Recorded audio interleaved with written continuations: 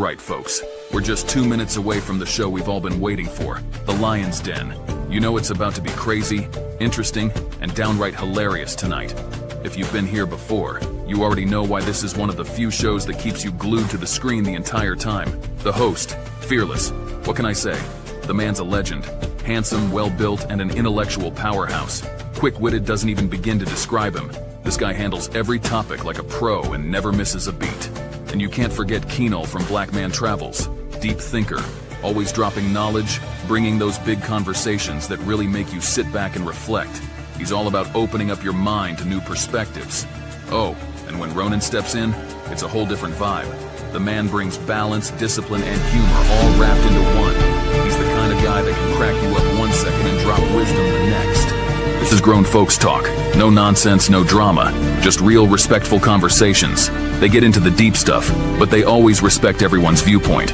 You can trust the Lion's Den to bring real, unfiltered, adult conversations with that perfect mix of intellect and fun.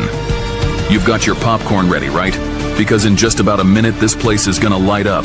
Get comfortable, hit that subscribe button if you haven't, and make sure you're locked in. Let's go.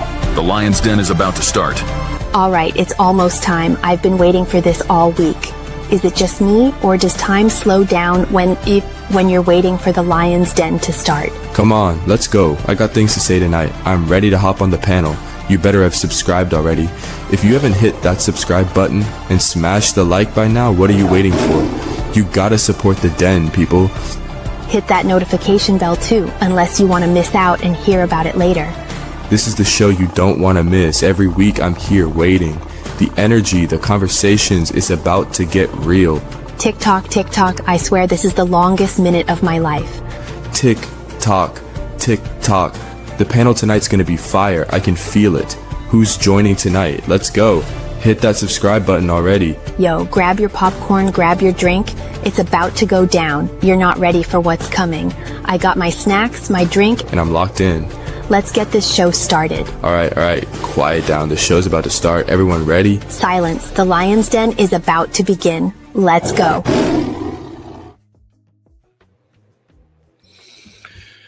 In the words of the almighty, what's his name? King? Don King? No. Which The King one that you got talking about? the one that got his butt beaten in Los Angeles. Rodney King. Oh, hell no. Can't we all just get along? Nah, Ninja, we can't. Man, this is crazy. As we can see, O'Shea Duke Jackson has been going all in from a simple post that Myron has talked about. Myron Gaines of Fresh and Fit said Kevin Samuels was all about himself. Yeah. He was a one-man show. He didn't care about nobody but himself. He got put on, and he kept everybody out. So we'll find out if that's true.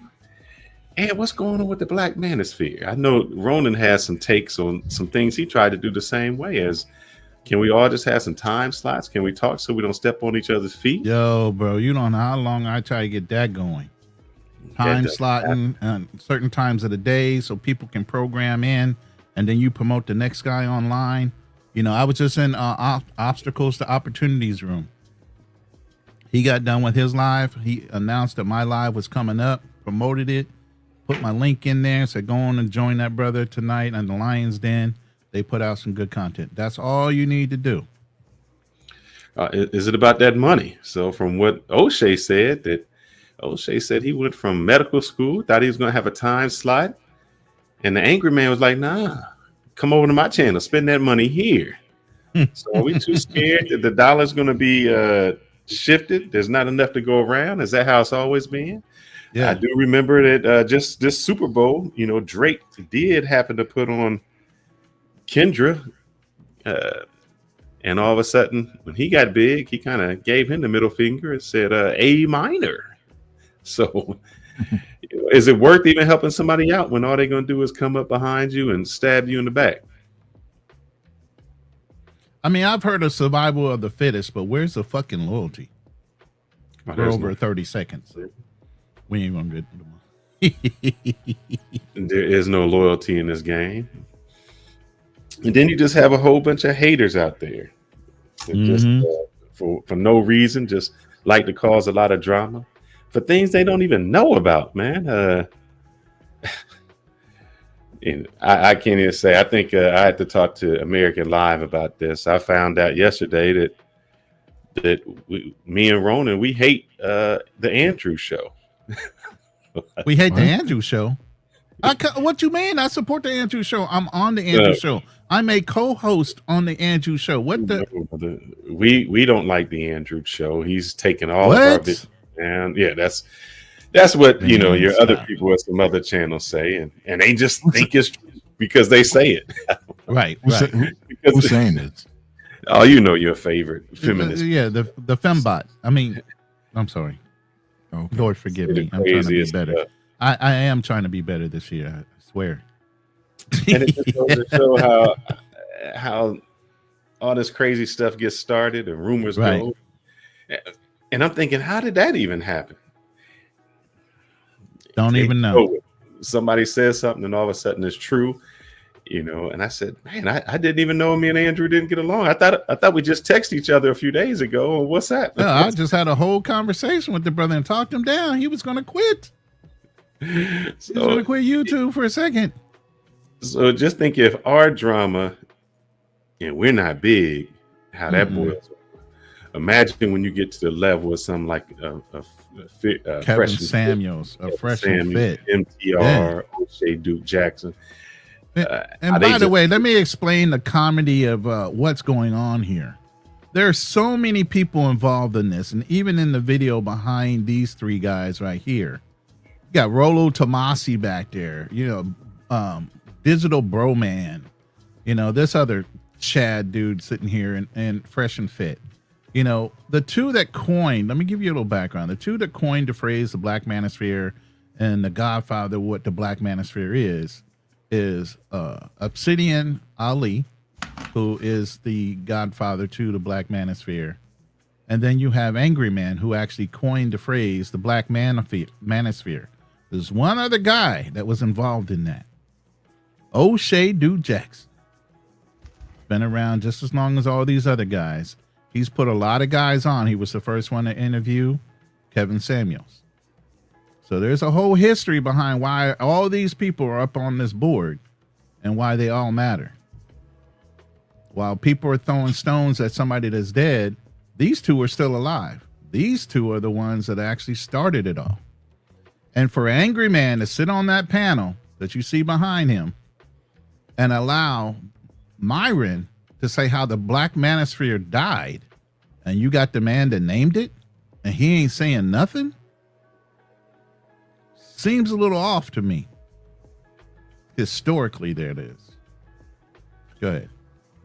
Now, I do know where Myron is coming from in one sense. I think that Kevin Samuels and Myron and Fresh and Fit were having an argument over time slots. I think that's they were. It started at. And so, and let's talk about that. Are you obligated to give up your time slot if you've been there? Is that something you should do?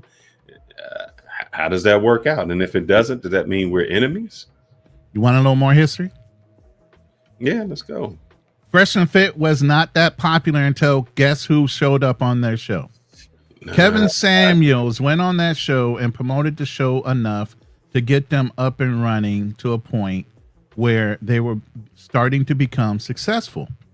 Okay. Now, for that, you would think there was some kind of brand loyalty or some loyalty to the overall group. Like I said, respecting time slots. And even O'Shea brought this up about Angry Man. They had time slots. Angry Man got mad and jealous and had a big ego and said, no, I need all my angry people up on my live right now, and cut O'Shea out of his time slot. So even when there's agreements, for some reason, brothers get this ego about themselves and want to break agreements because they feel like somebody's doing just a little bit better than they are. So the argument went like this. He worked with Fresh and Fit, helped them get up and going. So for, again, Myron to sit on that panel that night with Angry Man sitting there and talk about what Kevin Samuels didn't do, but yet and still Kevin Samuels put them on, promoted them for a while, got their numbers up and running, got them organized and paying attention to time slots. You know what I mean? And for him to turn around and start calling him, and by the way, he was calling them part of the alphabet crew. Said the man had, a little sugar in his tank. Myron throwing stones left and right to a guy that helped him grow. I'm trying to fact check because Go ahead. 1 second. Because I do believe when Kevin Samuels came onto the show that he had just hit. He had not been as popular. He had just got onto his was that show that made him popular? The black thing you guys always listen to. You talking about Tasha K? The ghetto show that used to come. World Star. He had just got popular on World Star. He wasn't popular for an interaction that he had with one of the chicks, but he had already had a following. It's just now they were starting to pay attention to some of the things. No. Well, because Fresh and Fit kind of was dabbling both in Manosphere, overall white and black. He wasn't specialized in black man. They're not necessarily black Manosphere. They were just Manosphere red pill, which is ridiculous with all these pills and all this other stuff. I mean, come on, Kano. I know you want to say something, brother. Go ahead. Let that first volley out.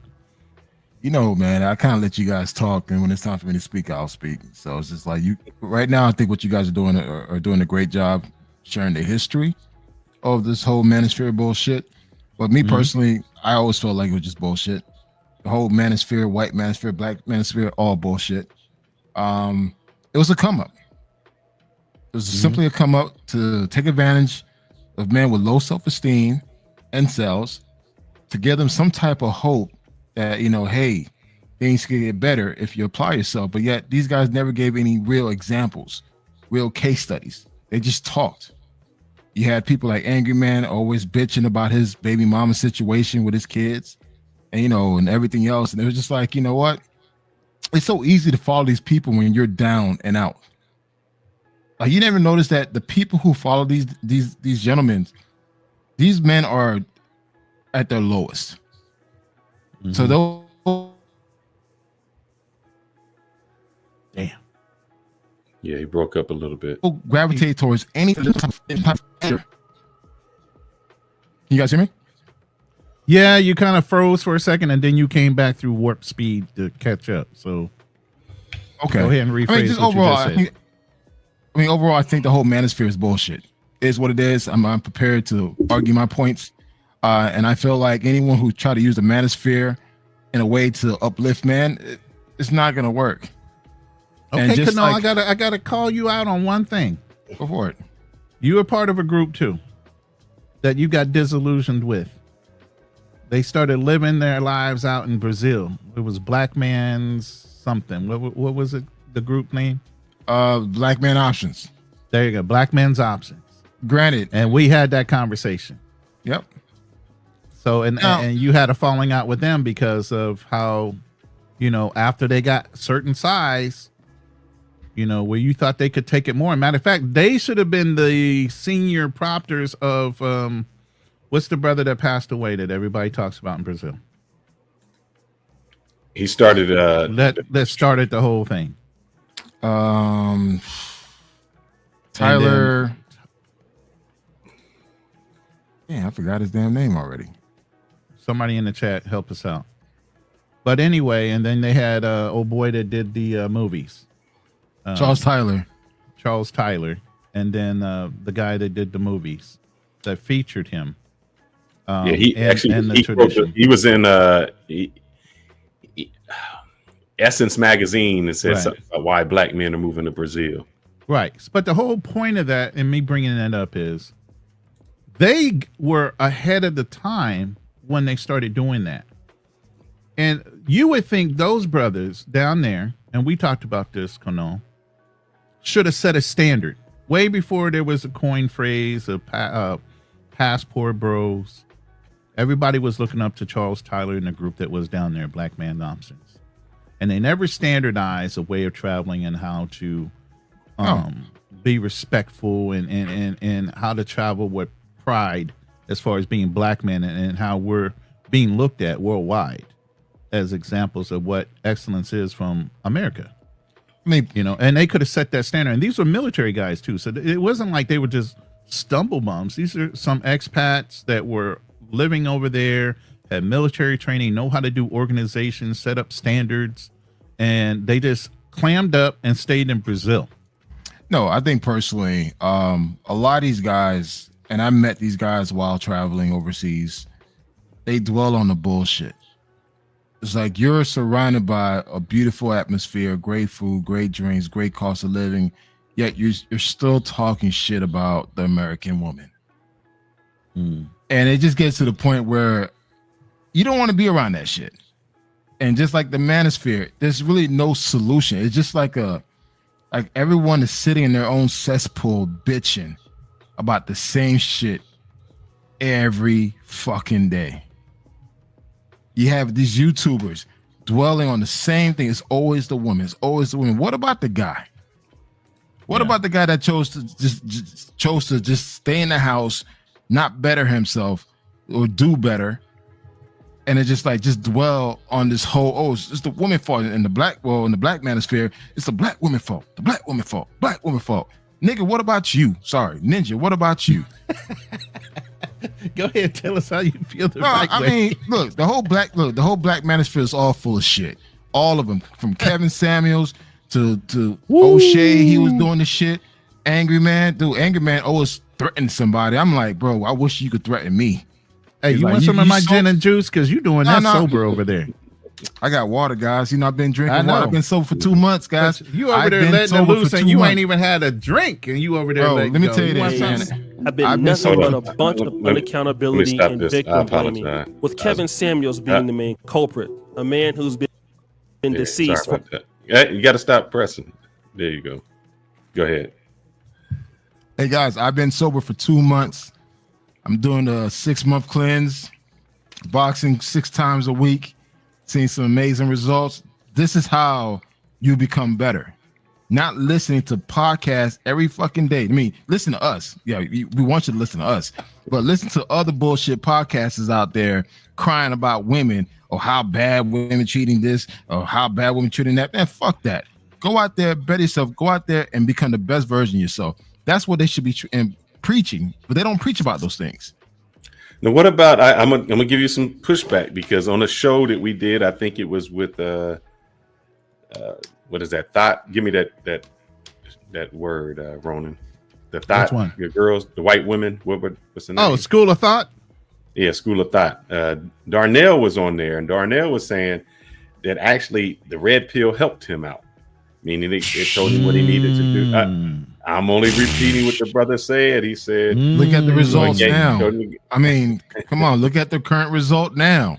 That shit doesn't do anything for anybody. That whole red pill, black pill, pink pill, purple pill, whatever fuck pill you take, dude, you become the same as sorry ass dude because you took no fucking action. So you can listen to all these podcasts, subscribe, super chat their asses, you're still the same person. Because guess what? You didn't take the time to reflect and look in the mirror and see that you are the fucking problem. So you don't think that Kevin Samuels made women look in the mirror and see that they were sometimes the problem? In some type of way, yes. But also, too, he saw an opportunity, man. He, like, again, guys, Kevin Samuels, look, when Kevin Samuels first started, he was talking about perfumes, colognes, and shit. Right. No one wasn't listening to him. Then he started going into man dressing, wearing suits every fucking day. I ain't wearing no goddamn suit on a fucking Saturday here in Atlanta. Fuck that. I'm not doing that shit. So then once he realized, hey, listen, once women start calling in, he started growing a following. Then he went viral. But before that pandemic, nobody didn't give a horse shit about Kevin Samuels.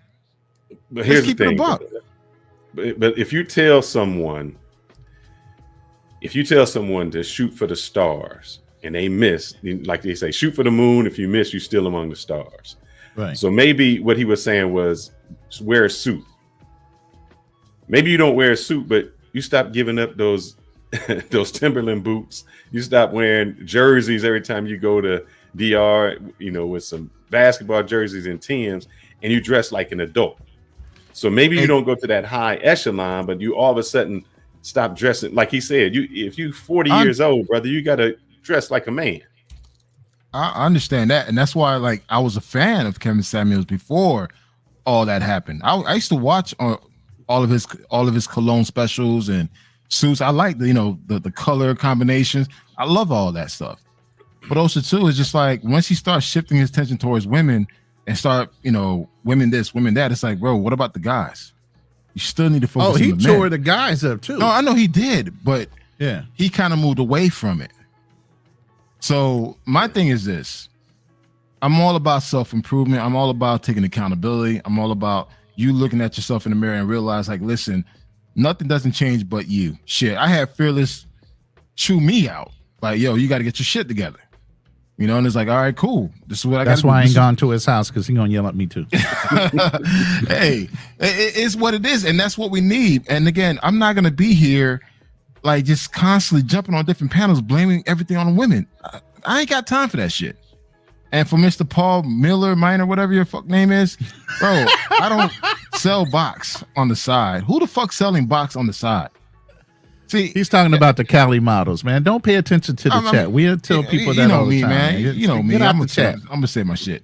But no, he's just jealous. He can't do the shit that I do. That's all what it is. Because he's one of these dreamers, passport bros. That's one day I will go overseas and see a beautiful woman, knowing damn well you're gonna go fuck a mud duck and pretty much come back home. So, hey, continue living your fucking fantasy and your dream, hoping that one day you'll go experience that what I've experienced. Keep hope alive. He's over there giving a Martin Luther King speech. Okay. Hey, it's what it is, man. But all you Manosphere lovers out there, that shit been dead, man. That shit was gonna die anyway because people came in and capitalized on your sorriness and just made sure, like, hey, listen, you know what? You gotta be angry. Fuck that. Be angry. Because it's not fair. Now, before we go on, because you on a tangent, my brother, you are on a tangent. He's on and there's somebody who was kind of right with you. It's lengthy, and maybe I did not mark any of this video, so we can listen to it, break it down, and go from there. But this kind of goes in line with you, and then we'll jump back. Do you want to read the super chat first? Yeah, let's get this first super chat out. Thank you, Darnell Elliott, for the $5 super chat. He says, Black man travels. You don't think I did any reflection looking in the mirror? Now, that brother is clean today. If we ever bring him up on the panel, he actually got a shave, beard trim, all that. I'm like, yo, that's a whole nother man. But guess what, Darnell? When I saw you on OTO today, you had a little swag about you. You had a better confidence about you. So now when we told you to do all that stuff and you did it, your whole persona changed.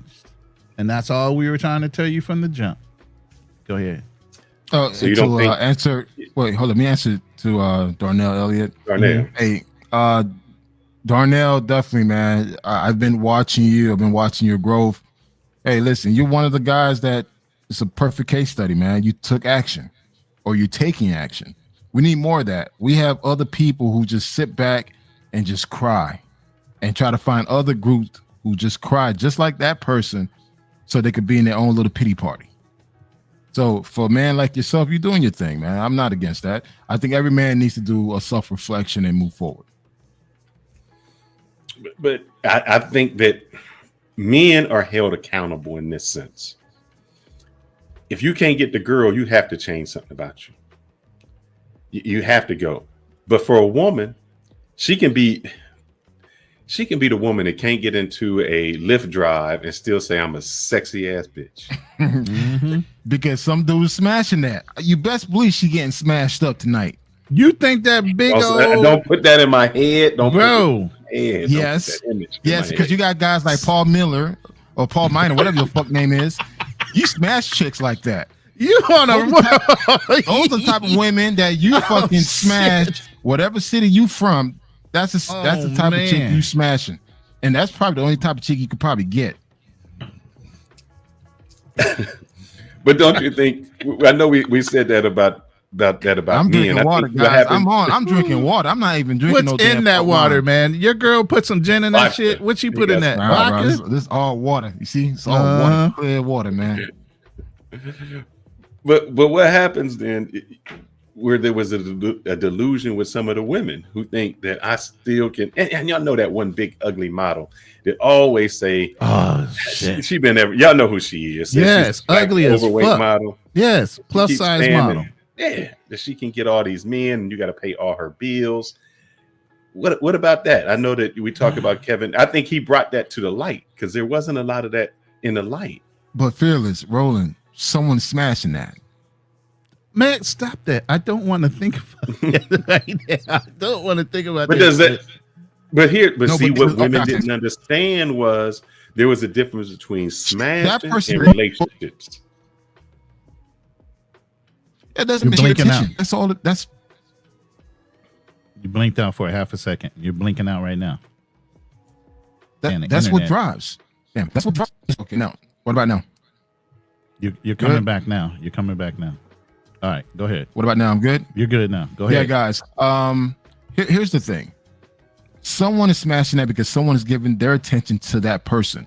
So really, there's no motivation for them to do better because guess what? They're gonna get that attention that they're seeking, even if it is for 5 minutes. It doesn't matter. So like, if someone doesn't actually get that attention or get that validation that they're looking for, they're gonna take action. But until then, trust me, that 600-pound woman, she's getting smashed up somewhere. Oh Lord, Paul's probably smashing that shit right now. He probably has him right next in the room, like, baby, listen to this. So hey, we don't know, bro. Look, I know a short Mexican dude that likes big women, so it's not unheard of. I know a dude. I mean, he's even a short person. You know the word, but he's a short person and he likes big women. I'm like, yo, bro, are they not like? No. I don't even want the details. But real quick, Darnell Elliott, thank you for the $2 super chat. He said he even had a date yesterday, so he needed to get cleaned up. I'm glad a woman motivated you, and hopefully you had a good date. See, the brother looking over there like, you know, like I said, he looking like Morpheus. I mean, he got it trimmed down low. He almost got waves like me. See that shit? You know, that's another level, Darnell. We'll see when you can get there. That's that light skin privilege. Hey, watch yourself now. But somebody, I don't think that for a long time, nobody had brought to the light some of the delusion that women had. I'm not blaming women. I just think that a lot of them were delusional. And then they got to a certain point where they're like, well, what happened? And we look at it like a Vivica Fox. I mean, she's still talking about I'm 60 something and got to pay my bills. And they still talk about who she's still in love with, 50 Cent, somebody she had a 3-month relationship with back 20 years ago. And she's still stuck on that. And when someone brings this to the light to say, women, man, you have passed up the person you should have married 1,000,000 times and they don't get it. So who was to bring that to light? Because the women weren't bringing that to light on their shows.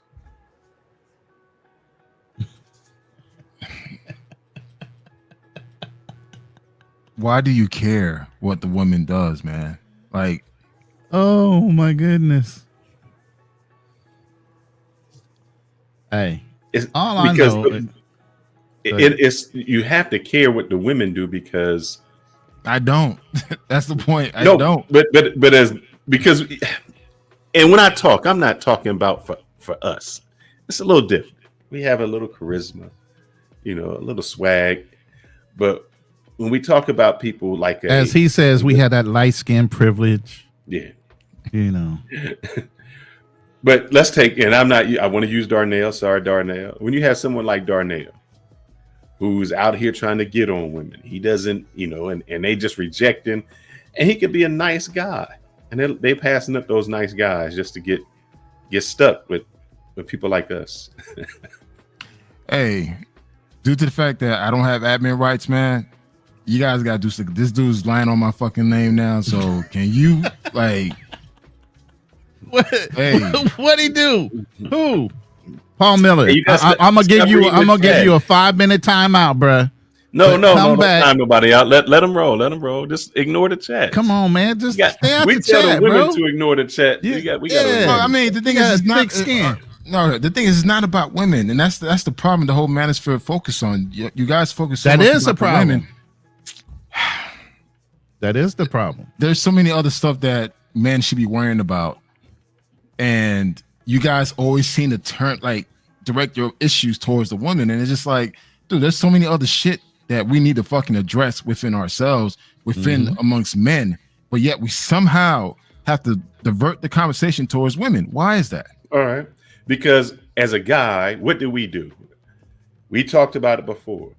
You went and got your IT career. You leveled up. You ignored all them chicks during college, and you did your I didn't thing. ignore Then them. you went, Shit, I had fun. I'm just saying.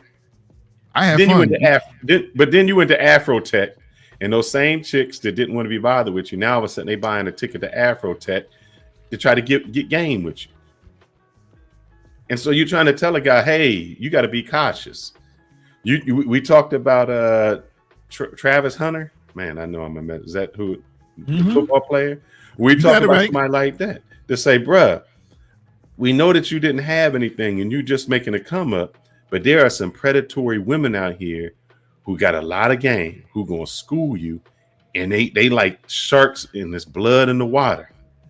And so you say, yeah, be stupid, but somebody has to step up and try to help these guys, because not everyone grew up with a father, a brother, an uncle, somebody can teach them how to navigate through those weeds.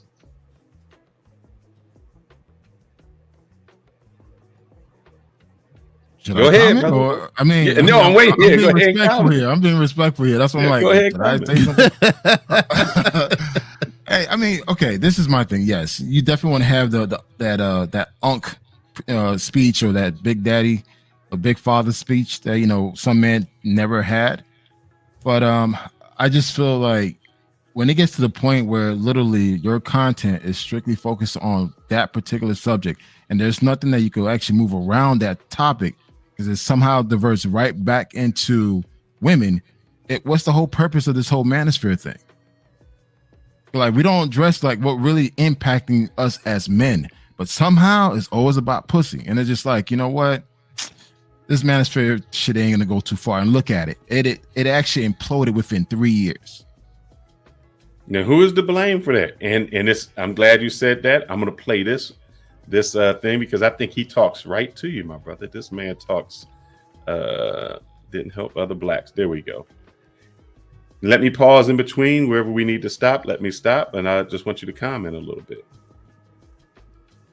The Godfather, but now I'm hearing this talk about Kevin Samuels didn't even give back, and he let the Black Manosphere die. And so I'm cool with all the parties involved: Myron, O'Shea, M. Tiara, Angry Man. I'm cool with all of them. I've talked to all of them about Angry Man, but I've converse with him on his channel and the super chats and stuff like that right there. So I'm cool with all of them. I have no issue with none of them. But I want to give my 2 cents on this, because Kevin ain't here to defend himself, and so I think I'm impartial, right? I don't pick nobody's sides. I like Myron, I like O'Shea, I like MTR, I like Anger Man. So I'm just gonna give y'all what I think about this. First of all, guys, the Black Manosphere, Myron said that Kevin, the Black Manosphere died because Kevin didn't help nobody else out. That's not true, guys. The Black Manosphere died because everything runs its course. Every genre on YouTube runs its course. Everything. If y'all guys think about the prank video. All right, pause that. Pause that real quick. The fitness community. If y'all got. He naming them off. So if everything runs its course in YouTube, you got these guys that are crash out dummies. You got all these different types of mongerers, and including you got the passport bros.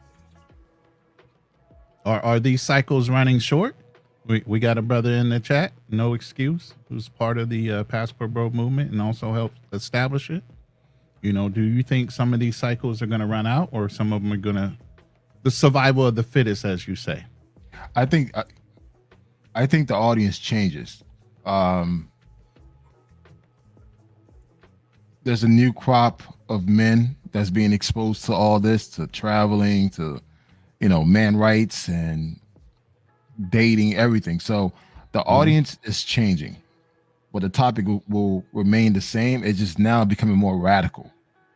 Like you have people like Fresh and Fit that just radicalize in everything they're saying. They go to the extreme. Like now it's all about the clickbait. What can I say that's going to draw the most attention to my content, particularly around Manosphere? So hey, black women pussy stank. Damn. Damn, you had to go there? I'm not saying that. You know, I didn't want to quote. I'm quoting someone else. Like honestly, like you sure you're not drinking, bro? Please tell me. No, I'm not. You sure you're not drinking? I'm good, man. Because you're saying some outlandish shit tonight. No. I mean, the thing is, come on, let's keep it real here. Okay. Who said that? Someone in particular that's idolized within the travel space. So you're talking about the pH balance situation. Yeah. But it was said way before that. He just was he just became a more popular person who said it at a younger age. He said it in an environment where no one else never said this before. So now, what can you say that's going to be very extreme that's going to draw someone's attention towards your particular topic? And right now, with the dating scene being a hot topic, relationships, hey, what can I say both from the women's side and the men's side that's going to draw a lot of attention? Oh, I'm not going to Cheesecake Factory. That's for brokies. Okay, that's going to stir up a lot of fucking anger with men. So again, I think the audience changed. Like for me now, a lot of this content that's going on now, as of right now, it doesn't faze me because I'm like, I'm kind of above that shit. But someone who's in his 20s, it probably is brand new to them. Yeah. I mean, I've been trying to tell people there's always a new, you talking about generational things that are happening here. We should be migrating into establishing, we should have our assets, we should have our resources. We should be moving into the marriage area. You shouldn't be running around acting like you still 20, but you got kids that were 12 and 13 that are now 20 something years old. Now they're moving in because obviously there's still an issue with dating in America. Those are the kids that are running out there becoming crash dummies because the idols they have in front of them are not setting a good example as well. I mean, a perfect example. Look at the travel space, the black male travel space. Before, people like Jay Rello and people like, Milano, they always existed, but they kind of stood in the corner with the other slow kids. And they kind of knew their place not to say anything. But now they realize, like, you give them a fucking mic, they're going to say some outlandish shit and do outlandish things. So now they get all the attention. The smartest kid in the room is not getting attention anymore. It's now the dumb one. So it's just like, what's draw people attention? Let me say something crazy on a live stream. Let me, capture some raw footage of pros walking through a beach to push my content, and that's what's selling. And now, especially with a lot of men are not traveling like that. As much people want to say, get your passport, travel, go see the world. A lot of dudes do not have a passport, and a lot of guys are not traveling. So guess what? Their traveling experience is based on what the YouTuber content creators are providing them. Right. That's their traveling experience. Let me read this real quick because it's a good point in what I was trying to make as well. I love Coach Greg Adams, but I evolved. His content is still great, but I've moved on. The drill instructor does not change. He is training new recruits, but you move on as a soldier. The more experience you get, you should be progressing in life, not regressing. I've come up with Jay Rillo on a panel multiple times on the Andrew Show, and I keep challenging him every time. Yo, bro, I appreciate you moving, and I appreciate you going across the planet. But each time you travel, you should be getting better at it, not worse. And it seems like he wants to fail because that brings more profit. That's what I'm saying. You can't be that goddamn dense. You can't be that goddamn dumb. But then you got people that are allowing this shit to happen because they're supporting it. He just raised another $1,400 the other day. Now he's back down to $200 in Thailand. So he can't be done. Freaking ridiculous. I know you call him. He's playing. No, he's playing into it. I know he's a good actor. Believe that. I understand that part of it. Yeah, within a 3-hour live stream, he's getting paid more money than we got than collect combined in a year. So he's getting it in minutes, hours. So, so I don't know. His audience that's who his audience is. And so, and I say that to say this, Black Man Travels. You keep saying, "Oh, I'm not listening to that. I'm not listening to that." But there's a whole group of people who do listen to that. I had never heard, like, if you put one in front of me, I still don't know what a Birkin bag looks like. I ain't never bought one for no one. I ain't never seen one. It ain't nothing I'm shopping for. But you can tell that to a woman who never seen a Birkin bag, but she's gonna tell you, "I want a Birkin bag." And you're like, "Do you know what that even looks like?" When she pronounced Versace Vershi or something, she don't even know what it is. She just seen a whole bunch of people have it, and that's what they want. And so that when you say you're not competing, that is what we're competing with. We're competing with that social media, with someone saying this is what I deserve, and other people think that that's what they deserve. All right, let's grab these super chats real quick. Darnell Elliott with another $10 super chat. Thank you, Darnell, for the super chat. He says, "I agree with Black Man Travels. Black men, we need to step up our game. Average Black men make 70 cents on the dollar compared to our white counterparts. Average net worth is 1/5 less than a white man's." I mean, all right, Black Man Travels not gonna like what I'm about to say, but sometimes, and who said this? The man who repeats everything 3 times, Dr. Umar Johnson. He said that those white women are meeting the Black men before they get there, and they helping them out. They showing them how to get there. Black women not doing that. So we poor, but the white men are marrying women who are supporting them. What say you? We had a show where we had someone saying, "I'm not buying no coffee or no Chipotle for that man." And I think Ray Money said it best. That $3 investment made that woman $3 million. And we won't take the $3 investment. Go ahead and read the Brandon Hayes, and then I'll let you respond. You want to read that Black Man Travels? Oh, I'm sorry. The Manosphere is for sure a mess, but at least productive conversations were able to happen online between brothers that weren't happening before. The issue is brothers focus exclusively on being angry instead of better themselves. Agree. I think, we're at a space now where a lot of men just prefer to find other men who are angry and want to have their little pity party instead of having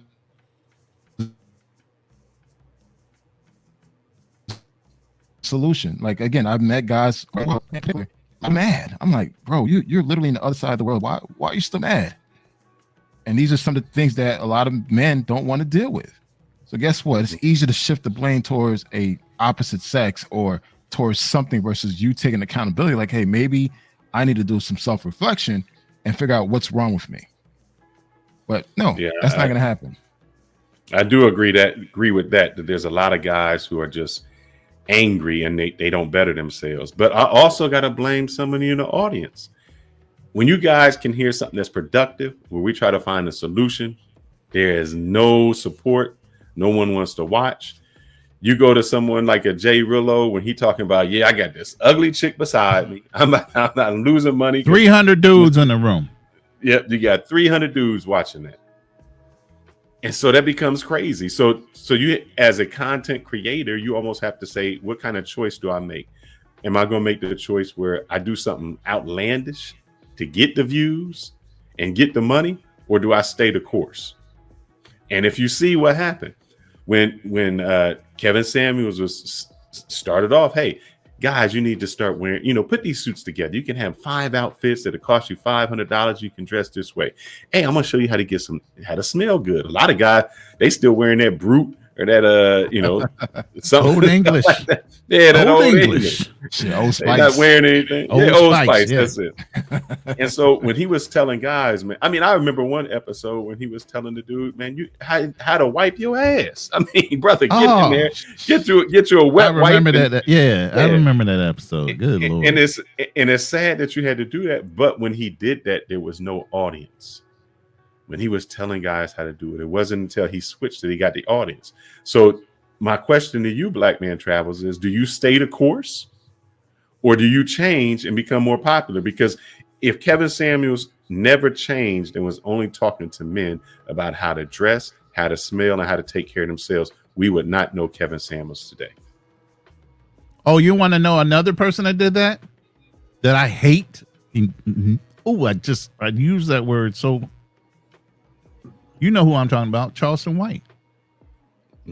Charleston White, when he was doing good for the law and everything else with helping prisoners to get licenses to cut hair and all this other stuff and help, administrate those laws through the system. Nobody paid attention to him. When he started talking, reckless and acting ignorant, all of a sudden he's getting $5,000-$10,000 an appearance. Even come on your show.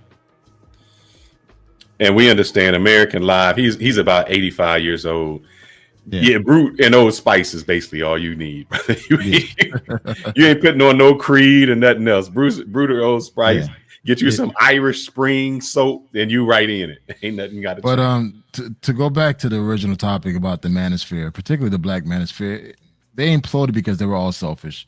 No, excuse me. No, hold up. But you didn't answer my question. Oh, okay. Well, I mean, honestly, look, if you decide to make YouTube your career and it's something you want to take serious, then yeah, you have to follow the trend. You just have to. Me personally, right now, I'm not traveling. So for me to talk about traveling all the time, it doesn't make any sense. But I have over 20 plus years of traveling experience. So I could easily follow the trend, talk about relationships, talk about other hot topics that's currently picking up a lot of views, or I could just talk about things that I want to talk about. It's not going to get the views, it's not going to get the likes, but fuck it. This is what I like to do. So it really depends on the person, man. If you want to take YouTube serious and take it to the next level, you're going to have to follow the trend. And right now, based on the hot topics, tech, finance, and relationship, those are the three best topics to talk about to build your channel around. And now reaction videos around relationships. Let's hear some more of what my man says, because I think he's right with you. And just tell me to stop it when you need me to. Guys, think about the gaming channels. If y'all guys think about the vlogging channels, everything runs its course. How many ways can you show us how to do a goddamn bench press? How many times can you show us how to do a curl? How many times can you do a gold digger prank before we get tired of it? And now y'all guys see that the dating advice is starting to die down, and it's running its course. I always knew it would. Everything. How many times can I tell a guy to be confident? Yeah, we heard your AMS. Be confident. That's right, bro. We confident, brother. All right. Yes, AMS. Yes, I'm doing the self-improvement, brother. I heard you. Yes, AMS. I know to walk away, brother. She disrespect. Just walk away, AMS. I heard you the first 10,000 times, motherfucker. The Black Manosphere died because how many times do you think guys want to hear you critique Pookie and Ray Ray? Thank you. Yes, it was good in 2015, 2016. Yes, it was cool. Yes. I found the Black Manosphere because O'Shea Duke Jackson was sitting at a kitchen table talking shit. And I was like, go ahead, brother. Go ahead. That's how I even found the Black Manosphere, through O'Shea Duke Jackson. All right. I had found tons. Now that kind of goes to your point. What do you think about that, BMT? Yeah, I agree. I totally agree with that. I think everything runs its course. Like right now, everyone is doing the balloon show, the pop balloon show. Everyone is doing it. It's going to run its course because now people are starting to realize, hey, these are hired people that come to not really find love, but to get clout. So I think, I'm sorry? No, to promote themselves. Yeah. So I think everything just runs its course, but it's sad if you really want to be authentic and talk about the things you want to talk about. You're not going to get the views and likes that you're looking for. You got to really do something that's extremely outlandish or that is following the trend for you to get those views. And it's true. And that's why I think the whole Manosphere kind of died down, because there's only so many times you can talk about women. So many times you can talk about, paternity tests and all this craziness. It's like, yo, you know what? There's enough content around that where people don't need to search for it anymore. But there's always somebody new that comes along that hasn't seen that. So what would be your advice then? How do you change up? How do you help the new generation of men when you say, like he says, the manosphere is dying? How do you help these new guys that's coming up that, you say, man, you don't have confidence. You don't have that. Who's helping them out? That's a good question. That's a good question because like now everyone is selling a course. We're helping them out. What you mean? Who's helping them out? That's what we're here for. No, because we're called. We're all Gen X. We're OGs. We're the ones supposed. Yes, we're knuckle draggers. We're Gen X. We out of that generation, but you know, wisdom's supposed to teach the young, regardless if they're resistant to it or not. That's just ignorance. Eventually, you can pull people out the dark by shining a light. You just got to keep trying, and that's my mission. That's your mission, because everybody's mission is sitting on this panel. Even though we know we're fighting uphill, we still here. We still trying to tell them the right way to do things. I can say this. I have a cousin. He just recently had a bad breakup. And he actually went to Japan as of Thursday this week. And before he left, he thought about canceling his trip. So I called him, spoke to him for about an hour, and I told him, listen, man, this is your first time experiencing this whole love thing, is what it is. It's okay to be hurt. This is what I'm talking to a 21-year-old. It's okay to be hurt. It's okay for you to be mad. It's okay for you to be sad. I get it, because trust me, this is your first time ever experiencing this. But guess what? You have an opportunity of a lifetime to go to Japan for 21 days. Get on that fucking plane and live your best life. Whatever you had to deal with. I know she left clothes in your apartment and you want to bring it to her. Oh, that's a ploy. You know, chicks do that for no. But I told him, do not go there. I was trying to prevent him from seeing her before he gets on this flight. It's like, no, do not go. Focus on getting home, pack your shit, and get to the airport. And guess what? He's sending me videos and pictures from Japan, Tokyo, Japan, right now, living his fucking best life.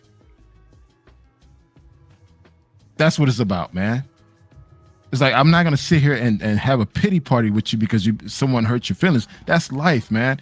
Get over it. You're gonna be okay. It's okay for you to be sad and depressed and hurt and mad. It's okay. You're gonna have those feelings, and those feelings are not gonna go away anytime soon.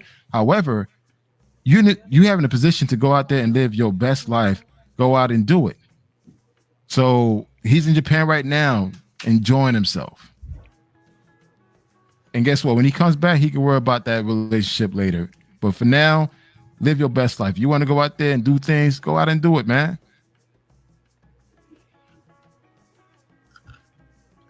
Okay. But see, that person has somebody like you to turn to. How to move forward. He has somebody like you to turn to. I agree. What happens to people who do not have anyone to turn to? And then even to stay on topic, we fight amongst ourselves. We're talking about the black manosphere, dying, infighting. We have so many different views and so many different ways to see anything that we fight amongst ourselves. I don't even know if we're trying to improve the community or not improve the community, and trying to improve guys or just leave them behind. Are we for self? Because sometimes I feel like, even I feel like that. Like, man, I can't help these guys out. There's nothing I'm going to say that is going to change them. And so do I just say F them and I'm looking out for me? And I say that because that seems like what Angry Man said, I'm for me. I can't help y'all out no more. Well, O'Shea will tell you that motherfucker is selfish. I'm sorry to say it, but he is. He's always been that way. But is that wrong to be selfish when you say, you try to help somebody out and they either don't help you? It depends on what you're projecting. How did you come about the game? Are you changing up on who you say you really are? Because we all know that money only makes you exactly who you are. And there's no more excuses and no more errors. You can be exactly who you are. That's all money does, is give you an opportunity to be your true self. If you fucked up, you're going to be fucked up with money. If you're a decent guy, you're going to be a decent guy with fucking money. No, but what happens when life changes you? When you was that guy that was helping everybody out. Like I just seen something with Charles Barkley. Charles Barkley said that he, when Grant Hill's family was alive, they went to like the All-Star game together. And Grant Hill's mother said, hey, I gotta go home to work. He's like, work? What do you mean you gotta work? He's like, ain't Grant Hill taking care of you? And she told him the advice, Charles, don't give nobody no money because you're going to give them money and they just going to want more. And I say that to say this, there comes a point when you're like, man, I keep trying to help everybody out, and you just can't help people out. I think the boxer, the lady, who's what's her name, that just won the world championship, she said that, and I think what's the other? Clarissa Shields? Yeah, Clarissa Shields. She was saying that she would, buy somebody a car, and it was like, well, or she get her mom a house. And then the mom was like, well, I ain't got no money to pay insurance. I can't pay the bill on this. And she said, no matter what she got her, then it was always having to pay for more. The guy, Grill, what's his name? He was just on Shannon Sharp with the big Jets hat on. What's his name? I know who you're talking about. Yeah, he was saying he bought family things, and he said things they couldn't afford. And then they wondering why, he said, I get them a Land Rover and they can't afford to put the brakes on it. Then they looking at him to upkeep the Land Rover he just gave them. So he's like, how can I help out? Gilly. Yeah, Gilly. That's right. Gilly was saying you can't help them people out. It comes to a point where you say, maybe that's who you were, with a generous person, until you got burnt so many times that you realize that you can't come down to their level. They have to come up to your level. Yeah, your circle of friends have to change as you become more successful. They just have to. Some people you have to leave behind. You can't take everybody with you to the next level. So is that changing or being selfish, or just becoming more knowledgeable? Depends on how you're perceived or how you perceive it yourself. Only you can answer that. So are you refusing to help somebody because you know they've already abused you? Or are you just refusing somebody just because you just don't want to? You get what I'm saying? So no excuses. This is what I'm going to say. It says, angry man hasn't platformed anyone. Why is it his responsibility? Well, that's what they're throwing stones at for Kevin Samuels. That's the panel he was sitting on. So, but I'm saying, why is it his responsibility? If he's going to say, here's the thing. If he's going to say and agree with Myron, who was on the platform with him, that said that Kevin Samuels didn't lift anybody up in the Black Manosphere when he became successful. When Angry Man was the one that actually coined the phrase, is one of the architects and still around. He's still around. It's not like all of them died. Obsidian Ali is still here. Angry Man is still here. If you're complaining about what Kevin Samuels didn't do, but you're still just as big now, even more so than you were then, what the fuck are you doing? Why are you letting somebody else downplay the word that you actually brought up and made? You made the word Black Manosphere. Obsidian champions it. You two are sitting around here complaining what Kevin Samuels didn't do, but you guys are the fucking leaders. This man is dead. 2 years going on 3 years now. So what the fuck are you bringing this up for when y'all are still here? Y'all ain't dead. Mm-hmm. I will say that O'Shea, with no excuses, O'Shea did bring a lot of people, and he is very unselfish. Kevin Samuels, lead attorney, he put people on when they were nothing and never expected anything back from them. So, that's his personality. So I can say that he's doing the opposite way. But, I still go back to somebody like Drake. Drake put somebody on, and as soon as they got on. Yeah. That's a battle already. Kendrick Lamar against Drake, right? And so when you say, man, I'm trying to help somebody out, and as soon as you get there, this is what I get. All right, well, let's catch up on these super chats because we got 1 and 1 here. Darnell, thank you for the $5 super chat. He said the Black Manosphere is similar to Christian churches of the 80s. Preachers were grifters and hypocrites. Same with the Black Manosphere. I have to agree with that. Mm-hmm. What do you guys think? I think that's why the angry man was mad. I think we always feel that there's only a certain amount of money that's going around, and we got to fight for all those dollars. So you can't put nobody else on because you competing for those dollars. We do that in the YouTube. We do it in the Black community.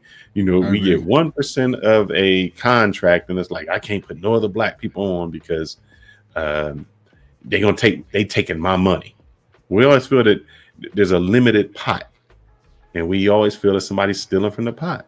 Right. Scarcity mindset. We as a people, from FBAs to Caribbeans to Africans, we have a very scarcity mindset. So whenever we're on top, we want to be the sole king instead of trying to put everyone on so you can actually build your own community of providers and contributors. No, you want to be the only person up top. And that's why we're in the position that we're in as a race. It's what it is. And the whole situation with the Black Manosphere, there was a lot of selfish people were put on and a lot of hypocrites, to the point where they were telling guys the main things guys were complaining about, they were actually doing it. And I will say this. A friend of mine, he's from Miami. Yeah, he's from where you at, down in Miami.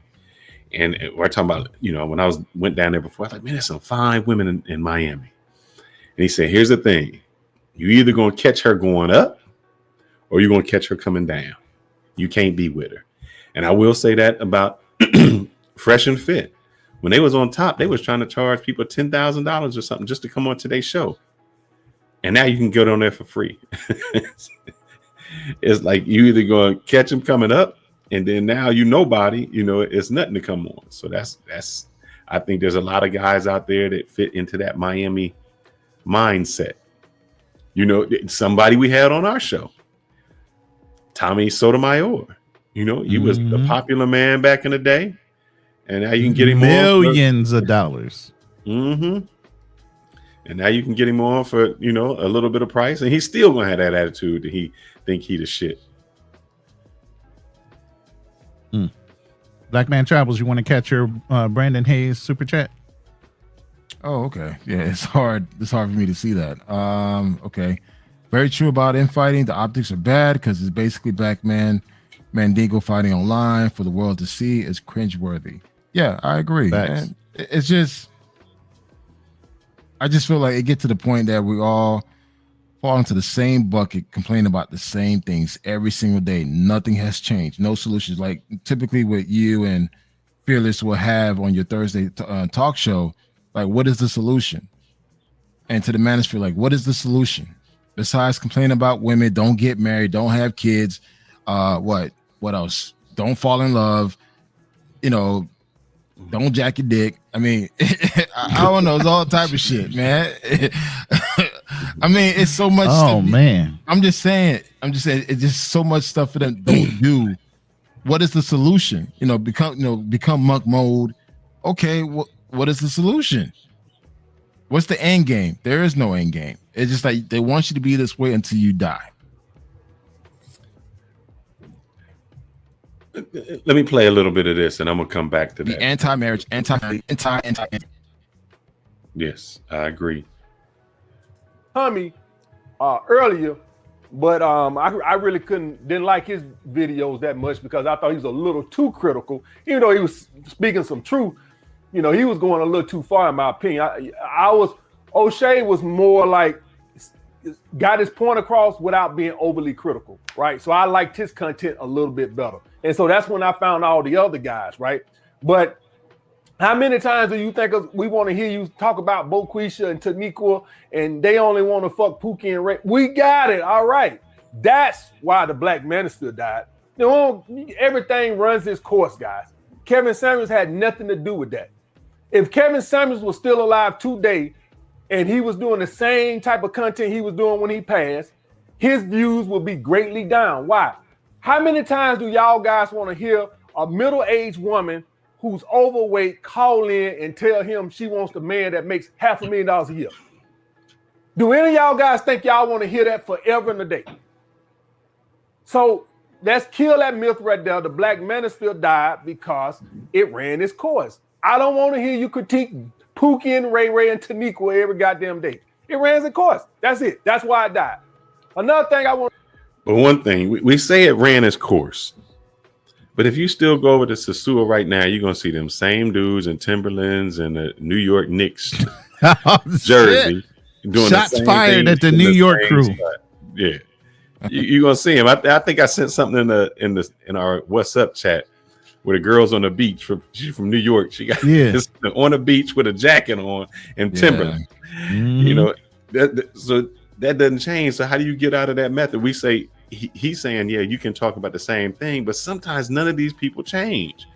You say this like, bruh, don't go over there and get on Tinder. You might get scoped. They still do it. Don't go over there and get on this, and this might happen.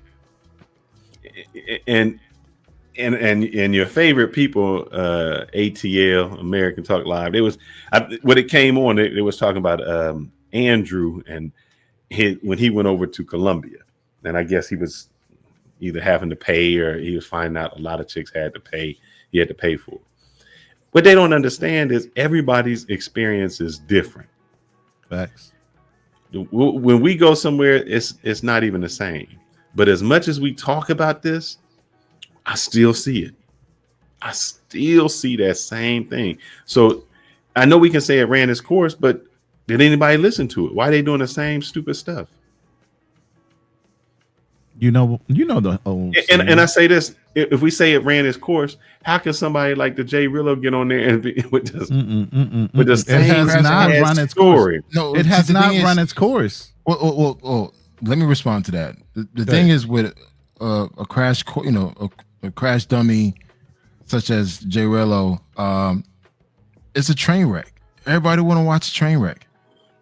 So guess what? I'm gonna send you some money so I can see you do some stupid shit, and that's what it is. It's pure entertainment, man.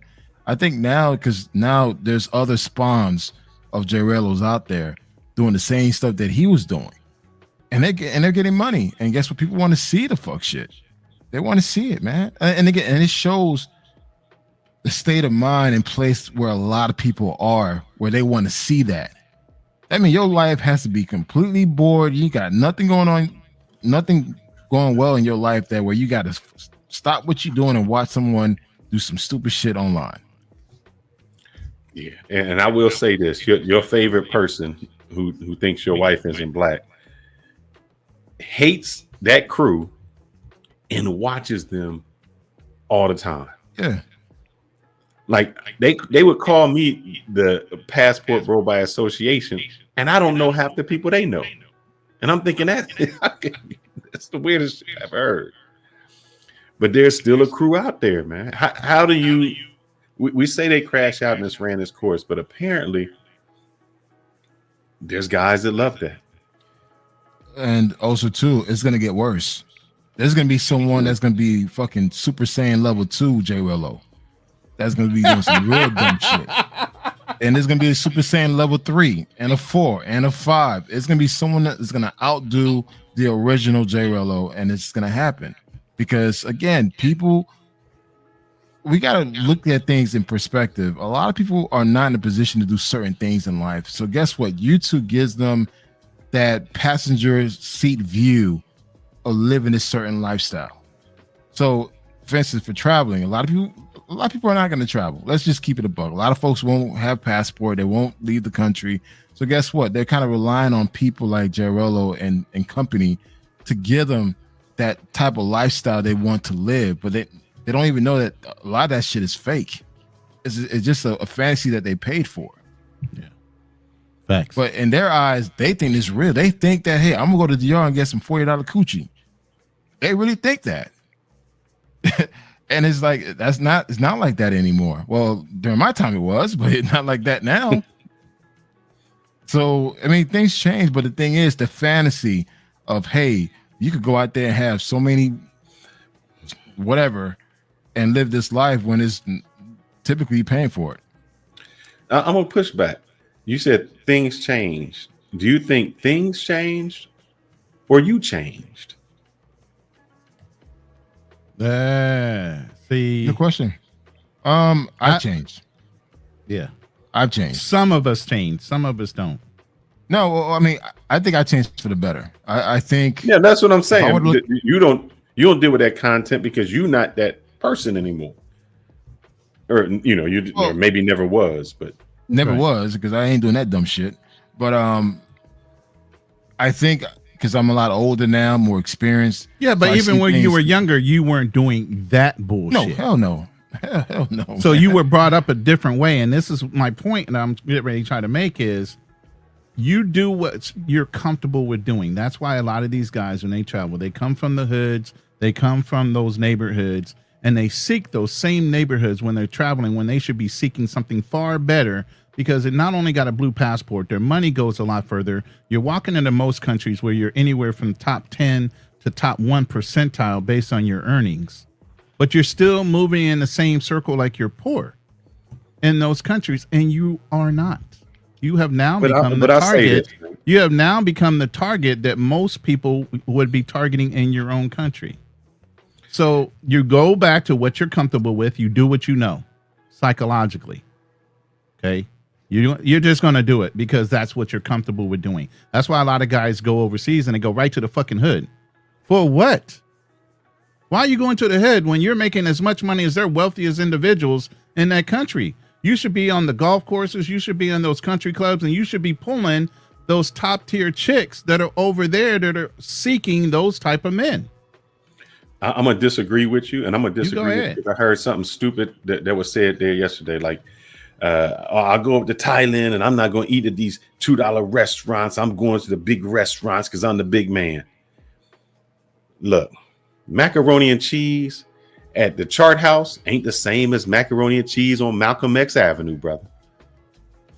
That's just how it is. So that's a meal. That's not how you carry yourself. You can go get an old school meal, but you ain't got to carry yourself like that. Yeah, and I do agree with that. It ain't how you carry yourself. But sometimes if you go to a culture, sometimes I want to go down where the normal poor people at, where they can make that kind of food that's going to be the authentic food. I don't want to have to go to that. I balance it. You can go to that nice restaurant. You can go to the place where the other restaurants are at. I want a variety of it because I want to know all of that culture. And the reason is I've been to a lot of countries and I've only been on a resort. And that's not the country. When you sit on that resort, you know, you don't, that's no flavor. And you still in America. Yeah, you still in America if you're on those resorts. You ain't experiencing shit. So I want to, the reason I travel is to experience that country in its finest and in its worst and all of that. I want to know, I want to go where normal people at. I want to see how the normal live. When we went over to Cuba, look. But normal to you is not normal in that country. No. Black Man Travels. When we went to Cuba, do you remember the restaurant we went to? I can't even own it. Are we going to call it a restaurant? Our meal cost like 75 cents. yeah. That was near the Malecon area. It was a cake restaurant. It was remember where the dude took us? It was like where the 5 streets go, and we were all sitting there, and it came up to like $1, man. We were all eating the meal for $1. He was like, "Oh, this is where we go." Yeah. And so I remember that. You know, we wouldn't have known that. There's nothing we had the money to go to a fine restaurant, but we stumbled across where somebody else goes. And we were cool because this was like we wanted to eat what the normal people eat. It wasn't that we were too good.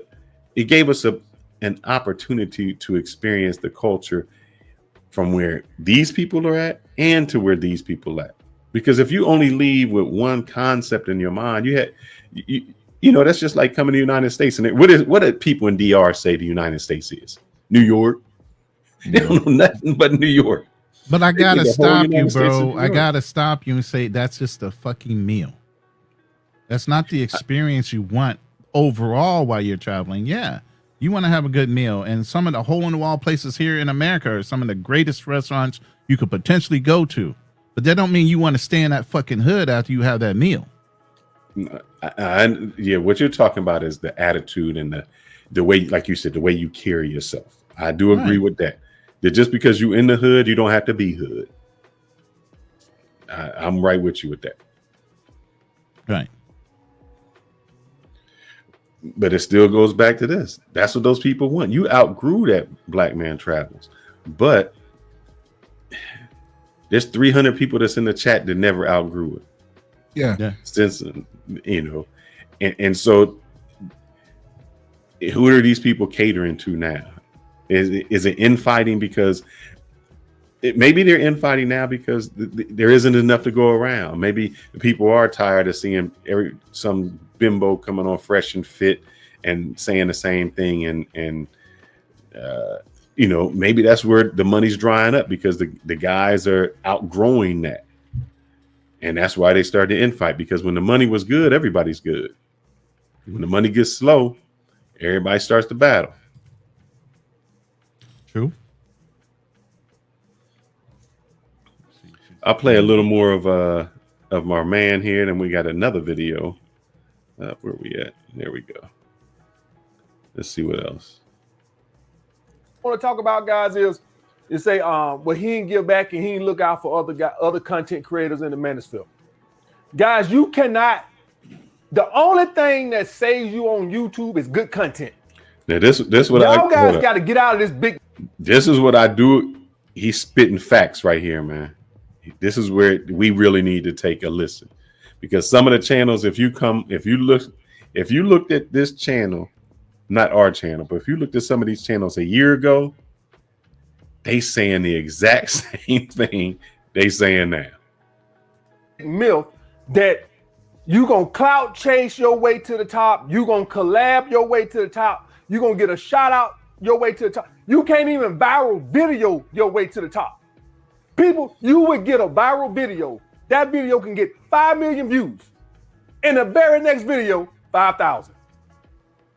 The only thing that matters on YouTube is good, consistent content. Consistent. You'll have a little month where you balling, and if your content don't keep up, whoop, your ass can go over there right now and collab with Mr. Beast right now. I come check your video, your channel in 6 weeks. Yeah, you might get a little initial spike. Yeah, you might get a few. You might fuck the subscribers. I don't give a fuck if you get 100,000 subscribers. The exposure alone is worth some money. What are you talking about? What the views That's their beats. Like.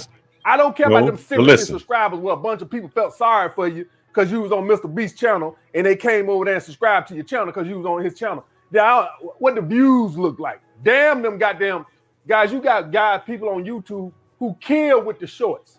Don't nobody watch their videos. It's people on YouTube get millions of views with the shorts. Won't nobody watch their goddamn videos. They long format. Don't give me that bullshit. Motherfucker have 6 million subscribers off of shorts. Go look at their videos. 13,000 views. The vlog got 13,000 views and you just did a short and it got 6 million views. But none of them people want to watch your long form content. What I'm trying to tell you guys is this right here. The only thing that matters on YouTube is content. Kevin Samuels couldn't save you. Fresh and Fit couldn't save you. A bunch of guys flew their ass out to Fresh and Fit when the Fresh and Fit was at their hottest, when they was the biggest thing on YouTube. Went right home, views stayed the goddamn same. Goddamn same, ain't changed one bit. They got 12 subscribers. Fresh and Fit couldn't save you. Andrew Tate can't save you. Vlad TV can't save you. Joe Rogan podcast can't save you.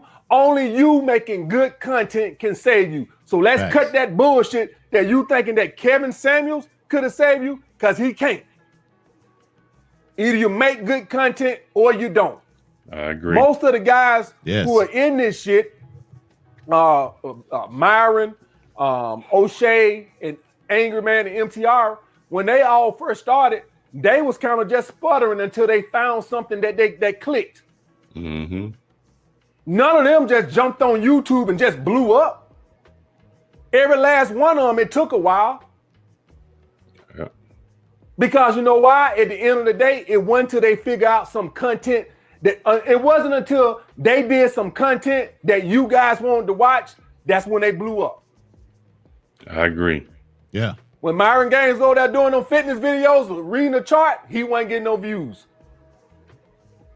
When Angry Man was doing them goddamn 3 hours live streams, he wasn't getting no subscribers and views. When MTR was doing just regular, he was reacting to videos, but it wasn't until he started doing reaction videos that people actually cared about, and not him reacting to like dating advice and stuff. Because when MTR first started, he was just reacting to dating advice. People didn't give a fuck about that. It wasn't until he started reacting to other shit that he blew up. And I can say that even Anton Daniels, he was doing where to live at in Detroit or some shit he was doing. Walking around Detroit and abandoned houses for years and wasn't getting nothing. And then all of a sudden he just got into his groove and blew up. Yeah, just finding that niche. Did nobody care about him reacting to dating coaches?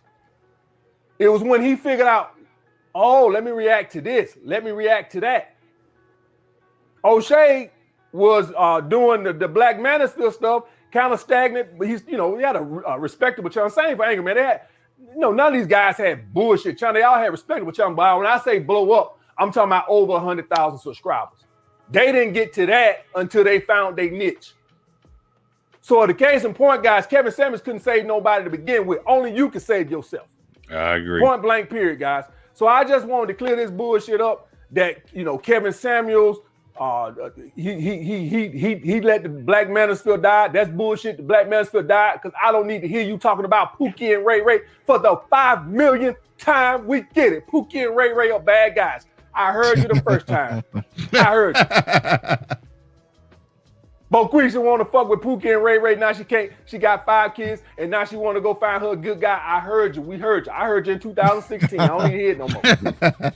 Oh man, say that again. Everything runs its course, guys. So like I just want to put some respect on the Godfather name. I ain't gonna let him go down like that. All right. So what y'all think? I think he's it's right true. about that, man. I mean, it's true. It's kind of similar to the travel space. How you hear people will outlandishly say, "Oh, Dominican Republic is ruined. Colombia is ruined. Thailand is ruined." How? Like, you should be able to go out there to these places and live your best life, create your own experiences. But based on what they see in one little particular area, the whole country's ruined, and it's bullshit, man.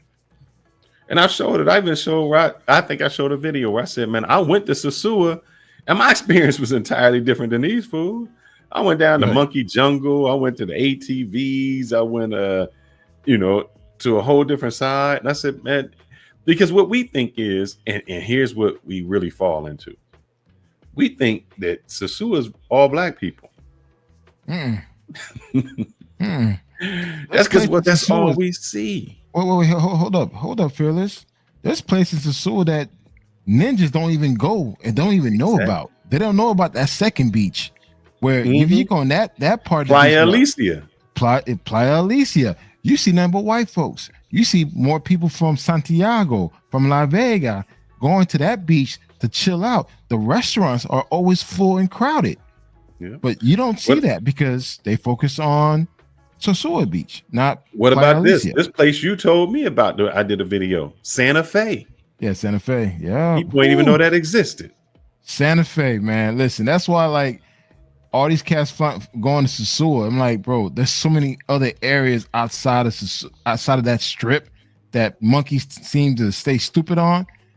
Dude, go to the other side. You see a whole different facet of Sosua. But more than likely, they don't have the money to live that lifestyle. Exactly. So I think he's right on one aspect, man. So I'm gonna ask you guys. Let's just roll. He said that content. You think our content is good when we compare it to when we did travel? It was really saying. I think we've done some travel, and we try to tell guys. I mean, here's the other side of Sosua.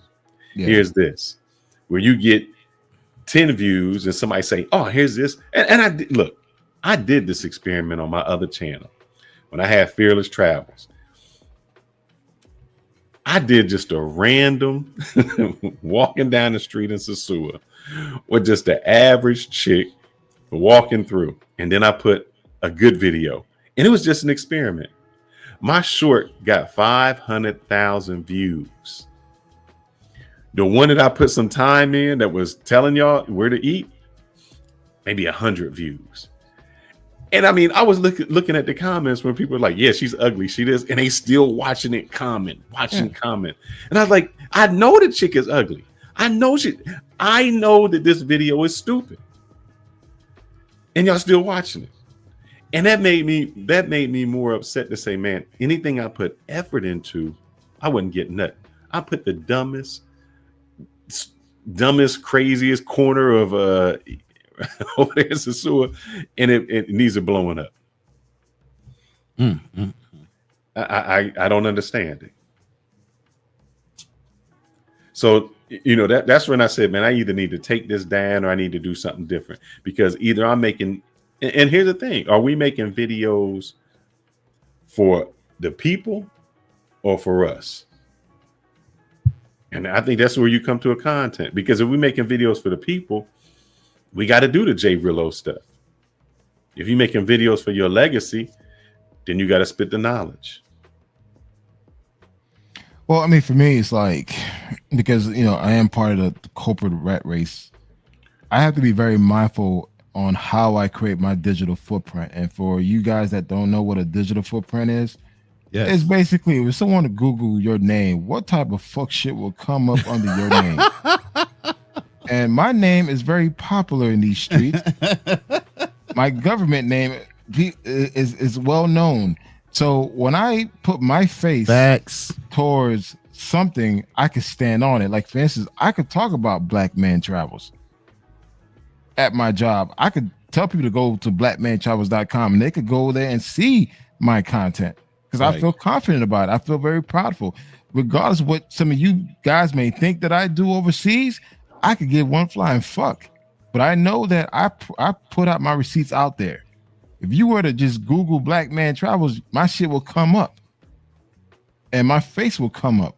So there's certain things that I cannot go out of my way to record. I can't do any creep cams. That's nasty. I can't do that. Yep. So I got to show content. I got to show where to stay, where to eat, you know, what to do. That's what I got to focus on. I would love to just show women walking around. But now, granted, don't get it twisted now. I do have beautiful women that agree to take pictures. You just couldn't let that go. You had to add that part. It's what it is. And again, they agreed to take these pictures and videos. They agreed. There was no spy camera. There was no trying to be slick on some creep shit. No, they agreed. They smiled. They waved. They did everything. So guess what, man? I could show that, because guess what? It's tasteful. So there's certain things that we can't do, because based on our profession, based on our certain brand that we have out there, there's certain things we can't do. So, I mean, but at the end of the day, people want to see, you know, more of those walking videos, creep cam videos. People want to see that. And that's not my audience. Yo, I had to do this super chat. There's no way I got to let this one sit. I mean, yeah, go for it. Shout out to Darnell Elliott for the $50 super chat. Oh my goodness. Fearless, the dollars is drying up because the Manosphere leaders are not practicing what they preach. Do as I say, not as I do. They say don't date 304s, but they simping and getting them pregnant. Don't date single moms, but with all white single moms, but they're with all white single moms. That's very true. Everything they tell you not to do, they're absolutely doing. And by the way, I do promote Ray-Bans, because I do get affiliate from promoting Ray-Bans. Yes, sir. And guys, yes, I wear these cameras on, and they know I'm recording, because the light actually blinks when I record. So that's not creep camming. So guys, don't be afraid to invest in some toys in your hobby so you can create great content. So I'm not afraid to spend money on tech, because again, it's going towards my hobby. And also too, guys, this shit is a tax write-off. Right. But see, you can't talk like that to them. They don't understand. No. They don't understand how to run a business when you travel and actually write off a majority of your travel expenses as part of your business. Instead of you having to e-bag, you can get that back from the government. Oh, silence. Crickets. They don't realize this shit. Yeah, I don't have to e-bag because I know how to run a business. You know, affiliate links, everything else. I mean, if I'm buying content. Can you go back to Darnell comment, that $50 comment? He made a valid point there. Go ahead. At one point, a lot of you guys were really big on shitting on single moms. Big time. Y'all was shitting on single moms. Don't date them. Don't do this. Don't do that. But I see a lot of you guys go overseas and date the women that you talk so much shit about. You date them. And you guys talk about don't date the Baquishas and Kakishas and shit. You go to these other countries, you're dating the bottom of the barrel. Yep. So the walking contradiction within the manosphere is so ridiculous. Don't date single mom, but you're married to one. Don't do this, but yet you go overseas and deal with the worst ones, where dudes are literally walking away with their lives. So again, it really all depends, man. And I want to give a shout out. I see a lot of you guys just know us, and I don't want to put somebody like on a blast here, so it's not really blasting them. Put their hands on blast. No, this isn't a blast. Okay. What a lot of you guys think is that we are just a one-track way, and we can only think one way. But we are in other chats, and by being in other chats, we get other information. And this is a shout out to Tipsy Cat. Tipsy Cat, my brother, I have been, and the reason I've been so low key is I have been working on my avatar, and I've been actually doing it for work. So I'm ready to start doing my live. I done use Character Animator to bring one of them to fruition, and once I get there, I'm about to turn my.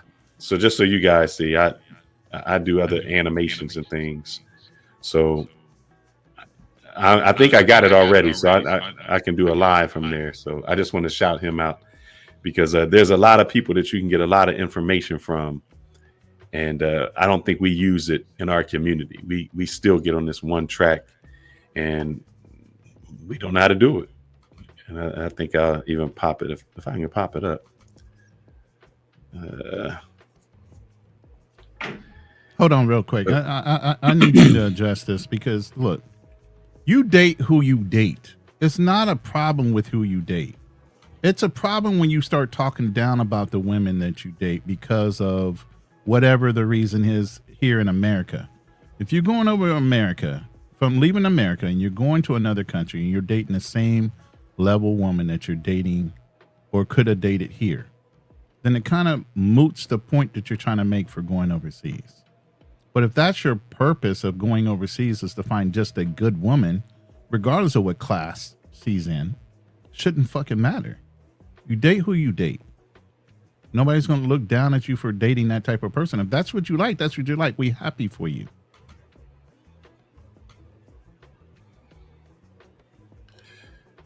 Do you want to address that, Kanal? Because he's saying it to you. Okay. I date a bottom of the barrel, but never talk down on any female, but Kanal hates that. Dude, what the fuck that means?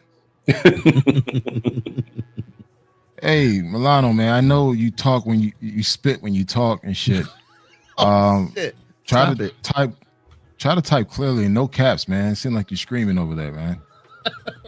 Take that fucking chicken out of your mouth, man, and just talk clearly. What's wrong with you today, man? I'm good. I'm just sharing. I'm good, man. I'm good, man. It's been a while that I had the live stream, so I'm good, man. Hey, I want to give a shout out to my man Ronan because he's actually helping me with my avatars. So as soon as I got him already ready to talk, so he's already put them on for me. So as soon as I can bring in a life here soon, you're gonna see a whole bunch of things with my avatar. I just got to use Blender to get them the 3D animation. Ain't that bad for a couple knuckle draggers? That's all I'm saying. Yeah. How am I keeping up with you young whippersnappers when it comes to AI and everything else? You know what I'm saying? Cold-blooded. That brother's, and I'm dropping gems just so y'all know. So we do a lot of things that y'all don't see in a lot of tracks. And here's the thing. I'm gonna be honest. I really wish that I could share a lot of this info with you guys, but I know that y'all don't care. I know that they don't. I wish that I could say, hey man, y'all need to work on your AI. Y'all need to do some things like that because this is where the future is going. But y'all don't care. And that's the sad part that, and this may be us, Kanal, that when we talk to our audience, there's certain things that we can't talk about because they really don't listen. No. Nope. And I mean, Fearless knows where I stand. I'm not going to stoop to their level. It's just like, hey, listen, I give you information that's going to be helpful, that's going to put you ahead. You know, we talked about life as a digital nomad before it became a word. We talked about what skills you could get into where you can make 6 figures. We talk about all these important things that you guys should know. But guess what? Most of you guys don't give a fuck. You want low level content. So guess what? Stay in your fucking lane and continue to do the shit that you do, while people like us are actually living the life that we want to live. So it's what it is, man. And that's why I say the whole manosphere is bullshit, because it seems like there's no real solution. Just keep everybody in the same mental state that they're in, and just hopefully you could buy a course or you could buy a consultation where, hey, you know what? You could probably go to Seward and fuck a pro thinking that she's in love with you when she's really not. So, hey. Yeah. And I'm going to show this. This is just for you, Tippy Cat. This is the information I wish y'all could really learn. And Ronan knows. I'm like, man, I've been spending, this whole time I'm putting together a whole AI bot that for my company. So when we ask it questions, it actually just answers back with all the information, all automated, everything. And these are the things I wish that y'all could learn. But y'all on some crazy other stuff that y'all would never do. This is just a quick sample of one. It flies and everything else, but not just thinking outside the box, but reshaping the box itself. The hackathon wasn't just an event, it was a challenge, one that pushed us to think faster. I run our hackathon for, I think we're in the top 10 companies in the world in profit. I run our entire hackathon, man. I wish I could show y'all AI and the things we do. But when we try to do that, we don't get no listeners. Yeah. We don't get none of y'all brothers to say, hey, this is the stuff I want to do. Yeah, Trippy Cat, I got the whole... You know how many people call me in the back? You know how many people call me on WhatsApp and everything else asking me about AI and how to do it? I'm 57 years old. And I'm so far ahead of you guys on full AI production on movies. Half of the intros you see are all AI generated. Yeah.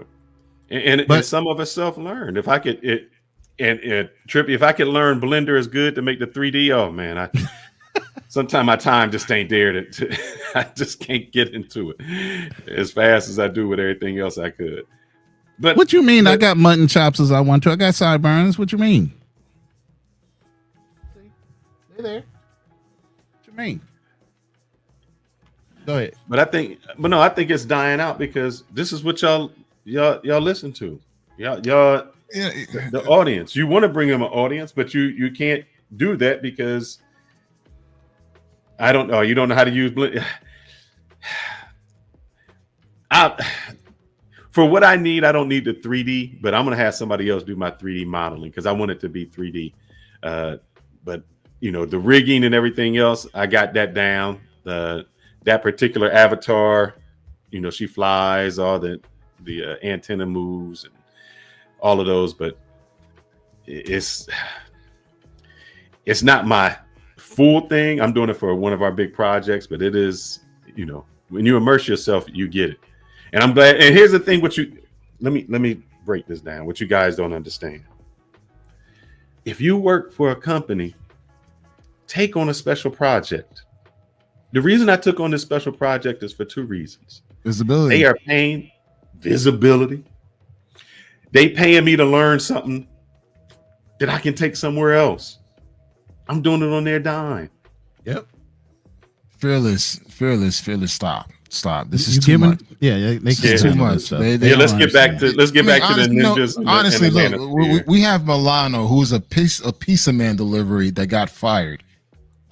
Listening, and this is too much over his head. No, he has a transportation company now. I don't know how he did it. No, he doesn't. He has a pizza car delivered that he crashed somewhere in the fucking cornfield. Milano, please, this is too much information for you to actually retain. This is what we normally talk about. We have our Thursday, our therapy sessions where we have a live therapist where dudes could come in and talk to this woman. But guess what you guys do? You come and bitch about women. Like last week, you guys had an amazing show about the whole daddy issue thing. And I kind of came on and jump on. It was a great segment. I was listening to it, and I felt like, you know what? Hey, let me share my story. And again, this was a good working session, but the audience wasn't ready for that. Mm-mm. And that's why it's important that as a content creator, you have to expand beyond the black space.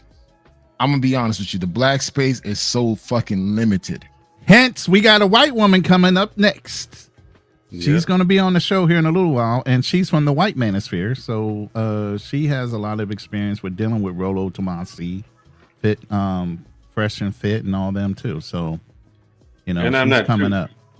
I'm not tooting the horn, but this just goes out to Paul Minor, brother. This is what I do. They pay me to do all day.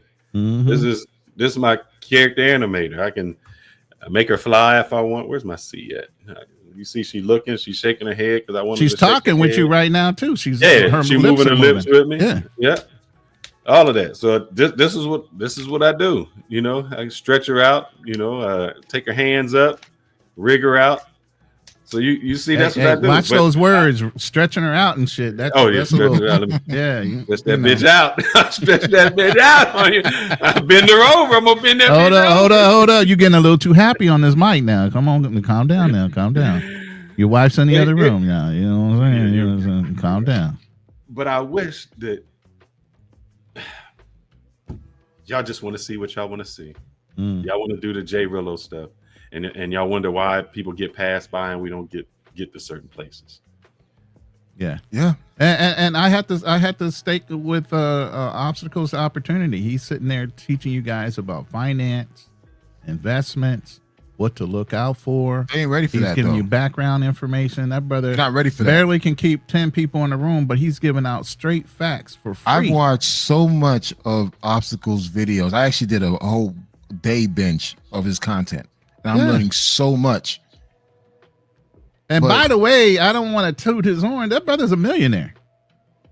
And started off as a Marine from a bad family. So don't tell me what you can't do.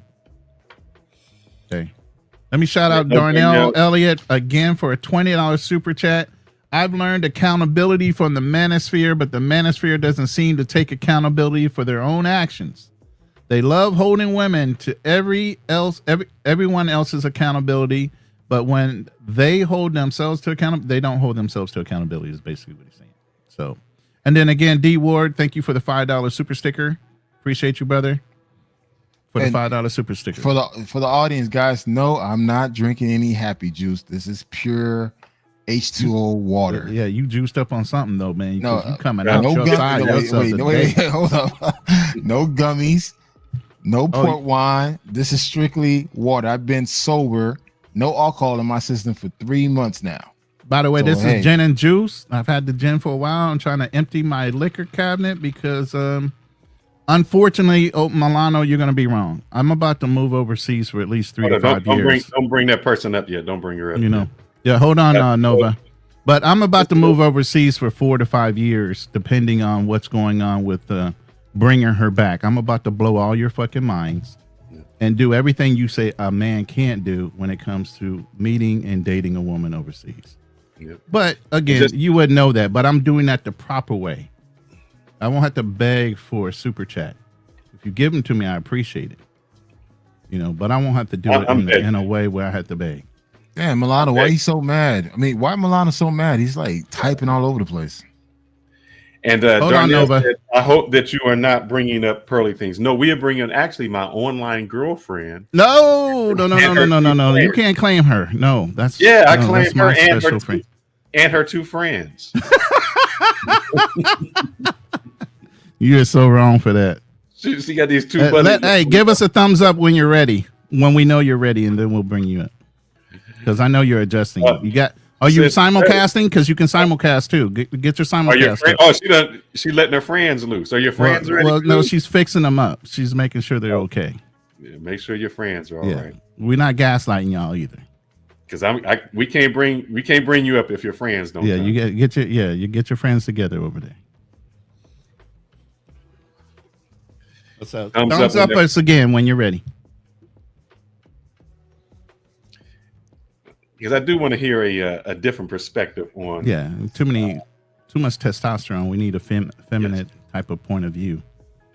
Okay, she's ready. So whenever you want to bring her up. Good Hello. evening. How are you doing? I'm doing good. I was working actually. Yeah, I saw your artwork. It's phenomenal. Thank you're you. gonna motivate me to get back on the board too. Because I draw too. Those were just proofs, so I can put it together in Adobe for album. Oh, so you actually converted it into digital format. Yeah. So this is just this type of stuff is just to get the sketch going, and then I'm gonna go in and vector everything and then colorize everything and stuff like that. So just the basics. Nice. Yeah. Thank you. All right. How you guys doing? We're doing good. Doing good. I know you've been listening in, you know. No, because I've been drawing. Yeah, I get it. And running in and out gotta, of the kitchen doing stuff, you know. But I know you have the experience in the Manosphere as far as on the other side of the house. We're talking about the Black Manosphere, but you have the experience over in the white side and their ultimate destruction. What do you think caused that on their side of the house as far as, you know, their downfall? Well, everything has its time for, you know, that 15 minutes of fame, you know. Somebody said that. Yeah, and so I haven't been listening to anything. So if I say anything that's like what you guys, I just now come in. That's awesome. That's just confirmation. That's all. Okay, excellent. And they also got mentioned on Homeland Security. And right after they got mentioned on Homeland Security, they started one by one quickly getting demonetized. Basically, you know, it's just a scam. It's just a way to sell books and programs and courses. And hey, buy my mug and my T-shirt. And it's a man's space for angry gentlemen. Don't get me wrong. You know, people can be angry. You know, there's got to be an outlet somewhere, right? But that's where they go. And then after a while, they start figuring out, hey, I don't understand what, you know, it's not working, right? And they keep you in a perpetual cycle.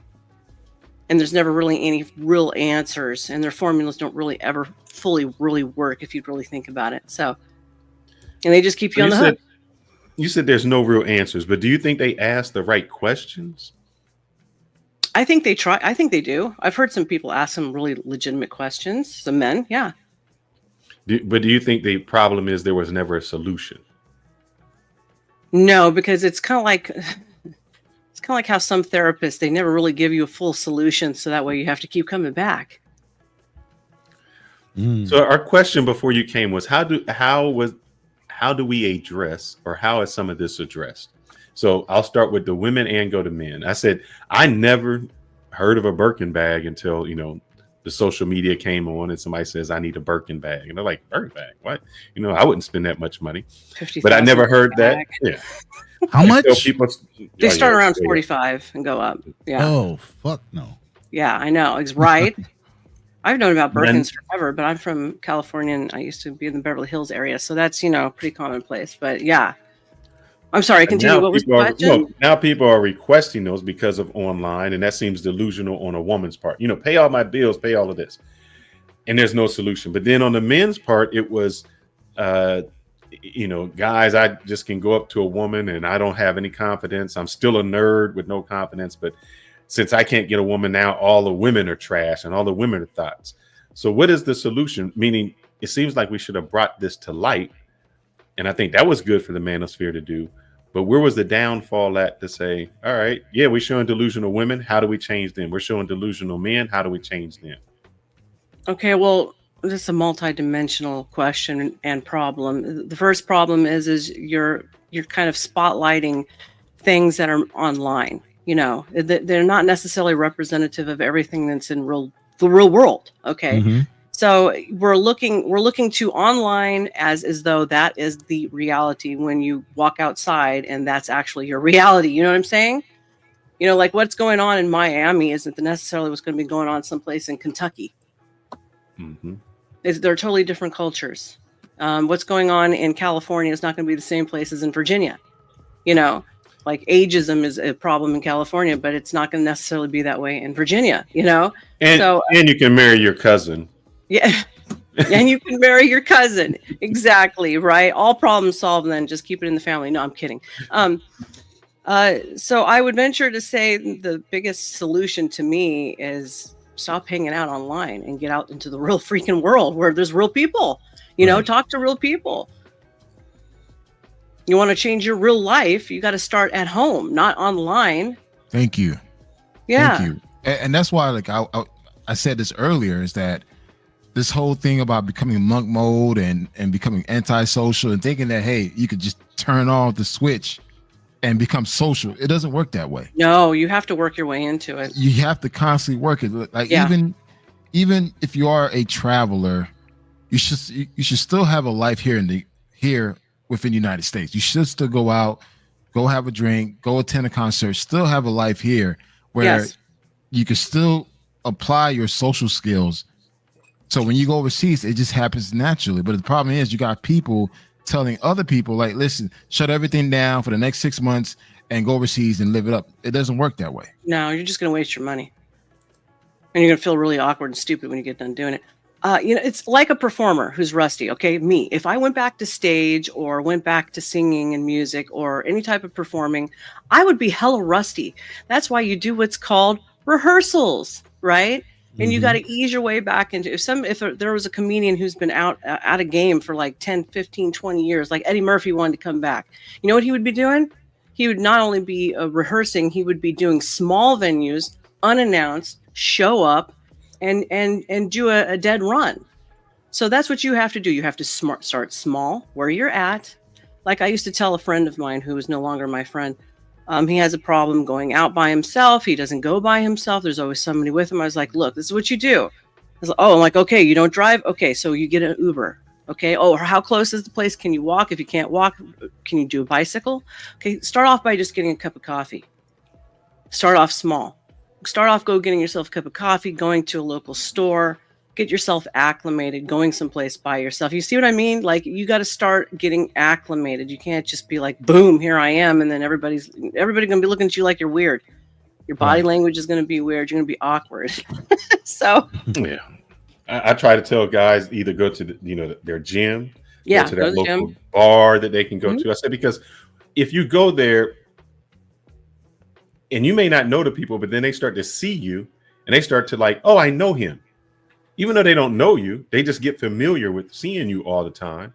And all of a sudden, now you're like part of the company. Conversation goes, people can talk to you, and now you're going solo, but the people start to recognize you. You're like, what's Norm? Like Norm at the bar. Hey, Norm. But that's good advice. But the problem has been when that one guy goes out and he tries to talk to someone, all of a sudden he's humiliated on YouTube for getting neglected. And I know we say that, YouTube is not your life, but when they talk about where these Generation X gets their news and all of their information, it's from social media. So if they're only consuming social media and the trend goes through social media, how do you say get out of it and go to real life when most of these people are living vicariously through social media? Others, through other things and other people. Start turning it off. Just start disconnecting is my advice. I think a therapist would say about the same thing, wouldn't they? I mean, if you're, it's basically like an addiction. Basically, is what you're talking about. So if you're addicted to alcohol, what's the first thing you do? You don't drink anymore. Why? Because you can't just have one. So, I mean, start cutting yourself off. If you're addicted to porn, start cutting yourself off. But that's good for you to cut off. But what happens to the people you try to meet who are always on it? Like that guy that goes out and the woman's like, oh, now you got to pay all my bills or you got to do this. And he's like, well, I don't listen. I prescribe to the social media. I don't know that. You can't control what everybody else does. You can only control what you do. Thank you. Thank you. Because I wasn't sure how people were going to react to me saying that. But honestly, I mean, I'm an adult, right? So I'm responsible for myself. I can't control what everybody else is doing. If they aren't what I would consider mentally fit and mentally healthy themselves, keep moving on until you find people that are. Because there's going to be somebody. Yeah, just common sense. And people really lack it today.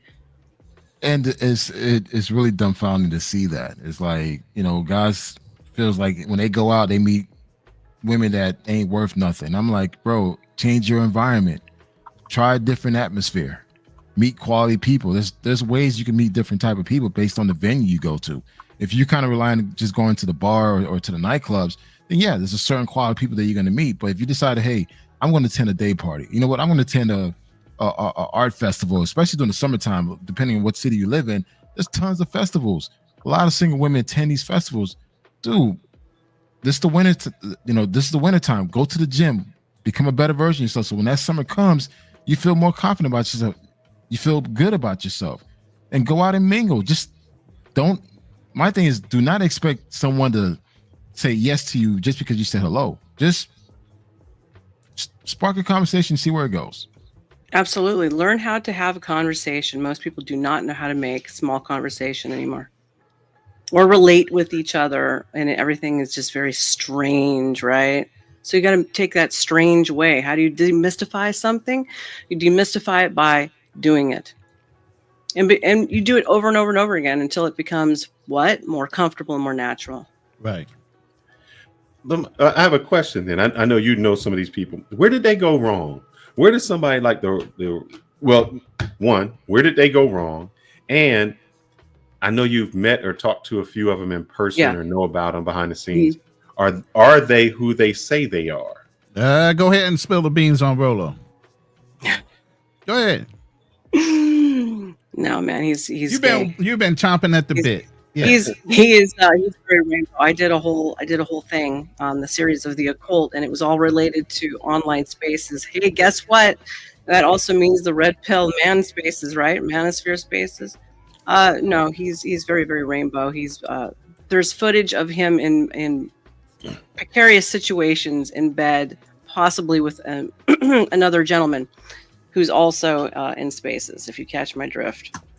So is fresh. Yeah, not Myron. No, can't bring up Myron. Not Myron at all. Actually, I have a video of him at the can I say the gay pride? Can you say the G word? Can you say the G word? Just say G. Just say gay pride. Okay. At the gay pride, waving the flag and all kinds of stuff. Wow. Let me if it was on my stream, I could pull up one of the clips that I still have it downloaded here. You can do the present. You hit the present button if you load the video. You can play it. Let me see. I still have it in here. Let me get to this super chat that's sitting there dwelling. Darnell's always got to be the controversial guy, but I got to hit it. Trippy Cat says he has that image. Oh my goodness. Yeah, we don't necessarily want to see it. Thank you for the $5 super chat, Darnell. I don't agree 100% with Nova Star, but she has a point about the course selling grift. Reminds me of the late night infomercials of the 90s. Hey, guess what? Well, when I come out with a book and a course, you're going to be the first one to sign up, okay? Oh, yeah, he's good for it. Got to be the first one. Could you check your messages, please, Ronan? Oh, is it in Instagram? Instagram? Yes, sir. Okay, hold on. So you're saying that they just sold these guys a dream? Yes. Yeah, it's basically motivational speakers 101. My goodness. So the another question would be is, I think we tried to talk about it. You're on YouTube. So is it best to try to talk about, hey, this is what I do, this is what I like, even if you get 2 views? Mm-hmm. Or is it best to follow that Myron fresh and fit, I'm going to go viral by talking about something crazy? And we talk about that because we do some travel information. And sometimes we may get, some views, but there's a guy that he crashes out.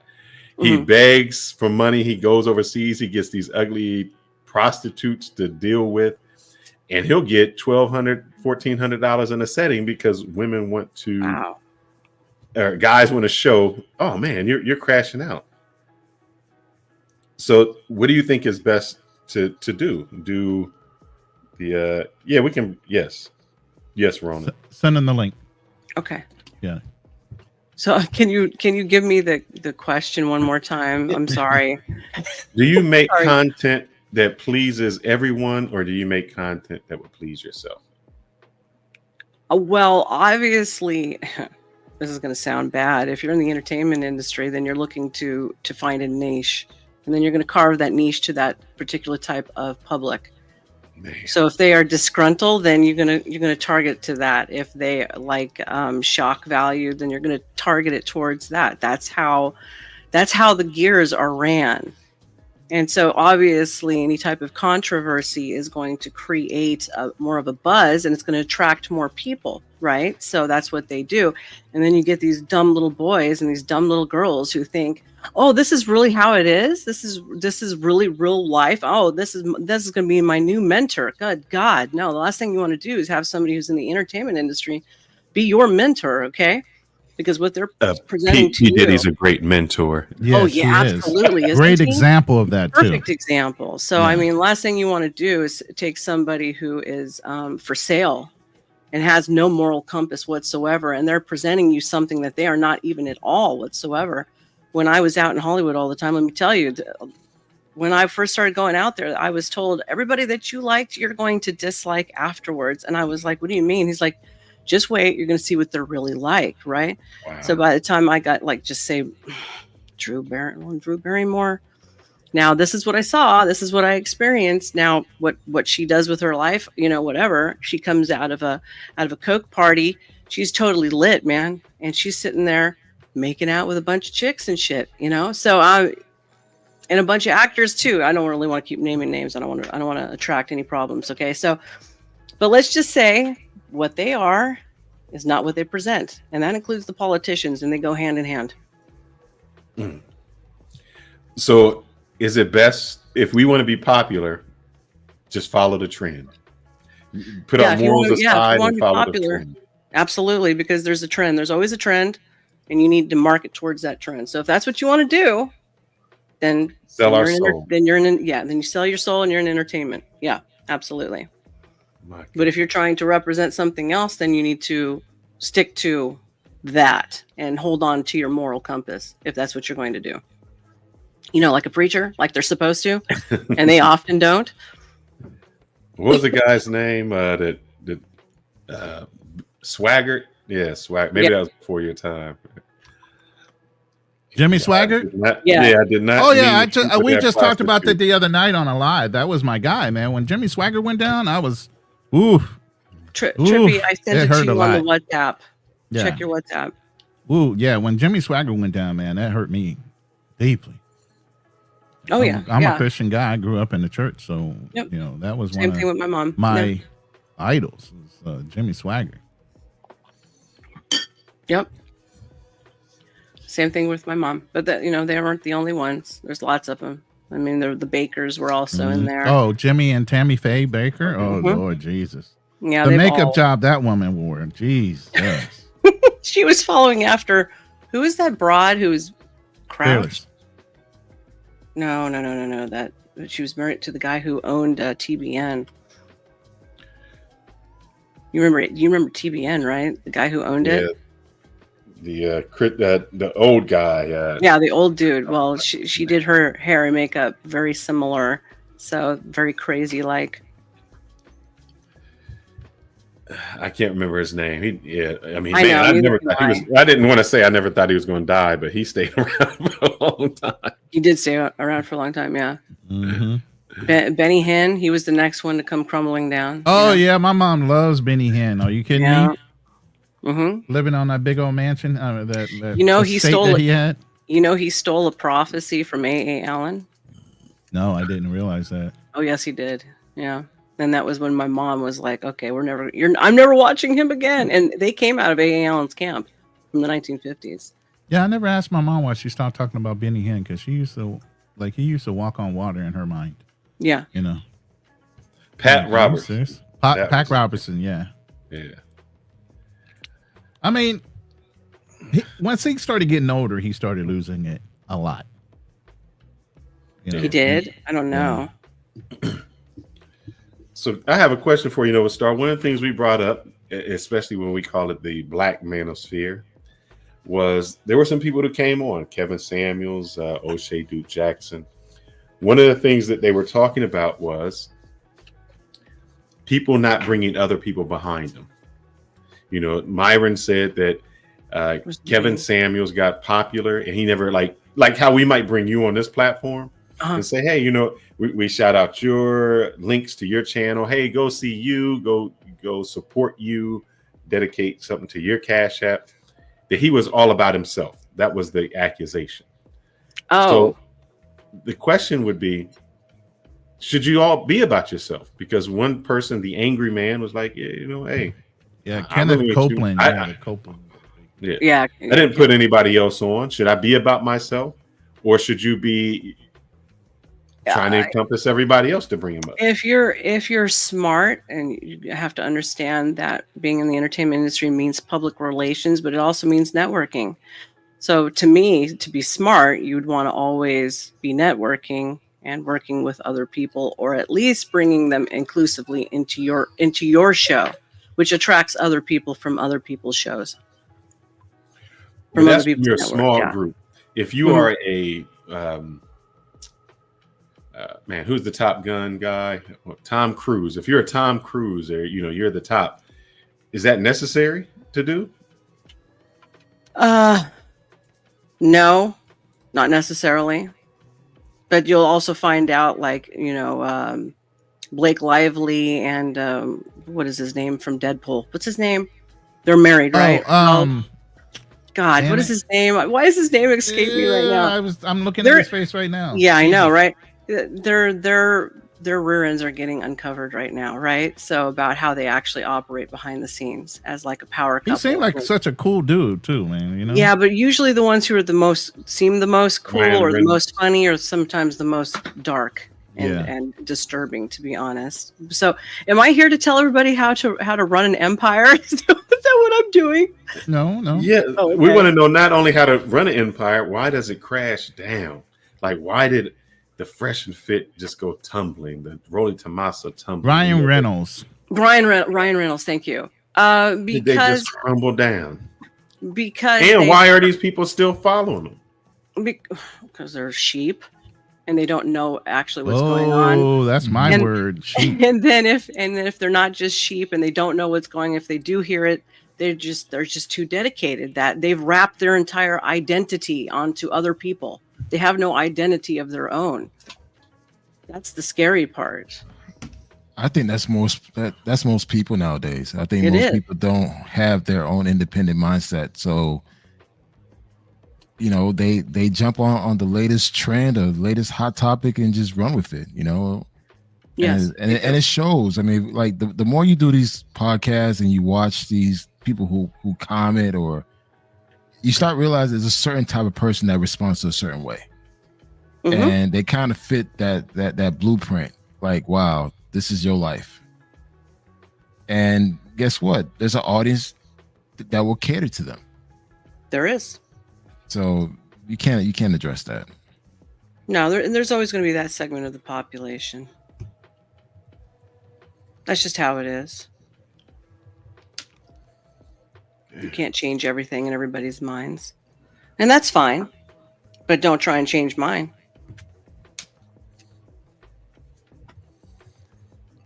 That'll be a waste of time and energy to do that. It is. Very much so. Some people, you'll never be able to change their mind, no matter how much truth slaps them upside the face, And that's why I think, me and Roland, we have our debates, our conversation, privately. And I told him, like, man, you have a lot of patience, because I don't. I fucking don't. I mean, right now, if I was the admin, I would instantly block people. It's just like, you know what? I don't need your views. Because the thing is, sometimes you allow certain people to come in and affect the whole chemistry. Mm-hmm. If you let it. And it's just like, you know what? If you're trying to give off a certain message, but yet you have people coming in throwing you off, it kind of beats the purpose. So there are certain people, you can't save them. It is what it is. That's their life. That's who they are. Fuck them. Move on. Yeah. Reach out to the ones that want to be saved. Reach out to the ones that want to be helped. Focus on those. The rest, you trying to convince them to think a certain way, is beating a dead horse. Absolutely. You are absolutely correct. I learned that years ago, and I've stopped. I stopped trying to save people. I used to try to save people. I can't do it anymore. I was told about 5 years ago, put my cape up. Oh, but here's the thing, Nova Star. Yeah. The same thing I would tell BMT, the same thing I tell you. The chat is their own entertainment. Mm-hmm. Let them talk about whatever they want to talk about, because that may fuel other conversations, and let that. We have ours here. I think the problem is we get in our feelings. I've done it where I wanted to fight some people on here. Yeah, I'm looking at you go into certain rooms and you want to argue with them for no reason. I'm like looking at you like, yo, bro, why do you even bother. And so I think that we need to not look at the chat and say, hey, the chat is its own personality. It's not the chat, though, Fearless. It's not the chat. It's just the way people think sometimes. It's not the chat. It's just like, this is who they are. They gravitate to certain behaviors, certain tactics that is kind of beneath you. And you trying to convince them to think and do a certain thing, it's a waste of time and energy, man. Here's what I can say about the chat. Like I said before, you got to go in dark places. Yeah. Bring Trippy Cat up. Yeah. Like I said before, you got to go in certain places and shine a light in dark rooms. You pull those people out. Well, those people are used to doing certain things a certain way because that's the way they've been trained. So then you have to re-educate and retrain people in order to understand what our expectations are in certain rooms. Some people come in our room and they would never cam up in any other room, but they'll cam up in our room because they know there's a certain requirement and there's a certain standard we have when we hold panels. So at the end of the day, you have to, if you're going to pull them out of those rooms, you got to take the time to train them to understand these are the things that we expect in order to conduct yourselves. You just can't pull them out the room and say, okay, you're good. No, you got to take the time to show them and say, hey, this is the way you should be doing it. As long as they're willing to do it. Yeah. I don't know why you haven't checked your email yet, but I think it's good to check your chat a little bit. Hi, Spittle. Nice to see you. And P5. Hi. It's good to check the chat and address them once in a while, but it shouldn't be. It will derail you if you pay too much attention to it. Do not do what they tell you to do. It's a bad idea. It is a bad idea. Well, not everything that they tell you, you know. Well, at least you have things censored over there. Yeah. I'm a lot uncensored. Don't pull it out. Don't go there. But like I used to do random. You know what I mean? I'd play random videos that people put in the chat. And there was a couple people who took advantage, you know. Like, you don't get time to pre-watch before you do that. So of course you're going to get yourself in trouble.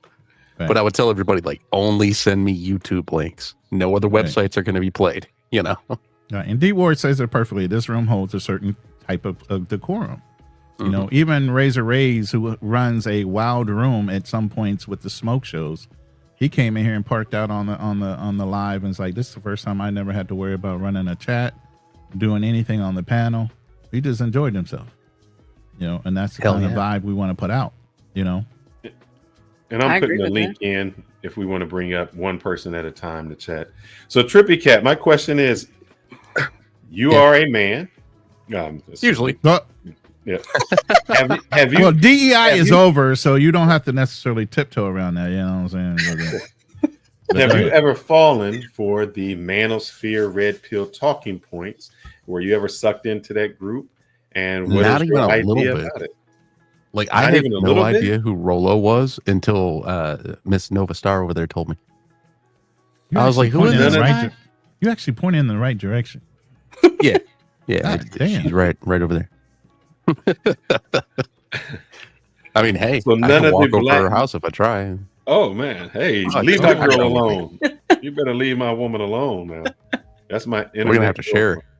Hey, nothing wrong with that. Sharing is caring. Sharing is caring. That made me realize something when the Macron moved with me. Beetle babe, good to see you. As we say in our community, it's no fun if your homie can't have none. Oh my goodness. Oh my goodness.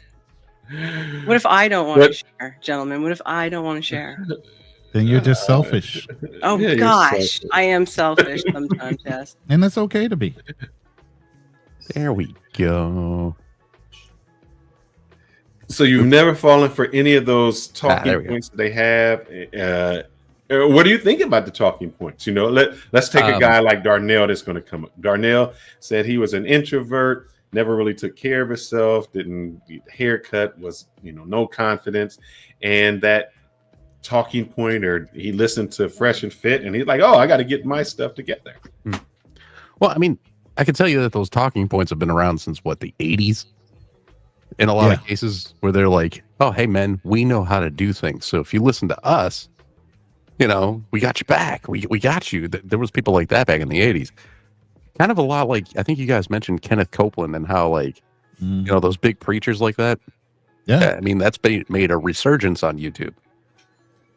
I've noticed quite a lot of people trying to pull that. Yeah, and it's like, well, if people haven't learned yet, it's because they're young. In a lot of cases, like they don't remember the old stuff. But when it came to like Fresh and Fit and things like that, it's like, well, these are lonely guys. That's how I felt when I first saw, I think it was Fresh and Fit. I might have the wrong stream in mind. It should be Fresh and Fit. Is that the Myron and the other guy, or Byron? Yes. It seems like they're kind of like lonely-ish sounding guys. Like if you just listen to what they're saying and you don't really look at what they're doing, it sounds like they've been hurt a lot by women. And it's like, well, is that really the guy you want to listen to? The guy who has a bias already? Or would you rather hear the guy that like has the same experience as yourself, where it's like not so much hurt and pain, and it's more or less like legit experience without so much of the focusing on what women have done to them to make them dislike them. But do you think that's why they're so popular, is because they're feeding into those people who have been hurt, who can approach women, who've tried to talk, I don't want to say the incel, but the lonely guy? Absolutely. Yes, I fully agree with that. It's like, man, like I used to be on a stream where this guy used to ask the females in the audience to send certain kinds of pictures. And I told him one day, I was like, dude, we sound like friggin' losers. We sound like those nerd boys on Xbox that just sit there all day and talk about stuff but don't do nothing. And he was like, well, it's funny. I'm like, it's not funny. It's really not funny. Like, basically, please stop doing that. Yeah. My man here women on the panel. My man here is funny. He says, I don't believe in sharing my weed, less match my women's. So you don't puff pass? You're a puff sheep? What kind of guy are you, man? Goodness gracious. Are you Bogart and P. Fletch? Is that what you're doing? That's my homie. You're bonging by yourself. Did you Did you share it out to somewhere, or did I? I know I shared the stream, I think, to Twitter. I'm like seeing names I know. I'm like, oh. I don't know if Rolo's going to be happy. I mean, Ronan is going to be sorry. Oh, no, they can come in. They can come in. That's the point of the simulcast. That's the point of the simulcast. Get it. You want to be mortified? Let Spittle send you a link to something. No. I didn't say we were going to play the links, but they can definitely come in. Play them. Yeah. I know how wild and crazy your room can get. Oh, it gets way worse. Yeah. And we're going to do it a little different this time, guys, so we don't have everyone on. We're going to like bring one person up at a time. We want you to ask your question. And remember, what we're trying to address is the Manosphere. They're dying, fighting for clout, chasing clout. Is that new? Is that what we should be doing? What's going on? So I'm going to bring up Passport Blueprint. And if you have any questions of the panel, please do so. Passport Blueprint, how you doing today, sir? What is up, everybody? What's going on, Passport? What's going on? Not really a question, but just a few points I want to bring out. Even when I first came to the show and I made this statement, the Manosphere is just nothing more than the male version of a feminist, because that's what it is. Thank you. I've been saying that. It's the totally agreed. Feminism. And they're just sitting here arguing about women, but there's really no solution to bring these two genders together. It's women are doing this, women are at the 304s, but now you have this passport bro movement that's been hijacked, and now it's all about sex tourism, and they're going over and getting 304s. It's hypocritical. It's about just mistreating women right now, and now I'm seeing in some of the academia libraries about red pillars being associated with domestic terrorism. With the shootings and stuff like that. So now this is starting to become a problem. And there's really no solution to this. And, I just went live last week from Mexico City, here, and Ronan was on my live. And we were talking about, me getting my temporary resident visa, and, we spitting out information about traveling and stuff like that. This is stuff that we should be doing and stuff like that if you want to go overseas and do it right. But a lot of you guys are more focused on the women, or I should say the pros, rather than, putting yourself in the proper position to meet the women that you want to meet.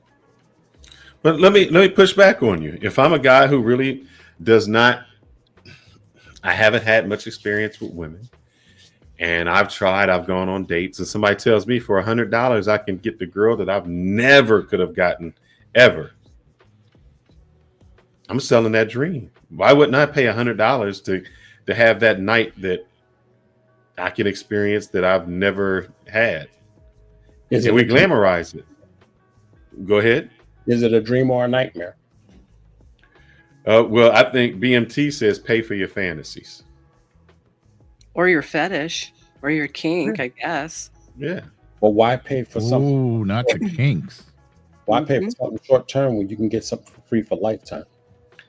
Well, if you've tried and you have not been able to get that free for lifetime, and you've been rejected, and then some girl who you can only attract 3s and 4s because you're socially awkward, then all of a sudden somebody's paying attention to you who's an 8 or 9.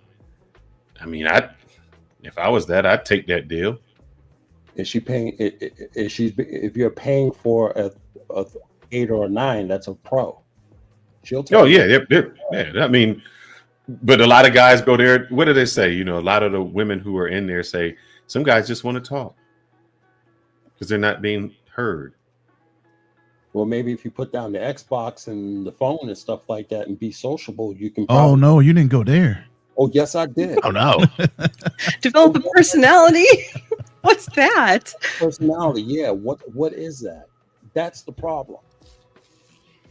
I gave my Xbox away when I was in, Polanco and stuff like that. I barely spoke Spanish, but I had the opportunity to interact with people. From when I was in Taco Nene's to Macad restaurant, interact with people. And there was a language barrier, but still, I still was able to have a personality to interact with people. And the guy remembered me the next time I went over there. People remembered me from my personality and my attempts to just communicate and stuff like that. That's just from 2 different cultures and 2 different worlds. People still remembered me. How come? What did you just say? You said personality. And Nova, I want you to get in. How many guys don't have personality? A lot of guys don't have a lot of personality or charm. They think they do. Unfortunately, you guys do, absolutely, but not some of these other guys. Unfortunately, no. And a lot of them, they don't care. You could tell them all day what their problem is and how to fix it. But the truth is, like, less than probably 5% will ever put in the work to actually do it, to fix everything. Yeah. And Blueprint Passport. See, here goes may I ask your age, Blueprint Passport? 55. All right. And I don't want to ask your age, Nova Star, but you're probably part of our generation. We came up in a generation where there was no Tinder. You actually had to go and talk to someone. If you wanted a number, we often joke about this. The only tools I had going to the mall was this and this. Yep. And you had to go talk to a girl and you got their number and you had to talk to them. The guys today have never had to approach a woman in real life. So we're demanding of them of something that they never done. They've only been on Instagram, Tinder. They've only known how to swipe right or left. They only know how to say WYD in the chat. What you doing? Yeah, we're expecting something of them that we haven't, that they can't do. Go ahead, Tipsy. Oh, I was gonna say, or you do like the late night Tipsy. I'm sorry. You can tipsy, trippy, whichever. I thought you guys had. He's over there drinking, so he's actually calling out what he's doing or what he is right now. He's tipsy, not trippy. You get what I'm saying? Right, dude? You got the late night text though, where you're like, "Hey, you up?" Oh, good. Hey, you up? What is that? A booty call? Yeah, but Phil, that's what you do. You tell a girl, you're like, "I'm up in more than one way." Exactly. Oh, and then she wants to know what you mean, and you're like, "Here," and then you send her a mortifying picture and get blocked. Yeah. So Fearless, I got to give you a little pushback because here's the thing. When I was in the immigration office, because I got my temporary resident visa from Mexico, I had a beautiful, gorgeous girl from Spain sitting next to me. And we was just struck on a little small talk. little side, little comment here and there. She just smiled and winked at me, and that was it. Nothing major. And that was it, meaning what? You were whipped? What does that mean? That was it. That was it. Small talk. It just builds a little confidence. Oh, okay. You planted the seed. Yeah, it was just more of a planting of the seed. And now these guys don't know how to do that because they're just thinking if you go and you say something to this woman, it's all about trying to get in her pants and stuff like that. No, it's not necessarily have to be about that. Just talk to the girl. Say something nice. You don't have to be about, getting in her pants and stuff like that. You're never going to build confidence in things about sex. Just talk to the woman. That's all. But Blueprint, and just to let you know, Nova Star, we are the knuckle draggers. Just to let you know, when the gentleman is saying knuckle dragger, and what he means is we're Neanderthals because we think how things used to be. Oh, that's what he meant. I thought he meant dudes in general these days. Oh no, we're like he's referring specific to our mentalities and the way we because we have a traditional way of thinking where we say, I should provide, I should take a woman out, I should open the doors. He calls that knuckle dragging. American Talk Live, you need to come over to my section. I'm going to spank you because that's incorrect. They are not. Well, don't threaten him with a good time, Nova. I know, right? They're not knuckle draggers, and they are gentlemen, and they know how to behave themselves. So take note and learn. Exactly. The passport blueprint. But you're saying a skill that they never developed. How did they develop that skill? That's not a skill that these young guys know about. You're talking from an older person who has gone through all of that. Those young guys have not, and that's what I guess I'm trying to find out, and not only find out, that's why that Manosphere, that red pill, was so popular, because they're catering to a group of people who feel like that. The only way you're going to learn it is learn it from the older generation that know how to do it, and stop being on YouTube and all the Xboxing and all this other stuff. Be men. That part. You also learn by doing it. Oh, you're challenging to be something they're not used all right, to. then let me say this, Nova Star. Let me ask you this then. You say no by doing it. Yes. There was a time when I grew up that it was frowned upon for a woman to be like out there. Some things you just didn't discuss. You may have went to the dorm room and had a little frenzy, but you denied it. Mm-hmm. Now you get on the internet and say, not only was I with him, I was with his best friend and the guard, and I.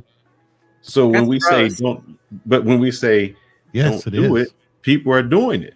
So that how do you as a not older person, but I'm saying someone with experience, how do you get that experience to someone younger? That didn't even sound right either. You think I'm old? Do you? Is that what you're saying? You think I'm old or what? Experience didn't help out either. I'm sorry. It did not. What the hell?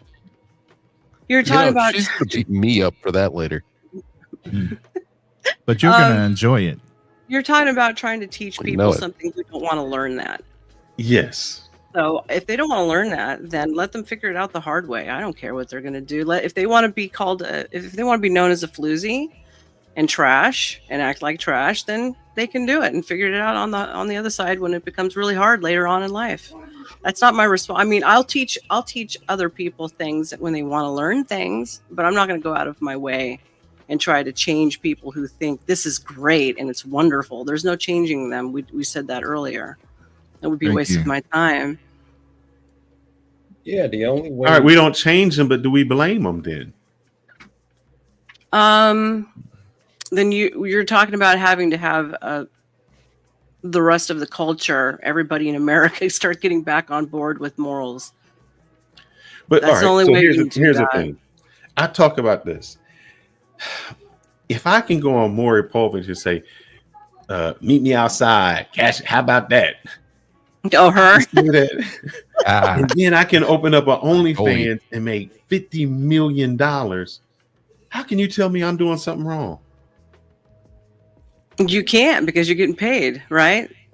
So there's a reward. How do you tell this new generation? Yeah, how do you tell a new generation that who is reaping the benefits of that what you're doing is stupid? Well, that kind of also comes down to supply and demand, right? There's the demand. So if she's supplying and the demand got cut off, then the supply would get cut off too, right? So they're going to has to also start with men also, the males. The males have to start being taught and the females have to start being taught. There's no way to reel that thing back in. Pandora's box is open. Yeah. Let's be realistic. Facts.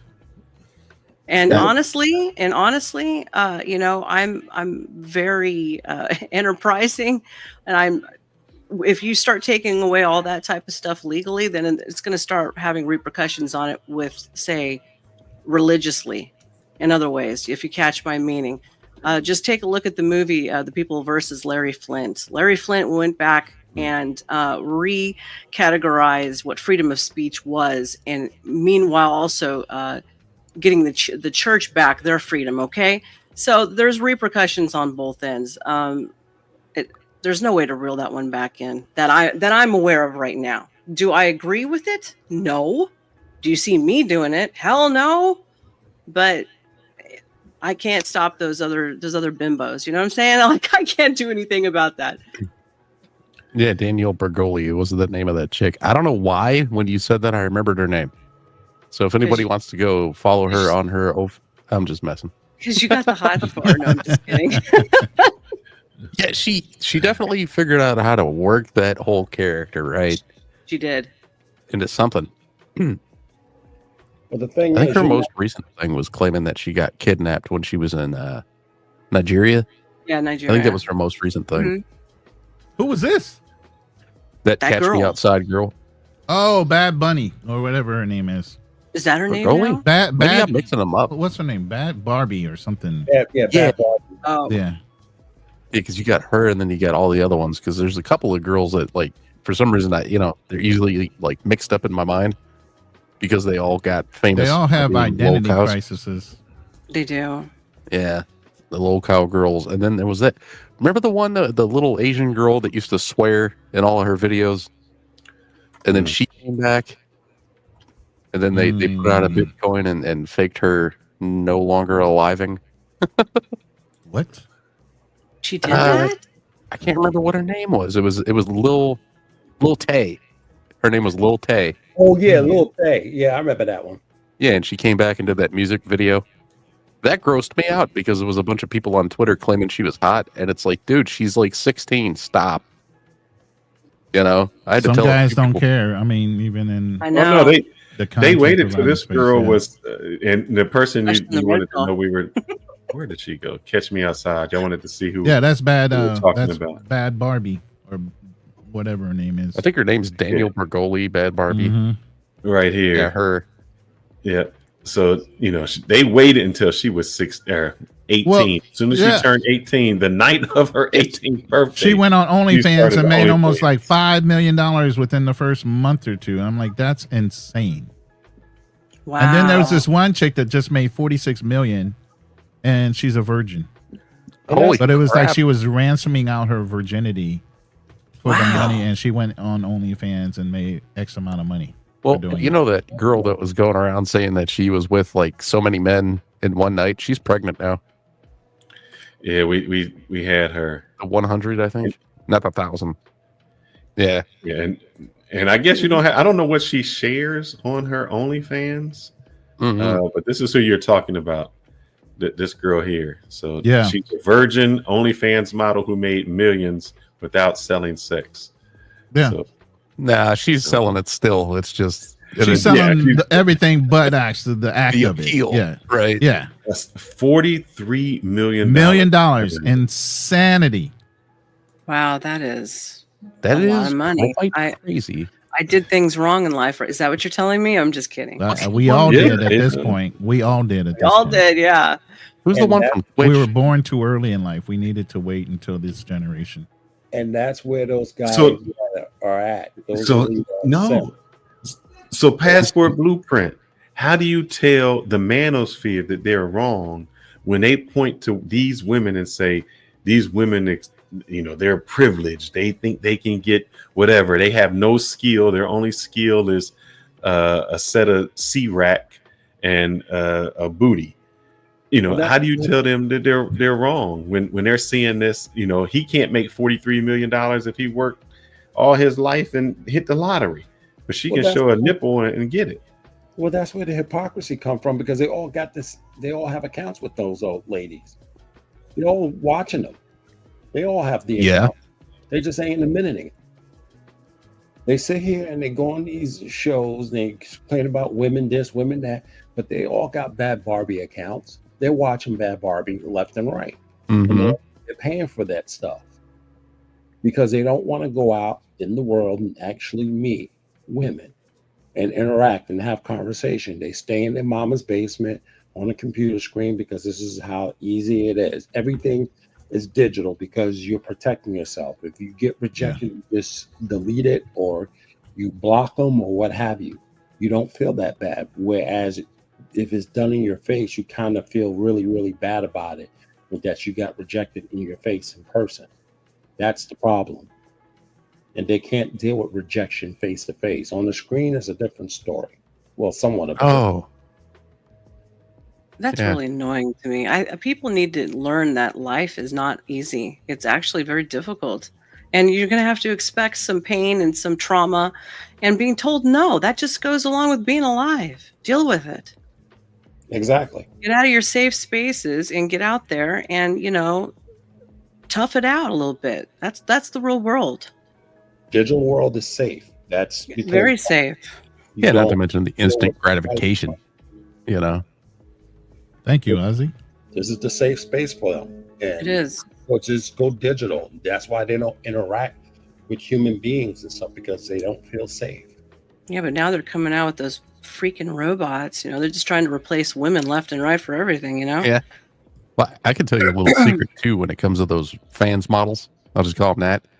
A lot of their viewership and money comes from people from the Middle East. There was a couple of the models that came forward and showed, this is where my payments are coming from. Right. And one of all of my subscribers come from India. Yeah, that makes some sense. But yeah, what is that chick's name from Twitch? The one that got really famous. She's a redhead. Star, you've seen her. I know that.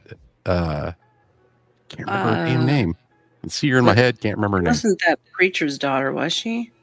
No, it was she got famous on Twitch first, and then now she owns a gas station. Oh my goodness. Well, I can't remember her name. Know. But she's the one that made 56 million off of OF. God, dog, man, these chicks are making a killing. Not in a year, she made 56 mil. And somebody went over her finances and posted screenshots of where the payments, the general area of where the payments were coming from. And a lot of them were Amaranth. What is Amaranth? It's not Amaranth, right? It is Amaranth. Thank you. Okay, there. Yeah. There we go. They knew who it was. Was Dubai, and areas where there's oil tycoons and stuff. And of course they got the money to burn, so I guess throwing 1,000 down the toilet. I mean, literally online, there's nothing to them, huh? Right. Well, the thought process. Yeah, it's a little pun. We're gonna add a person to the panel. Oh man, he's got the fire going. Hey, what's going on? Salute to the panel. How's everyone doing tonight? Good. Turn your levels down just a little bit. You coming through real strong with your mic. The reason I got Darnell here, and I see you in the background, Richard. I'm gonna bring you up in a second. You have any more things, Blueprint? If not, I'm gonna drop you down, but you can stay in the back, and we'll bring you back up if you have a question. Is that all right? That's cool. You can just drop. Yeah. You sure, brother? Just stay in the background. We got you. Okay. Yeah, don't leave. Yeah. And I see you back there, Richard. We'll bring you up. I just want to ask something I want to have. I need to see that full effect, bro. You got the helmet on. I mean, you got your headphone on. I want to see that full, look, your new look. Well, first, how's my audio level now? I turned it down a little bit. It's a little better. It's a little better. Yeah. It's better. Okay. Before you come on, Darnell, I just want to address this in a sense. Nova, now Darnell, I'm just putting you on the spot, and Darnell is the typical guy that listened to the Fresh and Fit. He said that he was that person who didn't have a lot of confidence, didn't really talk to women, and then he's seen that their points, hey, man up, get in shape, do this, and he really followed them. So what advice, and he's not a young guy. He's not like a guy who's like 20 and doing it. So their effect isn't just local. So what do you say to a person like Darnell who says, man, I learned from them. They kind of took me out. And Darnell, you can tell your own story. I don't want to do it. I just wanted to introduce you. Go ahead, sir. But I gotta, before he even responds. I remember him from the last time when I was with Inca on here. Before he even responds to that, you had to, before you listened to all these guys, you were in the military. The military gave you a level of confidence. The military taught you certain things that you shouldn't have had to relearn from these guys. But at the same time, I want to understand how their teachings didn't set with you. The military, I'm talking about respectfully, versus these guys in the Manosphere. What was the variance? It didn't click while you were in the military, but it clicked when you went to the Manosphere. And just to correct you, Ronan, that does not necessarily have to be true, because we did an interview with Vernon Miller, and he went into the military to follow, never to lead. Okay. So I just want to start with that's not exactly true for everyone in the military, Ronan. It's I'm not going to say it's necessarily a myth or anything, but I'll be honest with you. I've seen there was a lot of soldiers out there that weren't necessarily good with women or were getting played. I told you guys the story of PFC Hack. A guy in my unit that got played by an older woman that was married. Her husband was deployed. I get that. Iraq. I just want to know about you specifically. I have all kind of stories in the Marine Corps, the same thing. Dudes just don't learn. But I'm saying, what for you particularly didn't click with the military, but clicked with the Manosphere? That's why I'm asking. Well, to be honest with you, during my time in the military, I was young and dumb. We all were at the point. Yeah, the military told me. Oh yeah, absolutely.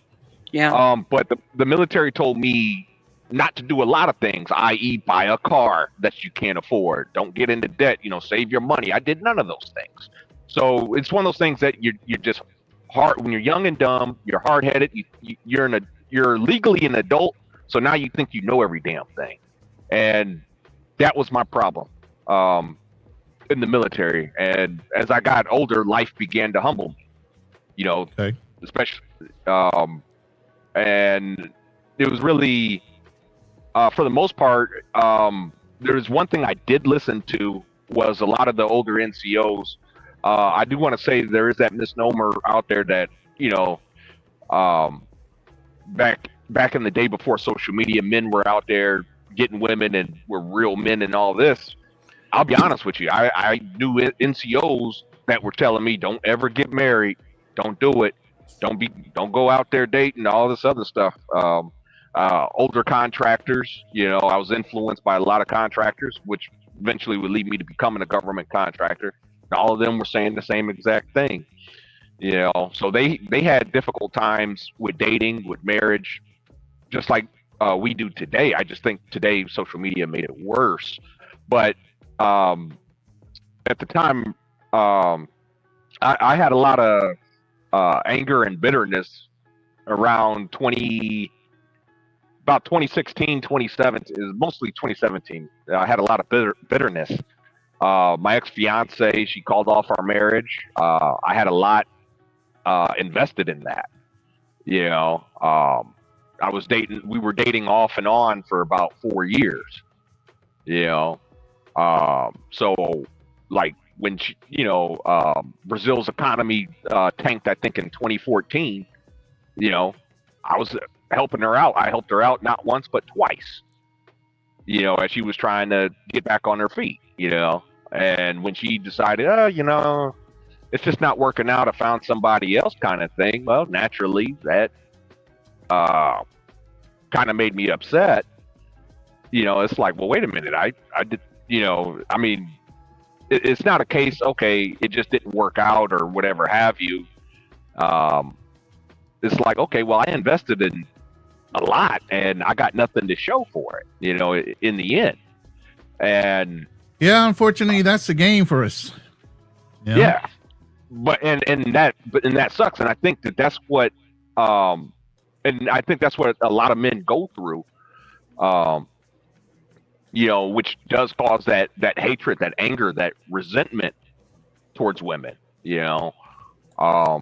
Is again, I think you guys have heard me say the term, "Where's the ROI?" And there's a reason I say that. I mean, I have no issues with a woman saying, "Hey, it's not working out" or anything, but you mean to tell me it was working out when I'm paying the bills and this and that and helping you out? It was great then, but now you don't need me now. It just kind of gave a certain way. But the thing was, what I didn't understand was. So then, from what you're saying right now, I can hear why you identify with the red pill and the manosphere. So now go into what the manosphere taught you in addition to what you didn't quite comprehend or catch with the military. So what the manosphere taught me was, it wasn't just versus the military. It wasn't just don't get married and all that other stuff. It was, okay, I learned about female nature. I learned about not getting upset, like, hey, this is just the way it is, and you have to, it's not women's fault, it's your fault. They taught me about accountability. Believe it or not, they taught me about accountability. Okay. That you got to look in the mirror and say, what are you doing wrong? And one of the issues was, okay, I was too quick to lead with money, obviously. Trying to be flashy. I know Fearless, he doesn't think that, I was getting haircuts before. I mean, man, I used to be fresh to impress all the time, But the thing was, one haircut does not describe a consistent nature, but I'm proud of you. I was getting more than one haircut back then. I'm talking about now. I'm talking about now today. Yeah. Well, I had a date yesterday, so that's the only reason I got the haircut. Yeah. But so yeah, where was I? Okay, so the manosphere. So again, it taught me, about accountability, about my action. Okay, you have to be the best version of yourself. You can't be leading with money. Obviously, you can't. You got to be that man that women want. So you have to build yourself up. It's like being, say, a company trying to sell a product, right? You can't get mad because people aren't buying your product. Hey, why aren't you buying my product? I spent all this money, all this other stuff. You gotta, you have to sell your product, or you have to sell yourself, or think of it as a job interview. You have to sell yourself to an employer, right? Right. You have to go in confident. You have to have the skills, and the experience. They're going to grill you. They're going to question you. If you don't have those experience, you don't have the skills, well, guess what? You ain't getting a job. And it's the same way when it comes to women. If you don't have what they're looking for, they're not going to want you. And that was the thing. With all that said, why wasn't you doing what they were looking for? Meaning, why weren't you getting your haircuts? If you're hearing this message from Fresh and Fit or whomever, why weren't you doing what they were telling you to do to get the results that you wanted? Well, the truth is, as I was listening to Fresh and Fit, I really, especially watching, if you watch the after hours, I was like, do I even want, it made me think, you don't even want that. There's an old saying from William Shakespeare's Henry IV, the head, damn it, I'm gonna butcher it, but the head lies heavy with the crown. I probably slaughtered that, but I mean, just look at all the, heavy lies the head that wears the crown. Yeah, wears the crown. That's it. That wears the crown. Thank you. I mean, just look at how Fresh and Fit, for example, every time there's a woman accusing them of SA or some kind of creepy behavior, and a lot of times it turns out to be true. Look at the NBA. Look at Deshaun Watson. Look at all these guys. Antonio Brown. Any dude that has all these women. I'm saying, I'm paying child support and all this other stuff, man. Do you really? You got to ask yourself that question. Do you really? Maybe it's a good thing that you don't have all that. You don't have, these types of women and things of that nature. So I guess what I'm trying to say is that I just wanted to be the best version of myself. And it doesn't really involve, to me, it just didn't really involve getting a haircut or anything. It was, to me, it was just more, okay, let me get myself debt free. Let me, which I've done. Let me build, start building things. So Nova, how do you talk to someone like this Darnell who says they're either showing his reality or they're showing him, they're making him so afraid to go out there in the world because that's all he's seeing. And that's why, in a sense, the Manosphere was popular. So how do you help these young guys out? I'm kind of lost. That was very vague. Can you pinpoint the question just a little bit more, please? All right. So Darnell says, hey, I watch Fresh and Fit and I'm seeing women that only want money. They're going after guys and they're, getting pregnant so they can take all of their check. And because of that made him afraid to date because that's all he's seeing. And then that became his reality because he was helping women out, paying their bills. And as soon as he stopped, they left. So that was his reality. And that's why the Manosphere was so popular. So how do you talk to someone like a Darnell to say, be different? Because I think Passport Blueprint is like, oh, go talk to him, go do this. But that's not his reality. How do you? I'm not saying this towards Darnell, but I would say some of those gentlemen out there actually need to see therapists, honestly. So I would say that the internal work needs to be done to address some of those issues. As far as creating fear mongering is everywhere. You're seeing it from the government, okay, and the media perpetuates it. So that's just another segment of fear mongering, right? It doesn't necessarily mean it's true. It doesn't necessarily mean it's going to happen to you. Those are smaller percentages that can happen to an everyday individual. That isn't necessarily what's going to attract, because those guys with more money attract gold diggers, and that's what they like to play around with, right? It's kind of like Elon Musk constantly going around with certain types of women and gets them pregnant, but then he doesn't really want to have anything to do with the child, but he supports the child and he supports the woman, right?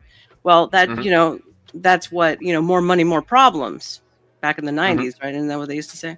So what would I say to you? I would say I wouldn't look at what other people are doing and say that that's going to be your reality. That's the biggest mistake. Other people, like we said earlier, you're living vicariously through somebody else. It doesn't mean that is going to be your reality in your world, but you're living that reality through somebody else. So you need to unplug from that stuff. And if what we're seeing on the internet or the TV or the media is really becoming that much of a problem for people, then turn that shit off. Seriously. Well, you know how propaganda is. Propaganda. I know. You remember the Jaws movie? Everybody stopped going into the ocean because they thought you were going to get attacked by Jaws. Just when you thought it was safe. That's a good point. That's a good point. But I just want to respond to what Miss Nova Star just said. The only thing is, you got to remember, I started dating before social media, right? Okay. It's when I started dating, right? And again, I saw these things before social media, like being a government contractor, for example. So it wasn't just people, athletes and celebrities. I'm talking guys. I remember taking anger management back in 2006. We had a guy, he was I was in the Army at the time. We had a guy that was a government contractor. He came in, he was sad, making good money. And he said his wife just called him up while the man's deployed, said, I don't want to be with you anymore. Just out of the blue. This was just an average government contractor. It wasn't, again, not a celebrity or not something I would see on TV. This is a guy that I was physically in the room with in anger management. And I mean, it was like his world came crumbling down. And he was deployed? He was also in the military? He was a government contractor. He just... same difference. He was deployed. Okay. Yes. Well, obviously the military, much like the police and firefighters, they have a very high divorce rate. Yes. Yeah. So there's a stigma that goes with that, unfortunately, and it's unfortunate that those things happen. I'm sorry, but kind of goes with the territory when people are away from each other for long periods of time and shenanigans happen and people get tired of the bullshit, it even affects people in ministries, honestly. Nobody is immune. There's no guarantees. I mean, I've had my own bad runs, so I understand. I've used to, like, remember when I first came on here, I said I used to lead with my wallet.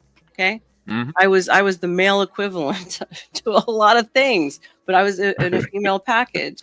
Nice, but still like a man in some regards, because I paid for everything. I didn't think about it, didn't care. I've made the money, whatever. Yeah. So I understand, but there's no guarantees in life, and some people have a harder life than others. So the best thing to do is to look at yourself and go, okay, I'm repeating the same pattern over and over and over again. What am I doing wrong? It's like picking the same person with a different face, but it's the same personality type over and over and over again. So that's internal work. Unfortunately, it's a pain in the ass. It's a grind. I understand, but it has to be done. So that's when I would say reach out for help. So a lot of these guys, like you're talking about, they need to do the internal work. Like you said, he was in anger management and he was having a hard time and his world came crashing down. It happens to women too. So we have to pick up and start moving on. Or, it was like go to church and look for women. No, that's not. Well, this was Kuwait, so you're not going to find a church in Kuwait. No, not like that. Bowling alley? Library? Library?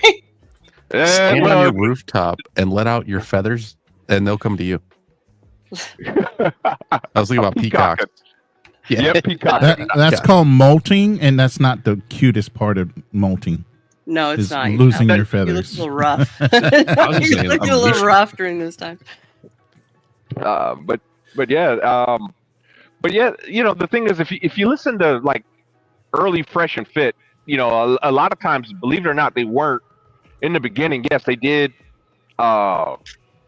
chastise women, and a lot of their rhetoric towards women, it was horrible. But at the same time, they were blasting the men, and they were blasting men really, really harder. Like one of the things that encouraged me to go to the VA, I told the story of how I went to rehab through the VA. I'll be honest with you. It was a rant from Myron that encouraged me to walk into that VA office and get help. Granted, I tried to do it alone. I tried to do it myself, and I was just failing. I was trying for 6 months. After I listened to that rant from Myron, I was trying for about 6 months. And I mean, I kept, I just remember, I get lightheaded, start to shake real bad, things of that nature. So I went to the VA. They said, yeah, you shouldn't try to quit drinking on your own. You need professional help.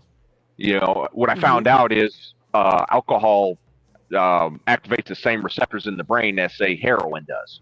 I didn't know that. So, I didn't know that. Yes.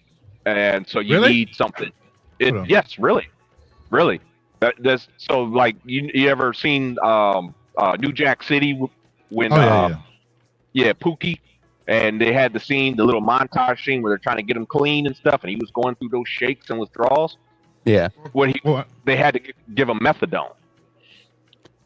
Well, did you know it's actually more dangerous to quit alcohol when you're addicted, because alcohol is like the one drug that can kill you if you try to do it cold turkey. Yes. Yes. The addiction and the that's dependency. insane. Yeah, it's the also dependency heroin. that gets you. And it's the one you can get legally without a damn prescription. Yep. And so my thing with Nova Star is, how do you stop these grifters like the Fresh and Fit, the Roly Tamale? You can't. I can't. I can put out information. I mean, come on. Do all you gentlemen who are looking for women want to take advice from homosexuals? I mean, seriously. Seriously. Not my first choice of advice. No. I will. No. I'm gonna say this. Not that I'm defending it. Okay. I know women that would they rather hang out with the gay friends than real men. That's common. That is very I common. can't use So when you say take advice from the homosexuals, those guys get it. If I pretended to be a homosexual, I'd get more women. I was not one of those girls. Those girls have a name. They're rainbow hags. I can't use the term. Oh, I've never even heard of it. There's a term for it? Oh, here, let me type it in the back. It's a word that rhymes with Here, hag, but it's spelled different. I want to see that. I want to see that term. A shortened version of a word. I didn't know there was It used to mean bundle of there sticks. you go. That's the term. Really? I never knew. So Yeah. those are the women who hang out with the Rainbow Coalition. Yeah. Well, they're often attracted to them too. Like the ladies that are attracted to the rainbow guys. I'll be honest with you. Oh, okay, that word. I've heard that word before. Mm-hmm. I'll be honest with you though. Being a Lyft driver, and I have picked up, these women from these clubs, and yes, I mean these women aren't really hags. A lot of them are actually very attractive women. Oh no. That's just the name for them. They're beautiful. Yeah. Some of them, and they like shopping with they like having a cute guy that can go shopping with them and they can kiki with them, as they say, and then at the end of the day not demand anything from them. That's what they're doing. Like besties, but half the time they'll also stab women in the back, just so you know. Oh, I heard male. Yeah, they sure will. Male G-men are really horrible when it comes to friendship. They'll rip you up one side and down the other. Oh yeah, and a lot of those guys, they stab women in the back real quick, fast, in a hurry. They like to get in real close, act like one of the girls, and then they stick the shank in real deep, you know. And leave you bleeding dry. Stick the shank in and oh yeah. Twist. Is it a shank? When I was real deep, or they? Let me tell you, when I was a professional dancer, I had 3 or 4 of them come up to me and they were like, I've never been with a girl, and you're like really sexy. And I would really like to try bring that up with you. And I was like, get the hell out of here! Absolutely, right? Not. Yeah, they'll be like, I've never been with a woman. Why don't you be my friend? No, they. It's like they've been with a woman before. No, not those ones. No. Oh no, they did. No, they were just trying to get you to be number 20 or 40 or whatever. Now listen, I said no. Saying. They could be said bisexual. no. I was the one who was there. I knew those people. No, Stars over here like you don't know me, bro. That's meet me outside. I don't even remember that girl's name. That was some girl I offended that was on Get Twitch me that joined my outside. show. Started screaming at me. And let me welcome to the show, Richard, American Talk Live. How you doing, Richard? I'm doing real good. Salute to the panel. How are my levels? All right, good. Richard, you used to be on a show where me and Ronan used to say that every time they mentioned our name, we would take a drink. You go in there. They mentioned our name so much that we had to say we can't even do that anymore because we were going through bottles. It's dangerous. Actually, go in there. I had some. I didn't know we were being mentioned still. I thought they forgot about us. Some accolades. So I need to go back and listen to this now. They mentioned it so much. I like to throw out You're to the hoping panel. to shut First of all, Trippy Cast, you're a beast. Why? You oh, thank you. That whole Thank you. thing, dude. You going right now. Hey, Trippy, are you rigging through a character animator live when you do it? Okay. Yeah. I actually have a puppet I'm working on that works with my IRL arms, but I don't know if I'll get it to work because my camera's a little too close. Trippy traded in his Xbox for extra bones in his avatar body. You're an animal. That's right, I did. Actually. I gave it to a friend of mine that Twitch streams. I want to move on to Novastar. Novastar, you are a Hollywood veteran, I gather, because many things that you talked about this evening or this afternoon, in my case, on the show, relates to my experience of 25 years living in the city of Los Angeles. And you speak from a depth of insight that I deeply respect. My man Darnell, what they don't realize about you, my brother, is you got pretty boy privilege. Y'all can talk about Darnell. Wait, pause. He called you pretty. First of all, pause. Pause for a second, Richard. Hold up with your curly koofy. You see 3 of us up in here, all light skinned, so don't think he is the only one that had that privilege, and still do to this day. Still do have that privilege. Darnell got pretty boy privilege. He looks like one of the brothers Johnson. Y'all don't. He just came out of caveman status. Don't keep flirting with him right now. Darnell, you got the city on lock. He was Captain Caveman a second ago. I just wanted to share that with you. And girls love cavemen. Trust me when I tell you. Oh wait, we're knuckle draggers, but they don't like us. They don't like the knuckle draggers, but they like cavemen. Make that make sense. Cavemen and callous knuckles. Let me work on that a little bit, Ronan. Okay, go ahead. I'm sorry. I'm messing with you. Go ahead. All right. Anyway, shout to the panel, man, and great conversation tonight. I just wanted to come up and show my support and answer any questions about the future that you might have. Lord Jesus, you won't be around. Please don't even bother. Oh man, that's cold. I need like the winning lotto numbers. Pregnant pause for that. Shout to Richard, BMT. what you think about this Manosphere, my friend? So the Manosphere started off trying to help these guys and do this and do that, and like I said, some of the things they saying were kind of true, and some are just kind of crazy. In my four-cornered lonely room, watching Kevin Samuels reruns go from Cologne to how to wipe your butt for black men to black women need to step their game up. I excoriated him many times in the comments about his hairline and suggested stop getting your hairline pushed back. I still have mine. I do a dude before. I was like, your hairline's going so far back, it's running down the back of your neck. That's your next level, Darnell. That right there. Get that level. Yeah, man, I ain't gonna lie, man. I'm getting worried now. He's wearing a yarmulke. That ain't no yarmulke with a brim. That's real. But here, I say the same. I'll say the same thing to you, Richard. That I would say to your other people. Go ahead. If I could answer the question, and then I'll put it in park. You know how I get. Kevin was wrong. His approach was wrong. He elevated himself to a certain level as a retail salesperson in a department store, and then became this voice of reason in our community about how black women should aspire to men like him. And he died I just found a parking space. He died ignominiously. He died shamefully. With the woman that he didn't know. Now look, bros, I'm old. Richard Pryor made a joke about coming and going at the same time. Ha ha ha. But I don't want to die with a stranger that I picked up from an app or off the street. I'd rather die alone. He was with a woman.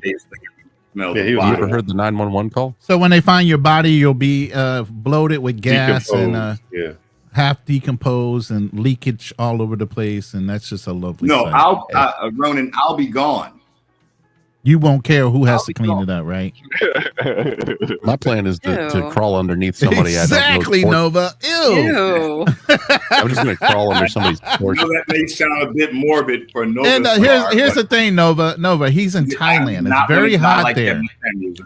It's very hot in Thailand. So you can imagine how fast your body will decompose. You guys bloat with gas and all this other stuff, and you'll start dissolving in his mattress. Talking all that shit. Do you have somebody that checks on you periodically? Do you have somebody that comes to your room and checks on you, like a cleaning lady or something? I wouldn't want to die like Kevin Samuels. Is my point. I'm making jokes, Nova Star. I really appreciate your input in this. But when you say die like Kevin Samuels, how is it that you die? Hey, Kevin Samuels had a chick with him. Yeah, he did. She called 911. Kevin Samuels was getting it in when he died. That's the best way to go for a man. What you mean? And he was changing the world. When you say you don't want to die like that, he touched a lot of people. So when you say, what do you help me out here, bro. Help me out here. I have a question. I was just saying, like the woman that was with Kevin when he passed, she called 911, and you can hear that she's doing chest compression. She's trying to keep them ticking. And that's the tape you heard. Yeah, the 911 call when the 911 operator pretty much put it on hold. Who's got the more you know button? Nova Star, I'd like to hear your input on how Kevin died. And I heard the same tape, and they weren't sending the paramedics, from what I understand. Wasn't that what we heard? Trippy? Yeah, they weren't sending the paramedics when they needed to. Perfect timing. Highly unusual. Perfect timing. Right as I sent that message. Your name, America Talk Live LA. Were you paparazzi? No, I was not. I had an internet radio station in LA. Okay. Yeah. All right. I was just right outside of LAX, across from the In-N-Out. Oh. In the Paradise building. Goodness, I know exactly where you were. I think I might have met you, Nova Star. Oh shit! I don't think so, but maybe you might have thought me running around out there. But the likelihood, I don't know. Oh my goodness! Leave my woman alone. I don't get like that. No, wait. Okay, I should clarify. You're already messing with a triangle. You might have come to the station before with folks who have insights and connections to Hollywood, because that's kind of who we had come through there. That's what I mean by that. Not like in some weird way. I apologize. No. Thank you. Yes, I did. It came across in a weird way, brother. I apologize for that. Yeah. I know you. I've been drinking and smoking too, and been thinking all alone in your four walls and waiting to blow out and die. My question is, I wish I could find this video, and I'll just give it a description of it. There's a little kid. The mom has a pot, and she says, "Hey, the pot is hot. Hand, the pot is hot." And the kid's not there. He said, "God damn, the pot is hot." And then he realizes. I say that to say this. We always talk about how Kevin Samuel said something. For years, people were saying, "Hey, this is wrong. Hey, this is wrong." And it wasn't until he screamed and said, "You crazy, you lunatic," that people listen. So is it sometimes do we have to say things in a non-conventional way for people to listen? Non-conventional? Like I gotta yell and scream and when they say it's not it's not how you say it, it's what you say. Yeah, sometimes you gotta get loud. If you've got any kids, then sometimes like, that's hey, spiciness. Don't do that. Yeah. Man, what's wrong with a little bit of spice once in a while? Why is everything gonna be candy coated? That's very true. That's very true. Like if I had a kid, and like a family member passed or whatever, I'd be like, "Let's go there. You're going to look at the casket. You're going to touch the dead body. You're going to know what it's like." No, I'm just kidding. I wouldn't be that mean. You know what I would do though? I would buy a bedroom set that's all sharks, right? And I would secretly put the bedroom set up in a kid's room without them knowing, and then I would show them the movie Jaws, and then I would send them to bed early. Trippy gas. So he could walk in the room and start screaming and be like, no, they're not real sharks. You're okay. You're a sick, cruel man, Trippy Cass. He is. Why do you think he's got a clown avatar? I'm so disappointed in you, my friend. It's just a joke. I wouldn't really do it. I mean, I don't think I know it. Look, let's put a climax to the end of the red pill thing here on. Okay, here's what I want to put out there. Amongst the fact that they're all a bunch of homosexuals, has anybody ever thought about that they're trying to get more access to more men, especially the men who go MGTOW? I always notice that the men who go MGTOW, they start going so MGTOW, they start going the other way, if you catch the drift. Yeah. So, you got to always remember that those gay men are women's. I said, hold up, wait a minute, something ain't right. There you go. Well, Miss Nova Star, I think MGTOW, though, they were doing that long before the red pill got real popular. So you always had those, men, some of the men, not all, but some of the MGTOW men going that direction, if y'all catch it. Brother, what's that? Brother, Go ahead, Darnell. What? Yes. So, but as far as the red pill, I just want to correct one thing. I don't think it's dead. Like you guys are saying, and you guys have brought up a few names from the Christian, the 80s Christian days of Swagger, like the Bakers, Copeland, right, Robert Tilton. Just like them, they're still around. And I mean, granted, they took their L's and lumps, but they're still around though. Like you turn on the 700 Club, they're still there. They're still grifting, and I think the same thing is going to happen to the red pill. They're not going to go anywhere. There's always, as long as you have disgruntled men, and I said this, I think the last time you guys had this topic, but just look at certain groups like the Klan. How many times have the Klan died? They've died like, I've lost count, but they always resurrect. And I think the red pill, it's going to be the same thing. It's going to be down now, but someone else is going to come up, almost like they reinvented the wheel.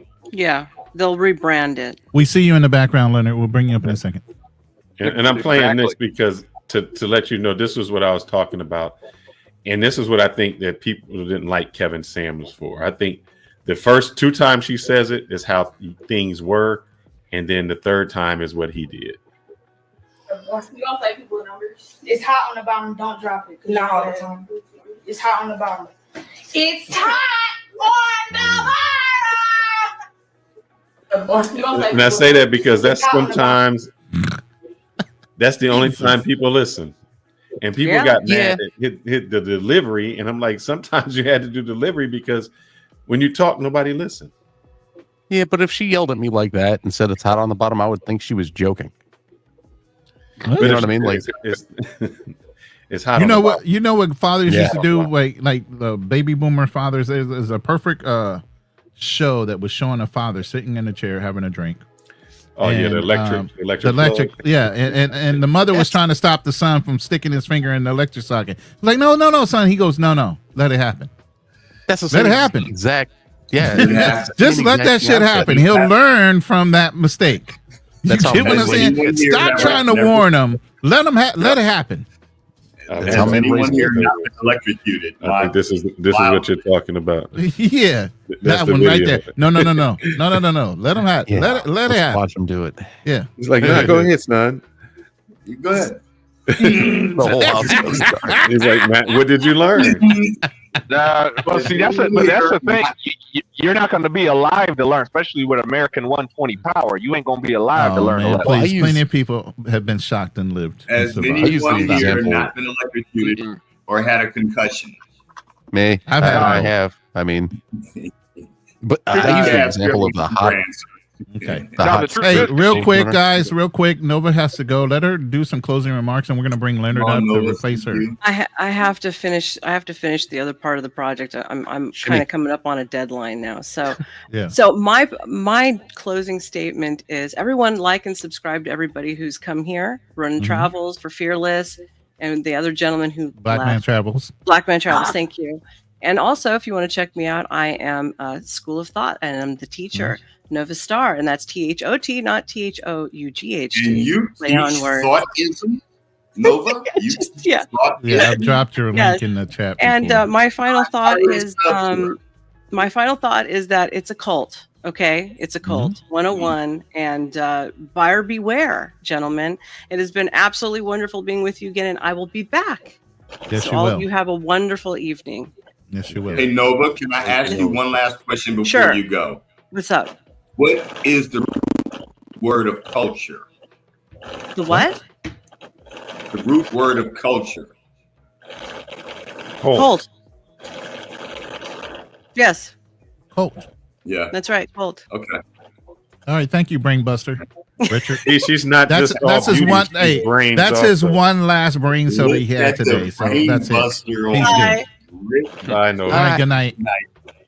Was someone sending a what is the noise in the background? Yeah.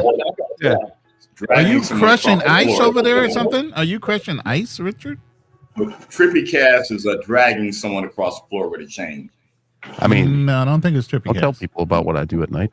Let's go ahead and welcome our next panelist, Leonard Ray.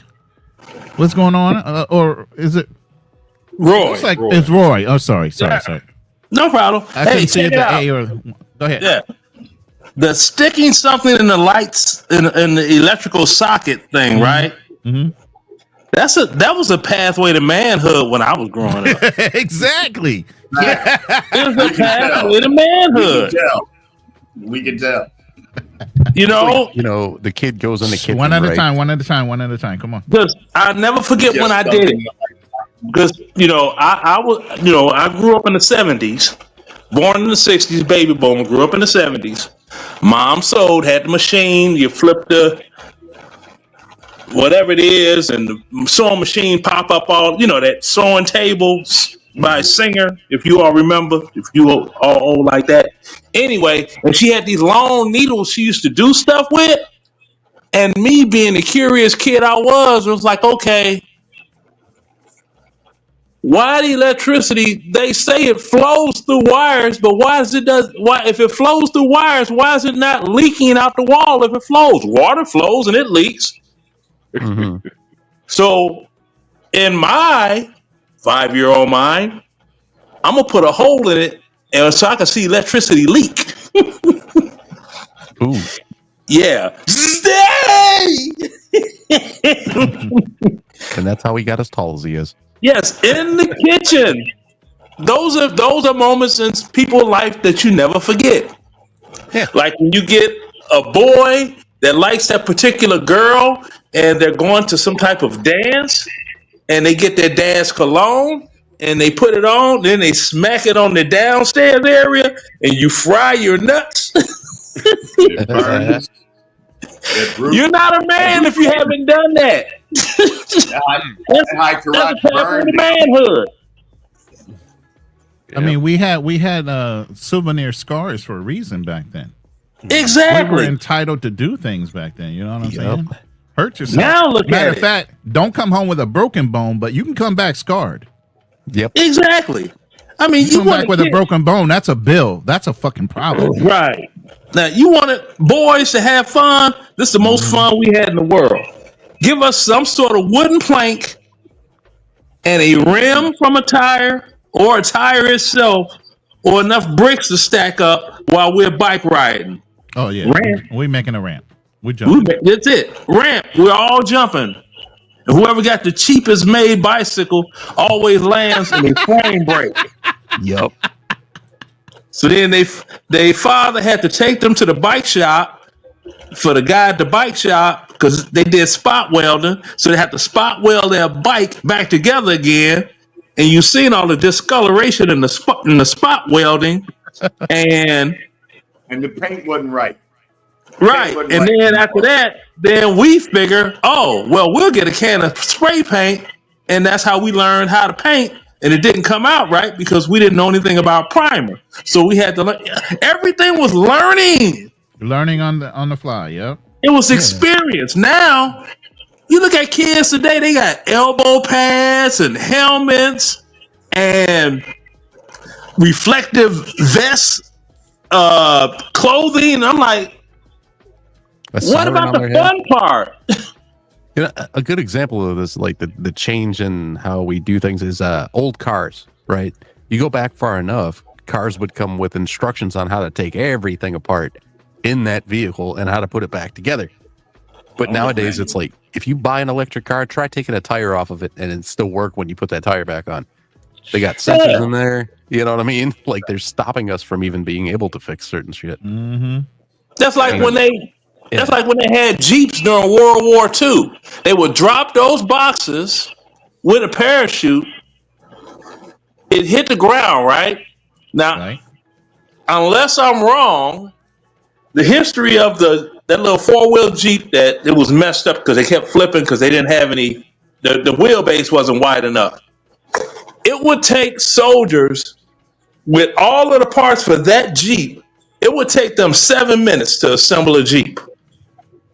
Should be something That's like that. outstanding. That's really quick. 7 minutes. Now, I would have to look it up to make sure it's like 7 or 17. It's somewhere along those lines. Either way, that's impressive.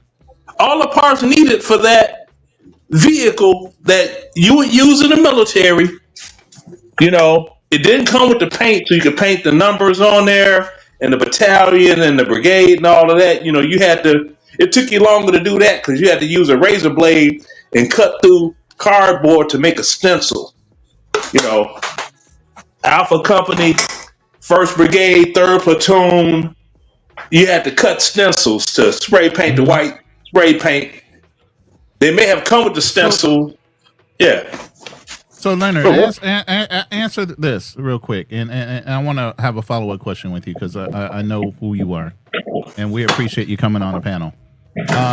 How do you feel? What was the deciding factor with the Manosphere and why it's failing or has already failed?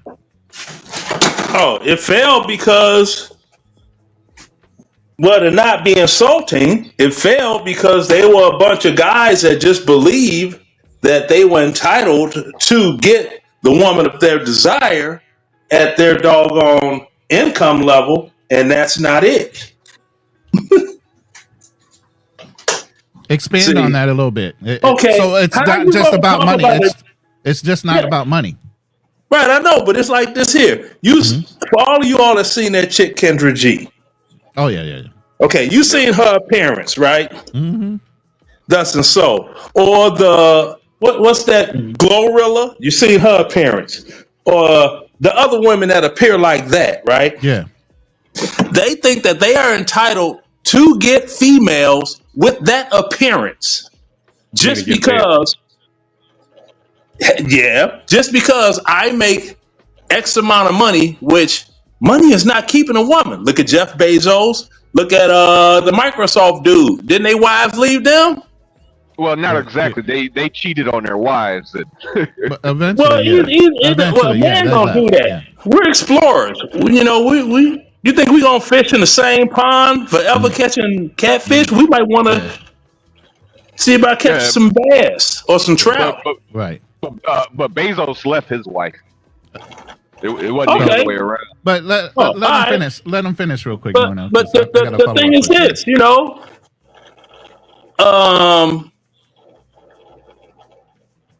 money will not keep a woman. Mm-hmm. See, women are changers. They're just innately changers. Right. I remember when I was a kid, I'd come home from school. My mom would be in the front room with my two sisters, and they were changing furniture all around. Right. And I'm sitting here like, what are y'all doing? Oh, the furniture been like this for 6 months.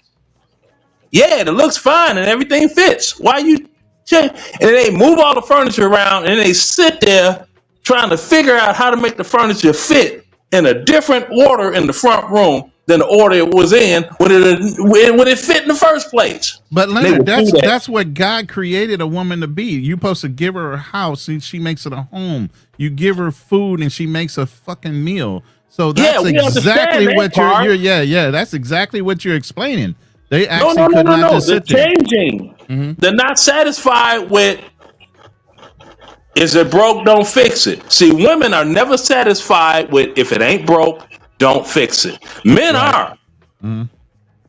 See, and I was telling someone earlier today.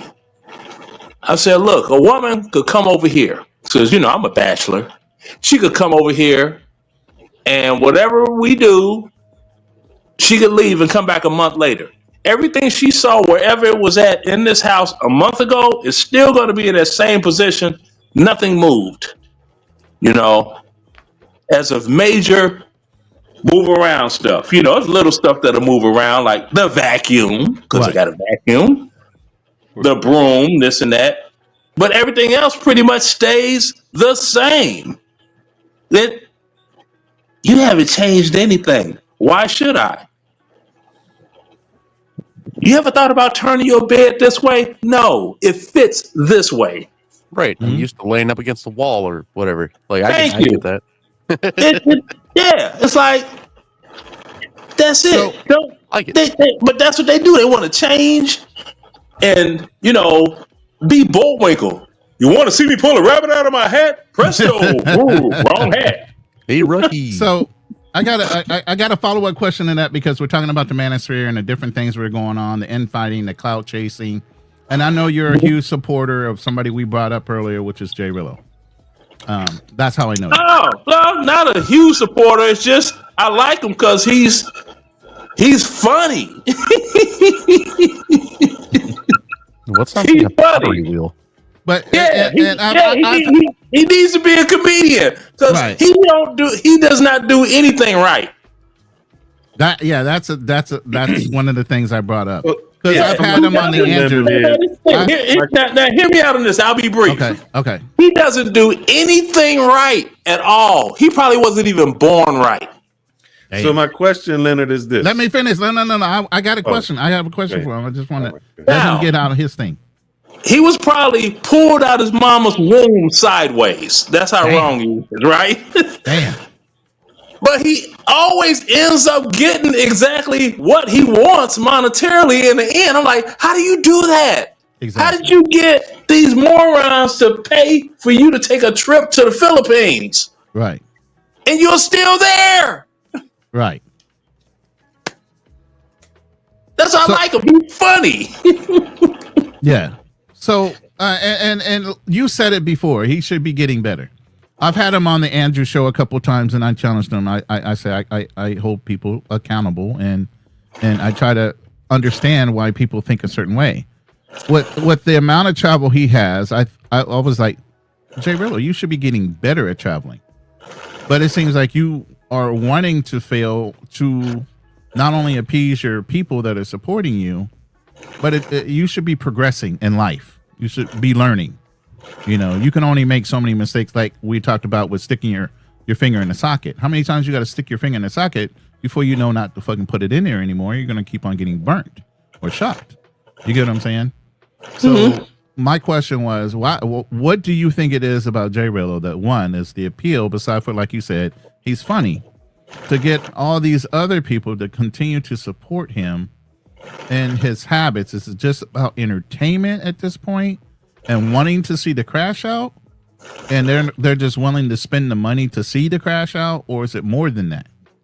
You just answered your own question. Well, I just want to hear from somebody that they are willing to spend the money to see the crash out. Then it was this other guy. He tried to put me on the spot for the first donation drive thing, and I was just like, dude, I'm not a little common ghetto hellion. I mean, I can hit him with 20. It won't hurt me. So I hit him with 20. I said, now you hit him with 20. Matter of fact, I'm going to hit him with another 20. And why don't you just cash out me 20 back? Then we both gave him 20. Just the front on that guy, right? Dude just smoothly disappeared. But that was all that was about. I didn't care if you made the trip or not.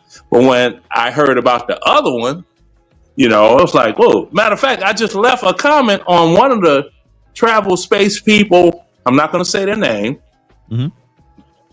On their video they posted up talking about Jay Rillo, wherever he's at right now, Thailand or whatever. He's in Thailand for now. And I said, you all are a bunch of drama queens. You all are supposed to be focusing on seeing other countries and getting wet. Right. And you all are focusing on drama with each other. I mean, are you all men or women? Inquiring mind wants to know. Yeah, which falls in line with what we're talking about with the Manosphere and why these guys always. I mean, don't think wrong with being out of pocket. Is being in denial. So go ahead, fearless. My question would be this to you, brother. Why support the most idiotic people of us when you can have other people that you can support that bring something good?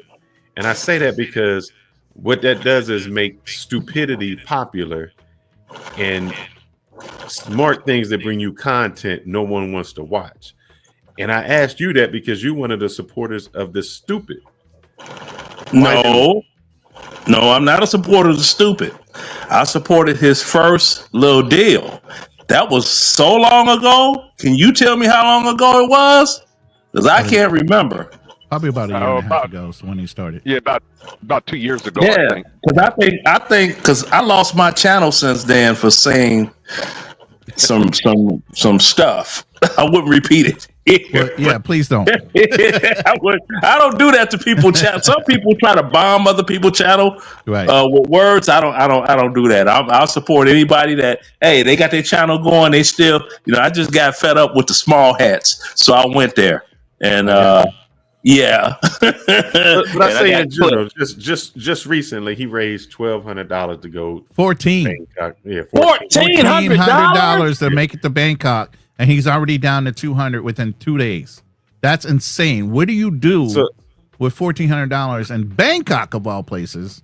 But you only have about 400 left. My question is, why are the people sending that money? I mean, what is it? I just want to see him be stupid. I mean, I want to see him get a girl. I'm trying to understand what it is I'm sending money for him to do. They want to see the crash out. They want to see him they want to see his confidence level go up to the point that he ends up in jail so they can laugh. Man, that's what it is. So I'm serious. They want, we as people support. Not we. Don't say we. Those type of people. Whoever they are. People. Yeah. It's a ghetto people thing.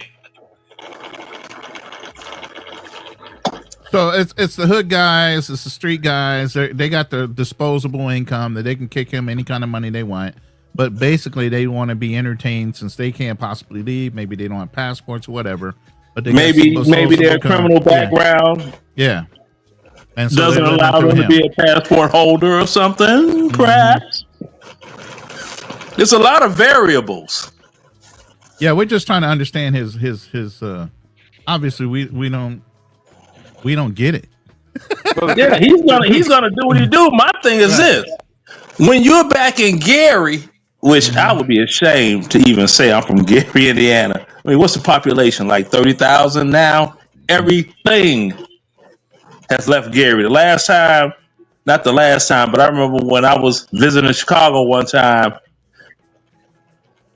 we went to some casino around there and I saw this bar and it was closed by the food and something department. I'm like, wait a minute. Y'all serve alcohol. How y'all closed by the the health department? What did y'all have up in there? A giant germ in the bathroom? Hi, my name is VD. Come in. It begs to wonder. Everything's in bottles and glasses. So how do you get the health department to shut you down? That's what I'm saying. Who has seen a bar shut down by the health department? How do you get the claps from a bottle of beer? Wow. You know what I'm saying? I'm like, this is yeah, it's mind blowing. But the thing is this, it's like when you get back, okay, where are you gonna stay and how are you paying your rent? Your life stuff. Because they're not donating money to him when he needs to pay rent. Right. Or he has a utility bill, but they'll donate him money to leave and go to all these different countries and crash out. Right.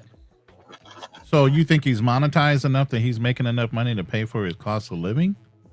No, he's not monetized enough. Look, it takes 10,000 views if you got a high CPM, I think that's what it's called. Right. It takes 10,000 views to make $100. Yeah. So y'all do the math.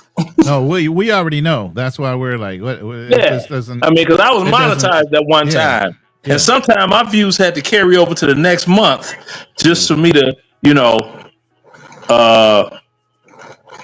make a couple of dollars. And, it paid like 2 months of my cell phone bill. Mm-hmm. That's about it. Right. Go ahead, Fearless. Fearless, did you have any other questions? No, that was just my question. It just surprises me how we are. And I think Richard, I know Richard, you talk about that pay for play, but that's how popular it is that you can have somebody like Jay Rillo get $1,200 for him to go somewhere for pay. 1,400. I'm sorry. That was 13 before that. I thought it was 1,000 myself, so I got it updated. He did it twice. He did 13 once, and then he did 14 the second time.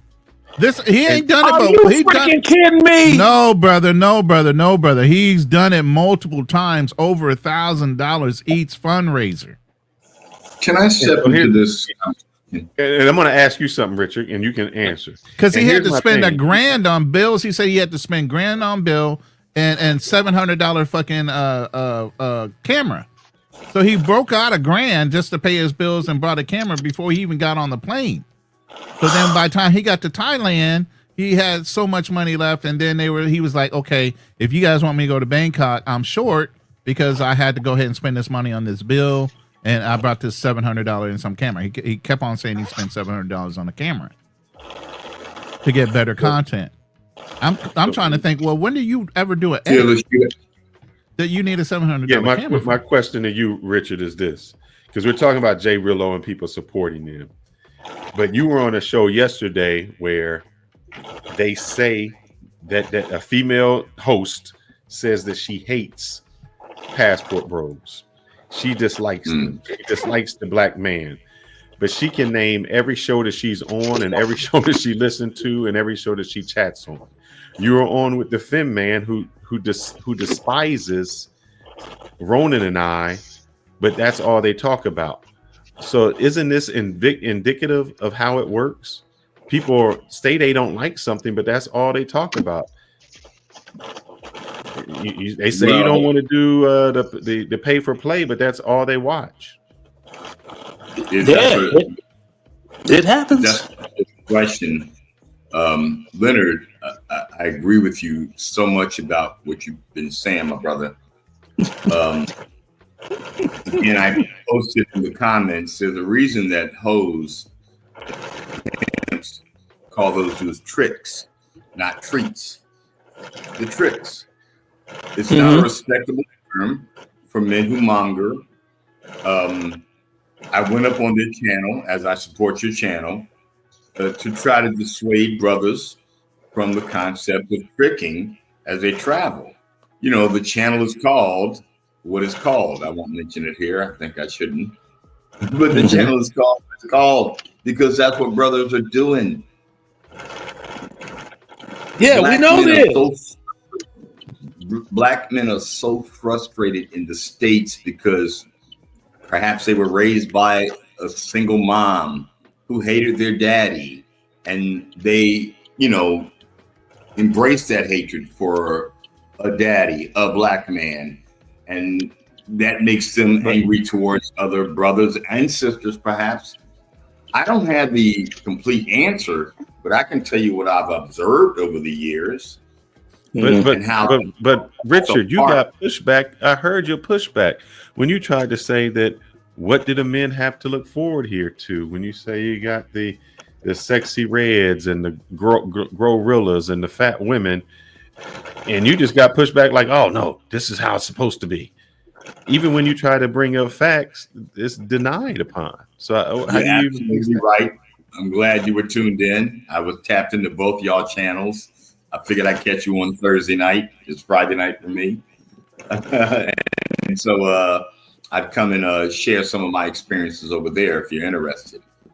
The sister who started that channel, to me, is she's on the wrong mission. To me, Chris, I understand where he's coming from. He's struggling to date women. I'd be very open with him to have this conversation with him on his channel and the other channel. He's struggling with women. You and the brothers who come up here are not. You kind of get it. That I mentioned on that channel yesterday that women in Asia don't look at sex the same way as women in America. Men in America put sex on a pedestal. I mentioned on that show yesterday, a pedestal is as much a prison as is any small place. So when men put women on a pedestal just for the sake of sex, men get trapped into this mindset of what's called nowadays a manosphere. I asked this question earlier in the chat. I don't know any brothers that I've ever met who wants to be around a lot of dudes all the time. I did that in my mid-teens. We had our gangs, but as we, evolved into our latter teens, we started like gravitating towards women. So the concept of a manosphere is so sus to me. When you look at trap music and all the guys with their shirts off and their pants hanging low, showing weapons, that's sus to me.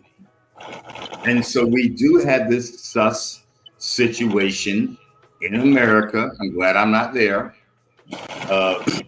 There are lady boys here, people who've kind of gotten past the whole sexual thing. But America is struggling with that. A black man, the easiest way to tear down a black man is to say that he was with another black man in a physical, dare I say, sexual way. Well, hold up. Because hold up, Richard. Then I got to call you on something. All of our leaders have been torn down. And y'all Richard, hold up. Richard, hold on. I got to for a call second. you on something because you praised the very person that tried to say that with me. And I'll say this. Yes, you do. You do fucking praise him all the time. I'll tell you who it is. What person? OB. Who? You. OB, you're such a great guy. You're this. And that's the same thing he tried. You, Richard, that's what you do. OB, you got wisdom and knowledge. Who? And that's the same. You're fearless. Come on, say the word. I said it. You praise OB. I do. And he said the exact same thing about me. He tried to demasculine me. And you know what for? I'm in Dallas.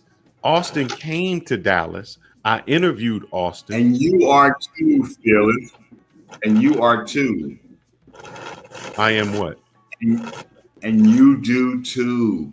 And I'd like to bring you brothers together because y'all would agree. What I'm saying is, but you just said, you too, bro. Hold up, listen. No. What you just said is the way we try to tear black men down is by trying to demasculate them by calling them gay. And I said that's the same thing your buddy that you praise so much, OB, does. Because when I said that when I interviewed Austin when he was here, he tried to say, "Oh, you're this year old and you shouldn't be doing this." And I said, "Man, you're dumb because you can learn something from anyone." I guess he wanted to drop. So Leonard, to let you know what I'm talking about is he'll be back. You know he got that bad internet. What I said is you can learn something from anyone. And so when Austin was here, what I learned from Austin was this.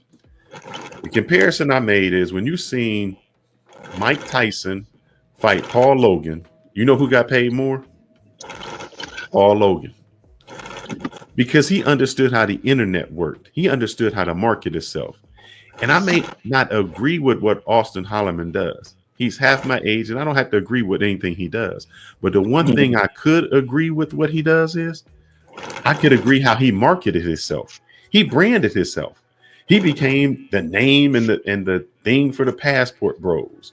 He's a young man that's living solely off of his YouTube.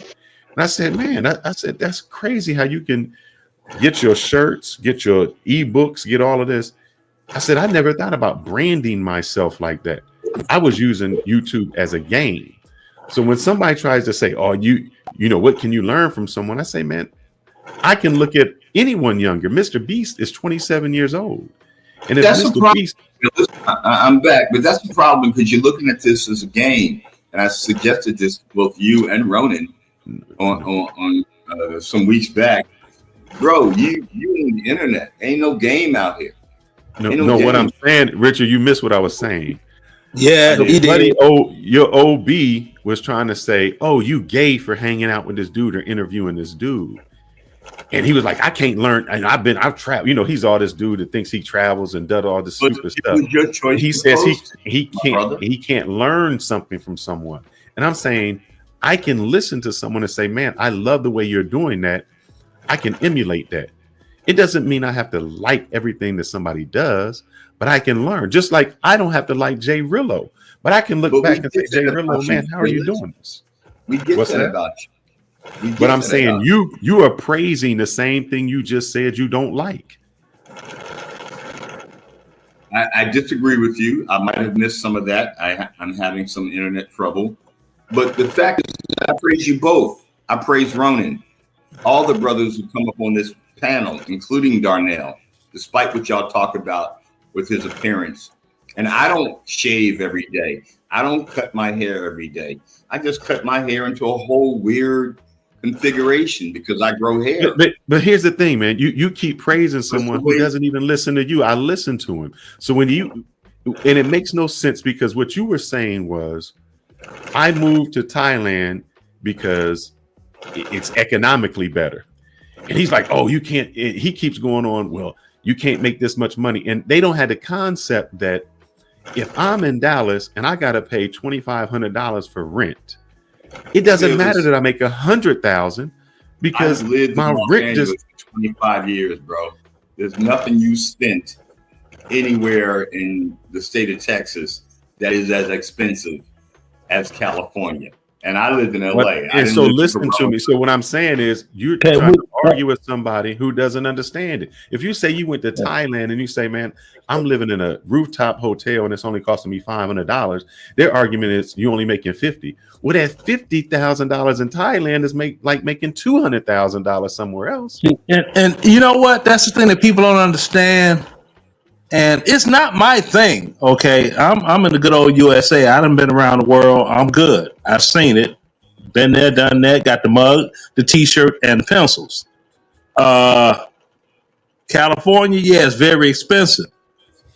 Texas, that state as a whole, the property taxes in Texas, if you're a homeowner, is higher than the national average, which means it's higher than in the state of California. Now it's ridiculous. It's hold on. Can I finish? $15,000. No, I'm agreeing with you, brother. It's like okay. Now hold on. Let me finish. It's the prices of the actual properties in California that is insane. There is no reason a doggone 1,500 square foot home should sell for $1.2 million in Compton. How? Something I don't know. Because it's California, Leonard. I know it's California, but I'm like, that is ridiculous.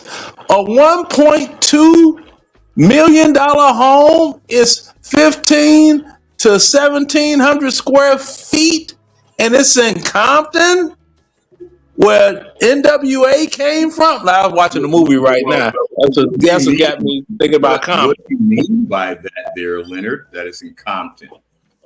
That's an historically black neighborhood. It don't matter about historically black. It's a ghetto. Wait. Oh, wow. You think that? I know that. I heard it changed a lot. Okay, hold. Okay. Now let me explain something. When people make music that reflects their reality that they see, right? No. Now, but go ahead. Okay, Facts. you can say no. Facts. You can say no all day long. Facts. Now, that's why rap is what it is. Gangster rap is exactly what it is. Hold tight. Let me get this out because this is a doozy. Now, you all are familiar with drill music, right? Very much. Yes. Okay. Do you know where drill music came from? Atlanta, down south somewhere. Where? Inglewood, South Side of Chicago, my old hood. Oh, it's trap music that comes from Atlanta. Trap music comes from Atlanta. Okay. See, I'm not a real rap guy, but I understood. Yeah, me either. But drill music, your Chief Keefs and the rest of them, Lil JoJo's, they're unaliving each other over lyrics and doing stuff like going to cemeteries and urinating on other people's loved ones' headstones and stuff like that. All of that comes from my old neighborhood. Okay. Now you get to talking about Larry Hoover, gangster disciple, ain't never getting out of jail. You can compare him to who was that dude out there that got lethal injection? What was his name? Real big buff dude. Yeah, the Grift. Made a movie about him. Jamie Foxx played him. Anyway, Tookie Williams. There you go. Yeah, Tookie Williams. Nah, Stanley Tookie Williams. He's comparatively the Larry Hoover of what? Chicago. And Larry Hoover is from where? Inglewood. Grew up down the street around the corner from Larry Hoover. That's my whole hood. Inglewood is a ghetto. It's a dump. Okay? Inglewood and Compton are brother and cousin or sister and cousin communities. Sad to hear you say that, Leonard. It's sad, but it's true. The least gangsterous person that came out of Compton was DJ Quick. You listen to his music. Sad to hear you say that. Listen to his music. Now you go over to the East Coast. They got a conglomeration that is of rappers that got together and made a song called Self-Destruction. That was in 1986. I'm headed for self-destruction. They were trying to warn urban Black America. Urban Black America didn't listen. So it went from that to, dope man,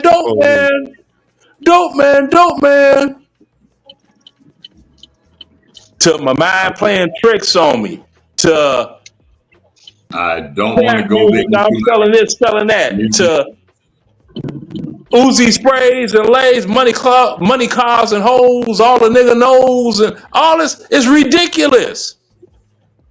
You never saw Luther Vandross and what was that other dude that dressed just like him? Did Jam Tonight? Oh God. Freddie Jackson. Yeah. You never saw Luther Vandross and Freddie Jackson beefing? They was too busy getting paid. They were beefing. They beefed. They beefed.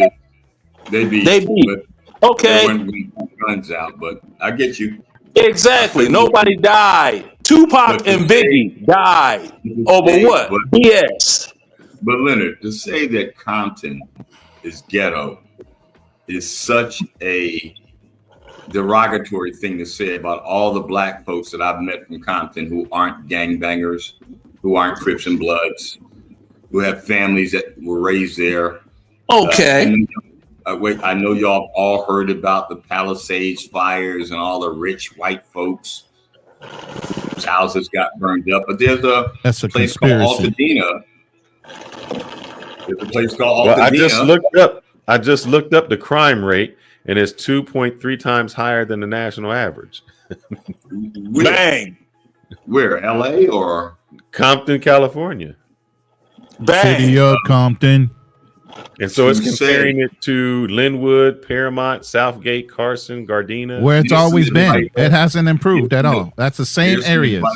Young brothers. And let me tell you something about the city I was born and raised in, Chicago. Let me get this out. Now I'll be brief. If you add up all of the unlifings of blacks, unlifing blacks in Chicago, add that whole sum together for 10 years, it surpassed the 100 years of blacks that were unalived during the whole 100-year Jim Crow era. Facts. Wow. Facts. That's why they call it. That's why they call it Chirac. That's what they call it, Chirac, because Chicago, in the same amount of time, had twice the amount of casualties as the Iraq War did during the Iraq War. That's why they started calling it Chirac.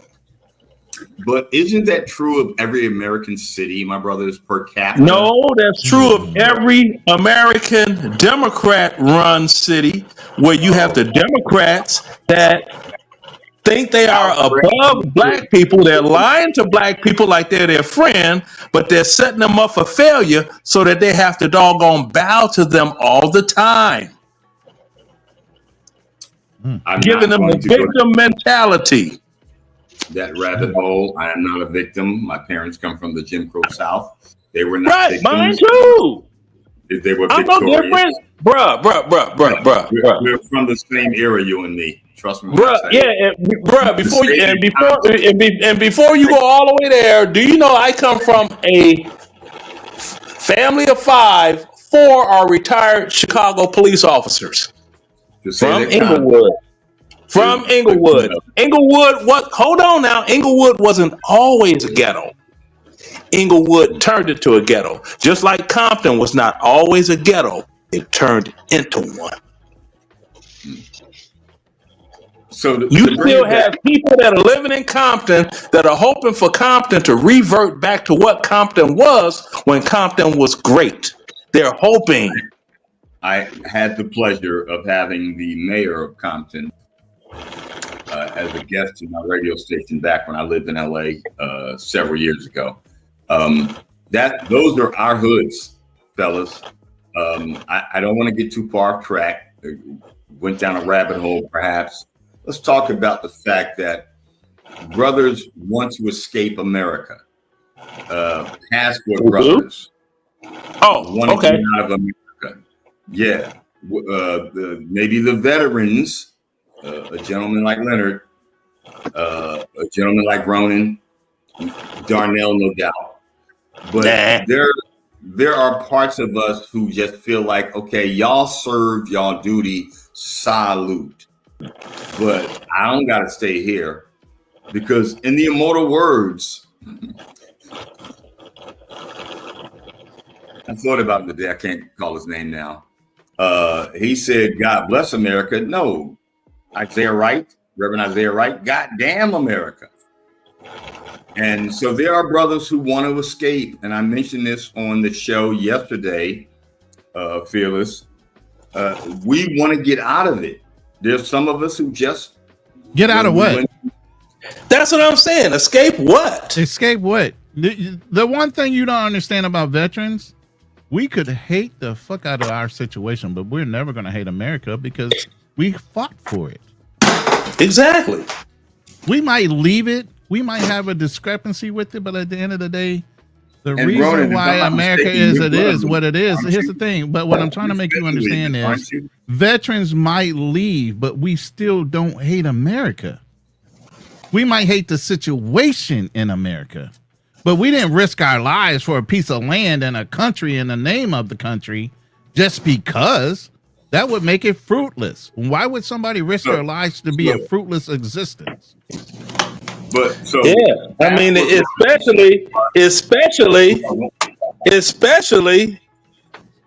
we who served in combat.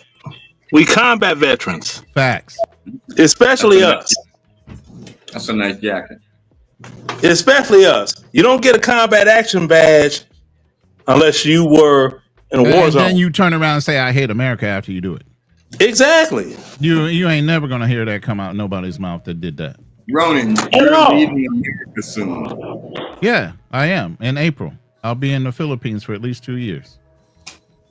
Yeah. I mean, that's how it is. It's like, now America is so great of a country that people can hate it and talk crap about it. But it's funny how many people never leave it though. Ain't it though? Mm-hmm. But you got how many?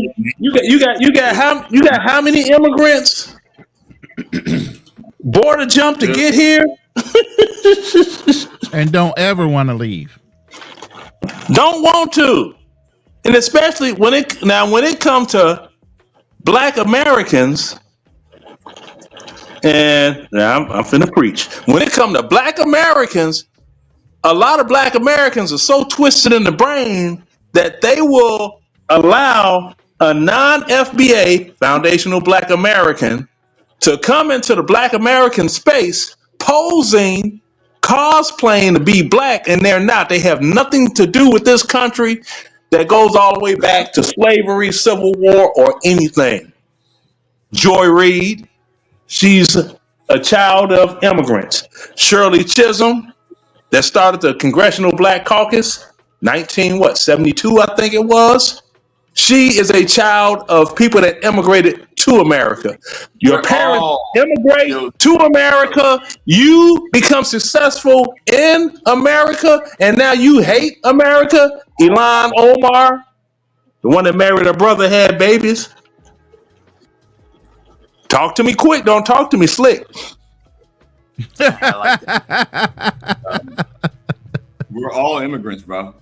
When it comes to bro, not bro, even. bro, bro, Don't even bro. try No, that. no, Don't even try that. Don't even try that one. Y'all are not immigrants? No. Leonard? Nobody is an immigrant. That family bloodline goes back 100 years. Hundreds of years. In order for you to be an immigrant, that means that you went from one place to another and established yourself at that place. That's an immigrant. So black people didn't do that. Is that what you're saying? Oh, so, well, where did the Europeans come from? Out of Caucasus Mountains in Germany? I said in America, we're all immigrants, my brother. How far are they? Hold on. Caucasus Mountains. How close are they to Sicily? How close are they to Sicily? You know Sicilians are black, don't you? Kinda ish. Sorta. Kinda. That's the reason those in France consider the Sicilians to be their N-words of the French people. Did you know about that? You're eggplants is what you are in Sicily. You're an eggplant. Darnell. And what color is the eggplant? I just certified. That's all I wanted to do. Right, but that's what I'm saying. Now they had them. I distinctly remember a commercial that was run by Dominic's grocery store, where as a black person, they had different people turn into produce. They had a black person, and it turned into an eggplant, and they made a big stink about it, saying it's racist. And they took that commercial down and reshot the whole commercial. AT&T did the same thing back in the late 70s, early 80s when it came to early cell phone service. And they represented Africa with an ape. We know these stories. We should. My point being, I want to get back on track. Passport bros, guys like Austin Holloman, guys like BMT, the other BMT, guys like Richie Mack, they're just wanting to express the fact, in my belief, as an expat, living abroad, that there's something possibly better. And I cannot begrudge them for that. Right. Can't be mad at them for that. I wouldn't either. It's better for them. Where would I rather live? Here on the outskirts, like 40 minutes outskirts of Atlanta, or would I love to live in the city of Chicago? This is better for me. This is better for me. All the time I've been on the stream, you haven't heard one gunshot. I can guarantee you. It's 1:25 a.m. in Chicago, and it's getting lit up. It's Friday night, Saturday morning. It's getting lit up. And Richard, I'm with you. I don't begrudge them guys. I think that can show something that people have never done. That's why I can't understand on those other channels that's what they talk about so negatively. And I'm like, you're talking about guys that have just gone and they've traveled. They've seen more countries than most of the people have to, especially at that young age, and not being in the military, just doing it without military, traveling with the military. Yeah. So. But I'm for that. You're young. Have fun. Live your life. But just remember, you have to get yourself set up in something, whereas you have funds that are going to take you through your golden years. Don't forget about that, because it's like this here. No, you don't. Huh? No, you don't. You don't? You don't need funds to take you through your golden years? It'll work itself out, brother. No. That's a wrong answer. Yeah, that's wrong, brother. Nothing just works. Nothing just works itself out. Yeah, it does. No, it does not. Explain that to me, because there's a lot of people. Yeah, please tell me. It's going to work itself out. I need to understand how you were in Thailand. No. He lives in Thailand. So why are you in Thailand if you didn't have to move over there because of income? I didn't have to move over here because of income. I chose to move here because of income. because my dollar goes further. I lived in LA. But if you didn't have to worry about it, and by predetermination, we're going to have money. I hear you. Good question. But I lived in LA for 25 years. 25. I never paid less than $1,800 a month in the entire time I was there. Period. And this is back from 99. So you can't talk to me about cost of living and how to figure out where you should land to make things work out for you, because you're not here yet. No one on the panel, perhaps other than Leonard, is here yet. Don't single me out as I'm the only one that is here, because I'm quite sure some of these other brothers that's on here, they are where they want to be. What are you discounting that I have not affected? They are where they want to be financially and living their lives. Hey, so Leonard, that part, my brother, where they want to be living their lives. And what do you have at all? I've asked Fearless and Ronan, what do you got left? You just got your life. You might have a child, Fearless does, a baby. Ronan, he got grown kids. This is all we got left. So the path for bros. Don't put me in your box. Please don't put me in your box. I am not willing to go in that box. Well, the thing is this, you have to have money to sustain yourself. And as we age, we start having, well, not start having, because I messed up my own, I messed up my own joke. It's somebody I met when I first got old, and their name was Ailment. You know, and they would tap me on the side and the shoulder, and I'm like, what the hell? How you get in my house? Who are you? Hi, my name is Ailment. You're old. Now you're going to be hanging out with me. You get ailments when you're old. I got ailments right now. I got to go into the VA hospital on the 24th of next month to get some stuff done. I got a box of, I got to take stuff over here that they done sent. I'm like, oh my God, because we have to put you under and we gotta, okay. So ailments, when you get old, ailments. Now, can you imagine if I was relying on YouTube totally in some other country and I've got ailments? How am I gonna get that taken care of medically? I'm definitely not gonna get it taken care of in the United States. And just think about this, as you will. The rapper, the late great Eazy-E, went into the hospital with a chronic cough. 30 days later, he was in the upper room. Yeah, I'm not Eazy-E, bro. Yeah, I'm not Eazy-E. And I know you're not. I'm just, bro. I'm not saying anybody is Eazy-E. What I'm saying, bruh, I'm making a point of a person that did not get regularly checked out at any type of medical facility, at least go once a year. They weren't doing that.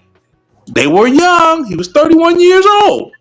You know, when you're young, you think you're invincible. You're never going to get sick. The last thing on your mind is health insurance. It's like, I don't get sick. I get broke. I wrap it up with some duct tape and a stick, and I keep on pushing. I'm tough. That's the young folk mind. Eventually, your ass is gonna get old like me. And when your ass get old like me, shit's gonna start happening. Let Richard go real quick. Go ahead, Richard. To my good brother Leonard, I'm not on any medication. I don't go to doctors. I'm healthy. I have ways that I treat myself when I have issues. And you know, one of the most important lyrics I heard from Damian Marley, man, I healed them broken bones in the mud with wet mud, meaning that we know how to heal ourselves. So for me, I don't confront those issues like about getting old. I still feel invincible at 67. I'll be 68 this year. I still feel invincible. Not like anyone on the panel, younger than me. I think most of y'all are. to challenge me on. I mean, well, that's a beautiful thing. Are you getting your colonoscopies to get checked to make sure that you don't have what has been wiping black men out, colon cancer? Does anybody want to hear my answer? Yeah.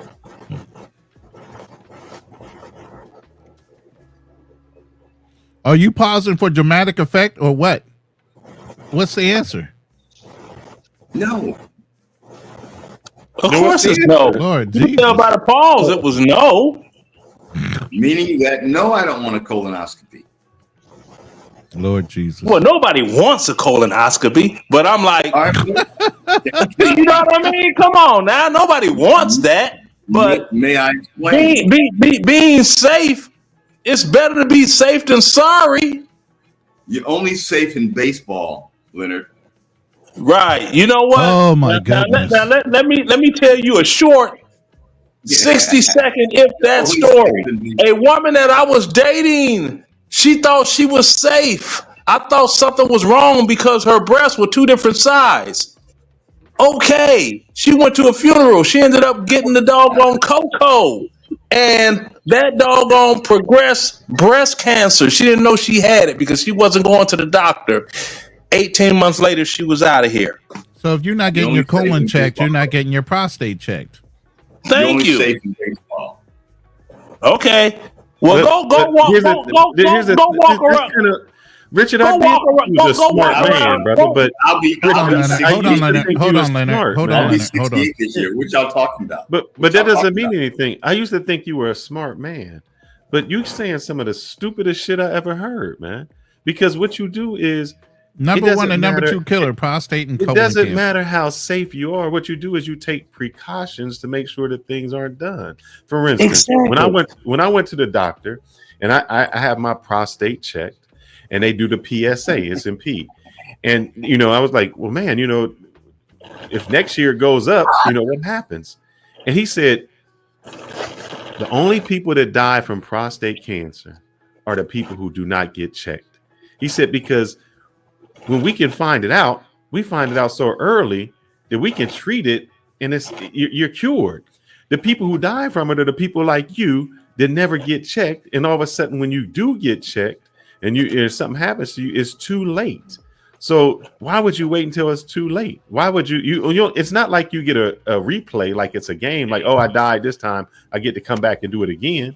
You got one I've life. had 3 high elevated PSA tests. Jeez. In 4 years. Up in your guts. All up in your guts, huh, Ronan? That's just in the pee cup.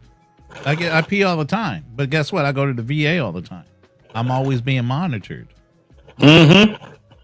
And see, I am so fickle with it. Say if I was to get up right now and I stub my toe on the end table.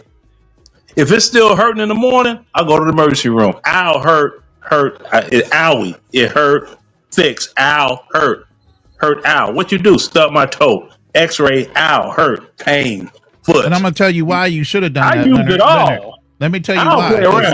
When I was a teenager, I stubbed my toe. I limped around on it for almost 2 weeks until it started to heal itself. But I literally broke my toe. Mm-hmm. And walked around on it like it wasn't nothing. Yeah, my hand was slammed in a door, right? I let it heal itself. Do you know that if I could put my thumb up like this, and if I turn it back, it'll be a 90-degree angle? No one's thumb joint's supposed to bend at a 90-degree angle. But that's what happened. Why? Because I was young, I was dumb, and I was invincible. I'll just tape it up. It'll be all right. Is Leonard younger than me? Yes, I am. I'm 62 years old. Jeez. Yeah. You'll be all right. You're going to be all right. I know I'm going to be all right. Yeah, you'll be all right more than you. But fellas, it is 4:18 time for the live, and we're going to shut this down. So we want to have closing comments from the people on the panel, and we'll do it in reverse order. Leonard was the last to join. So Leonard, you can be the first to give your closing remarks. And then we'll go ahead and shut that down. We appreciate you joining the live, by the way, brother. For real. Take care of yourself, right? And for the veterans, keep an eye on things as of that jab, because if it's deemed to be a toxic substance, you can go back and you can get your doggone, you'll get at least 10% out the deal. Because the main goal is to have these license plates on your car. Facts. Yeah, I need that. Those license plates mean you don't pay property taxes. And if you go to get a new vehicle, you don't pay sales tax on the vehicles. A lot of perks that comes with that 100%. Okay. And for the veterans that are over the age of 53, whatever rating you have, it cannot be dropped for any reason. So do not believe them if they say, I'm permanent in total anyway. See, that's what. See, we in the same club. Utilize that. Utilize all of that health care and everything. Now, as of the travel bros doing what they do, okay, cool. Austin Holloman, I applaud him. He's young. He's living his life. He's having fun. He's not 30 yet. If he does not get into a doggone career that comes with a pension by the time he's 35, 55, you got 20 years in, you got your time. Normally, people retire from their careers at 57, 58 years old and be like, I'm just going to kick back and wait on my Social Security to kick in. You see what I'm saying? That's important.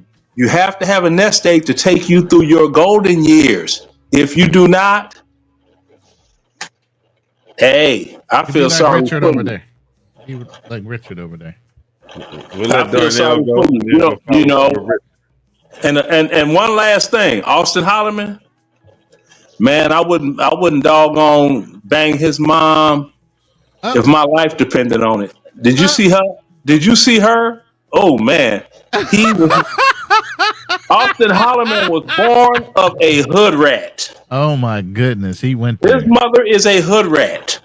Wow. She is, and she's in my age caliber. It's been here like, you are by Felicia all day long. Damn. Real talk. I'm done. Thank you, Leonard. Appreciate you, brother. Richard or Darnell, go, and then Richard. 1 minute. I don't want to put you on the clock. sir. Go ahead, Darnell. Yes, sir. I just want to say thank you for having me. Always a pleasure, gentlemen. And Appreciate you sponsoring the show. Jesus Christ, man. Oh, of course, man. Anytime, bro. You know I gotta support you, man. You know what I'm saying? I appreciate that. Thank you. Yes, It's going sir. towards my Philippines fund. I'm gonna start acting like Razor Ray. That's my Philippines fund. There you go. There you go. But, you know what I'm saying? And Ronan, I just also want to say thank you, you know what I'm saying, for helping me out behind the scenes and things of that nature. I really appreciate it. Oh, that's I really no do. big deal, bro. You know me. I keep that Yes, low sir. key. I don't even talk. I know. I just had to say thank you, though. You're welcome. Anyway, but just to say, I just wanted to get on the topic or close on the topic. As far as the red pill goes, the red pill, like I said, there's good things, there's bad things about it. My opinion, I think the problems are the people that consume the content. It's because I wanted to ask the panel earlier today about did they feel that it was the creators, or is it the fault of the creators, or is it the people that listen to it? Are they really listening to it, or are they just looking at, say, in the Fresh and Fit?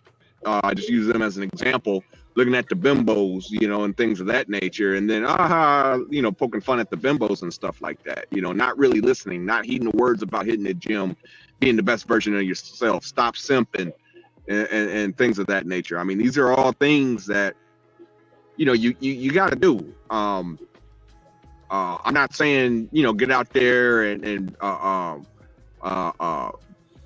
bang. One of the things I don't believe in Fresh and Fit about is banging. You got to bang 50 women before settling down. I think that's kind of stupid, because I mean, going out there having sex, that don't make you a man. You know what I'm saying? So, and who's to say, you're not going to find the right one at, say, I don't know, 10, or whatever number. But, as far as the red pill goes, I understand right now they're doing bad, but the truth is, I don't think it's going to go away. It's going to come right back. As long as you have disgruntled people or people that feel like they're left behind, there's always going to be a movement. There's always going to be some leader. I mean, just think of when the Klan collapsed. You had David Duke came out and he rebranded the Klan and this and that. 2017, I think it was. They said Klan memberships were back on the rise. So kind of like the Klan, I think the Manosphere, I think eventually they're going to rebrand and they're going to probably come back as probably bigger than what they were the last time. But yeah, they got to stop. I think overall, and I said it earlier in the super chat, was the accountability. They need to start taking account. The leaders of the Manosphere need to start taking accountability. You can't hold women accountable, hold everyone else accountable, and then here you are getting dating Asian hookers, getting them pregnant, dating all these models, and even you skipped over all of South America and went right to Asia, man. I don't like you. Well, I was making a reference to. I was making a reference to Fresh, Fresh part of the Fresh and Fit crew. Oh yeah, the Chinese chick. Yes, that's who I was referring to. You can't be a high value man and banging, pros. I mean, anybody can go get a pro. Having the 3 or 4 had a white woman up there. Everyone knows she and she even advertises her services that she charges men $3,000 a night to be with her. And here you are making videos of you and her going into a hotel room together. It's not society. And I wanted to say this, to Fresh and Fit. It's not society that or the Matrix or whatever you want to call it that's bringing you down. It's yourself. No one's telling you to get on that religious demographic, hate on that religious demographic, causing you to be demonetized. No one's holding a gun to their head telling them to do that. They're doing it anyway. And the sooner they take accountability, start taking their own medication, I think the better off they're going to be. Okay. Thank you, Darnell. Richard? All right. No, I've got so much to say, but I'll try to keep it brief. Can you? I'm not sure, Ronnie. I mean, you're so used to being over in that fembot room. I mean, I'm sorry. Hey, before he does male feminist. Before you go, Richard, this is what I learned how to do, just so you understand. Yes. I just go there because I understand that you need to make lemonade out of lemons. So every time I go, if you haven't checked out my latest video, so you can see what I make for them, share some knowledge and maybe crack a few jokes. But with every podcast, it was always that one person. You know the type, the anonymous avatar, usernames like FemCell, OB32, chiming in with, "Oh, he just Clout." Talk about this first.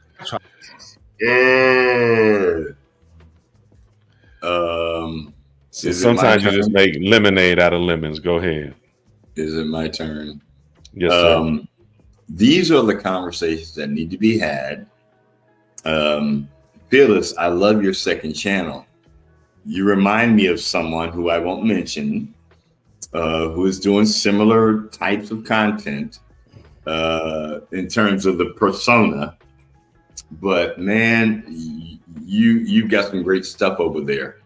And to some of the conversation y'all had earlier about the fact that the positive stuff doesn't float to the top, that's YouTube. Welcome to YouTube. Yeah, I know you guys already know that. You're doing way more than I'm doing. I gave up because it just wasn't worth the effort for me to create my own persona and content to give it to them to pay me pennies in response. That's YouTube. I've been to their campus in Los Angeles on multiple occasions as a YouTube partner. They're stealing from all of us. They're taking all this content. It's the only reason they exist. But all of that aside, the fact is that Passport Bros are tapped into that money stream. YouTube is a money stream. Let's accept that. And everybody who comes up here, with some exceptions, are all wanting to at least sip off that money stream. Get a little, shot from that money stream. It's all good. What you guys are doing are the necessary conversations that need to be had, in my belief. That's why I come up and want to support. And I'm here for you every time. But the Passport Bros are doing a fizzle. Just what it is. And, you can begrudge them or not, but let them do their thing. Respect to Austin Holloman. The kid is growing up right before our eyes, traveling the globe in his mid-20s when his frontal lobe isn't even evolved yet. I get that you guys have traveled. I live abroad too. But in the end, the fact of the matter is, these are stories that need to be had for us as ADOS and FBA to understand that America ain't all that is cracked up to be. It ain't everything. And that there's so much more beyond America that can fulfill your life and your life goals. As a human, I came to Thailand to not be black anymore. I came to Thailand not to even be noticed. I just wanted to be somewhere where I could be a nobody and walk the earth. That's my thing. So when I come up, I come from that perspective. You didn't just give us a closing for Kung Fu, did you? Probably. Quite possibly. This nigga said, I want to walk the earth. What the fuck? Okay, Kung Fu. And a no thing. And a no thing.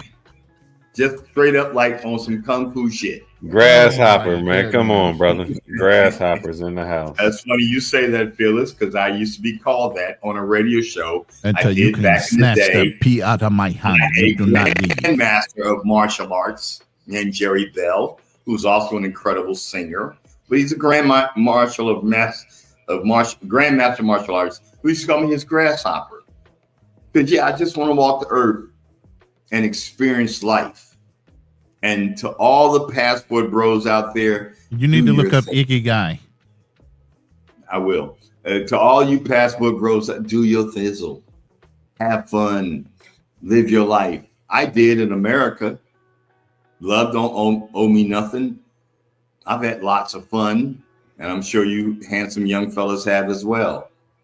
So I won't begrudge them, and I hope you won't in the future. They're living their lives.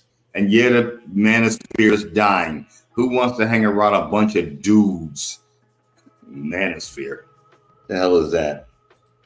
I'll leave you with that. I'm going to put it in park right there. That's my big Buick 225. Then I'm going to put in park for you. And thank you, brothers. I appreciate y'all, man, so much. This is a highlight of my life. You know that, right? Yes, sir. Well, obviously, if you're staring at four walls, it is pretty much a highlight of your life every time you get on. I'm staring at four walls, man. It's lots to stare at. Yeah, Ronan. You know. Go ahead, Ronan.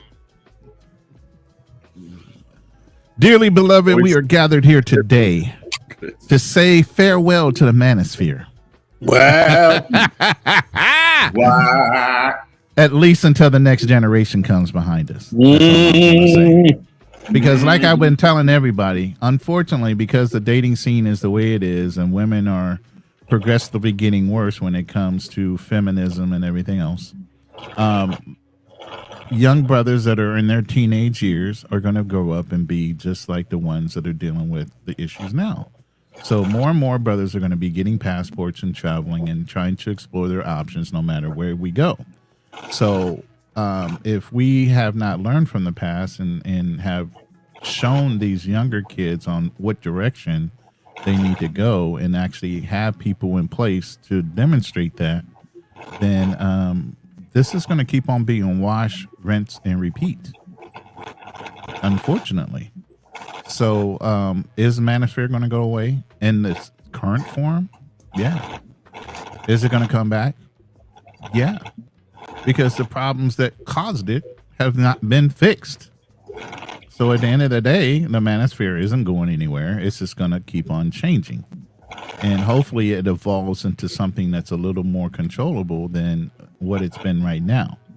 And right now, I don't see any leaders that are doing that. You know, as much as we try to get the attention in these rooms, as you can see how many people come in here, but you got J Rillas of the world and other panels that are 400 or 500 strong. So those are the thought leaders right now when it comes to those younger ones growing up. Those are the ones that are being looked up to. You know, like I said, we can only reach one, teach one. We can go in those dark rooms, shine a light, and see the ones that want to come out.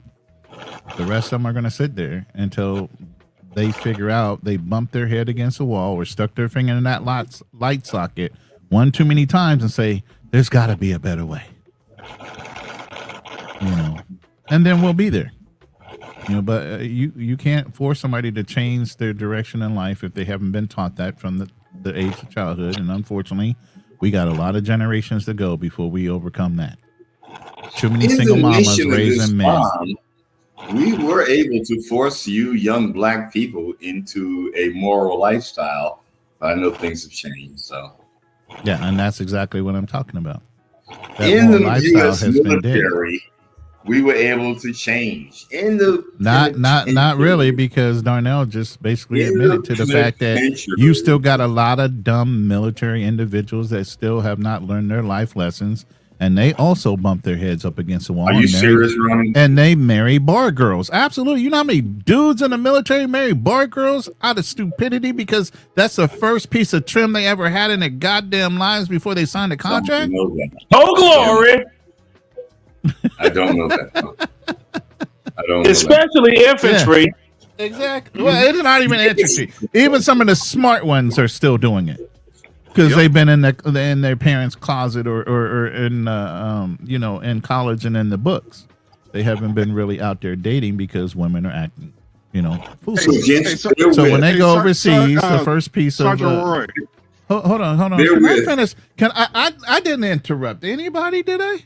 Oh, I did. Go ahead. You did. Go ahead. I just want to ask Sergeant, since we got Sergeant Rory here, I just wanted to ask him a question. Like, how many times did you counsel your No. God damn, man. We've been saying we're gonna do closing statements at 4:00. It's 45 fucking minutes on a closing statement. I can't keep doing this, man. God damn. I'm sorry to do this, man. These lives are only supposed to go 2 hours. You know he has a baby. Listen. You guys do realize he has a brand new newborn. So that baby stays up in the middle of the goddamn night. I don't understand, man. This ain't statements y'all got. Save that question for next time. Yes, sir. Will do.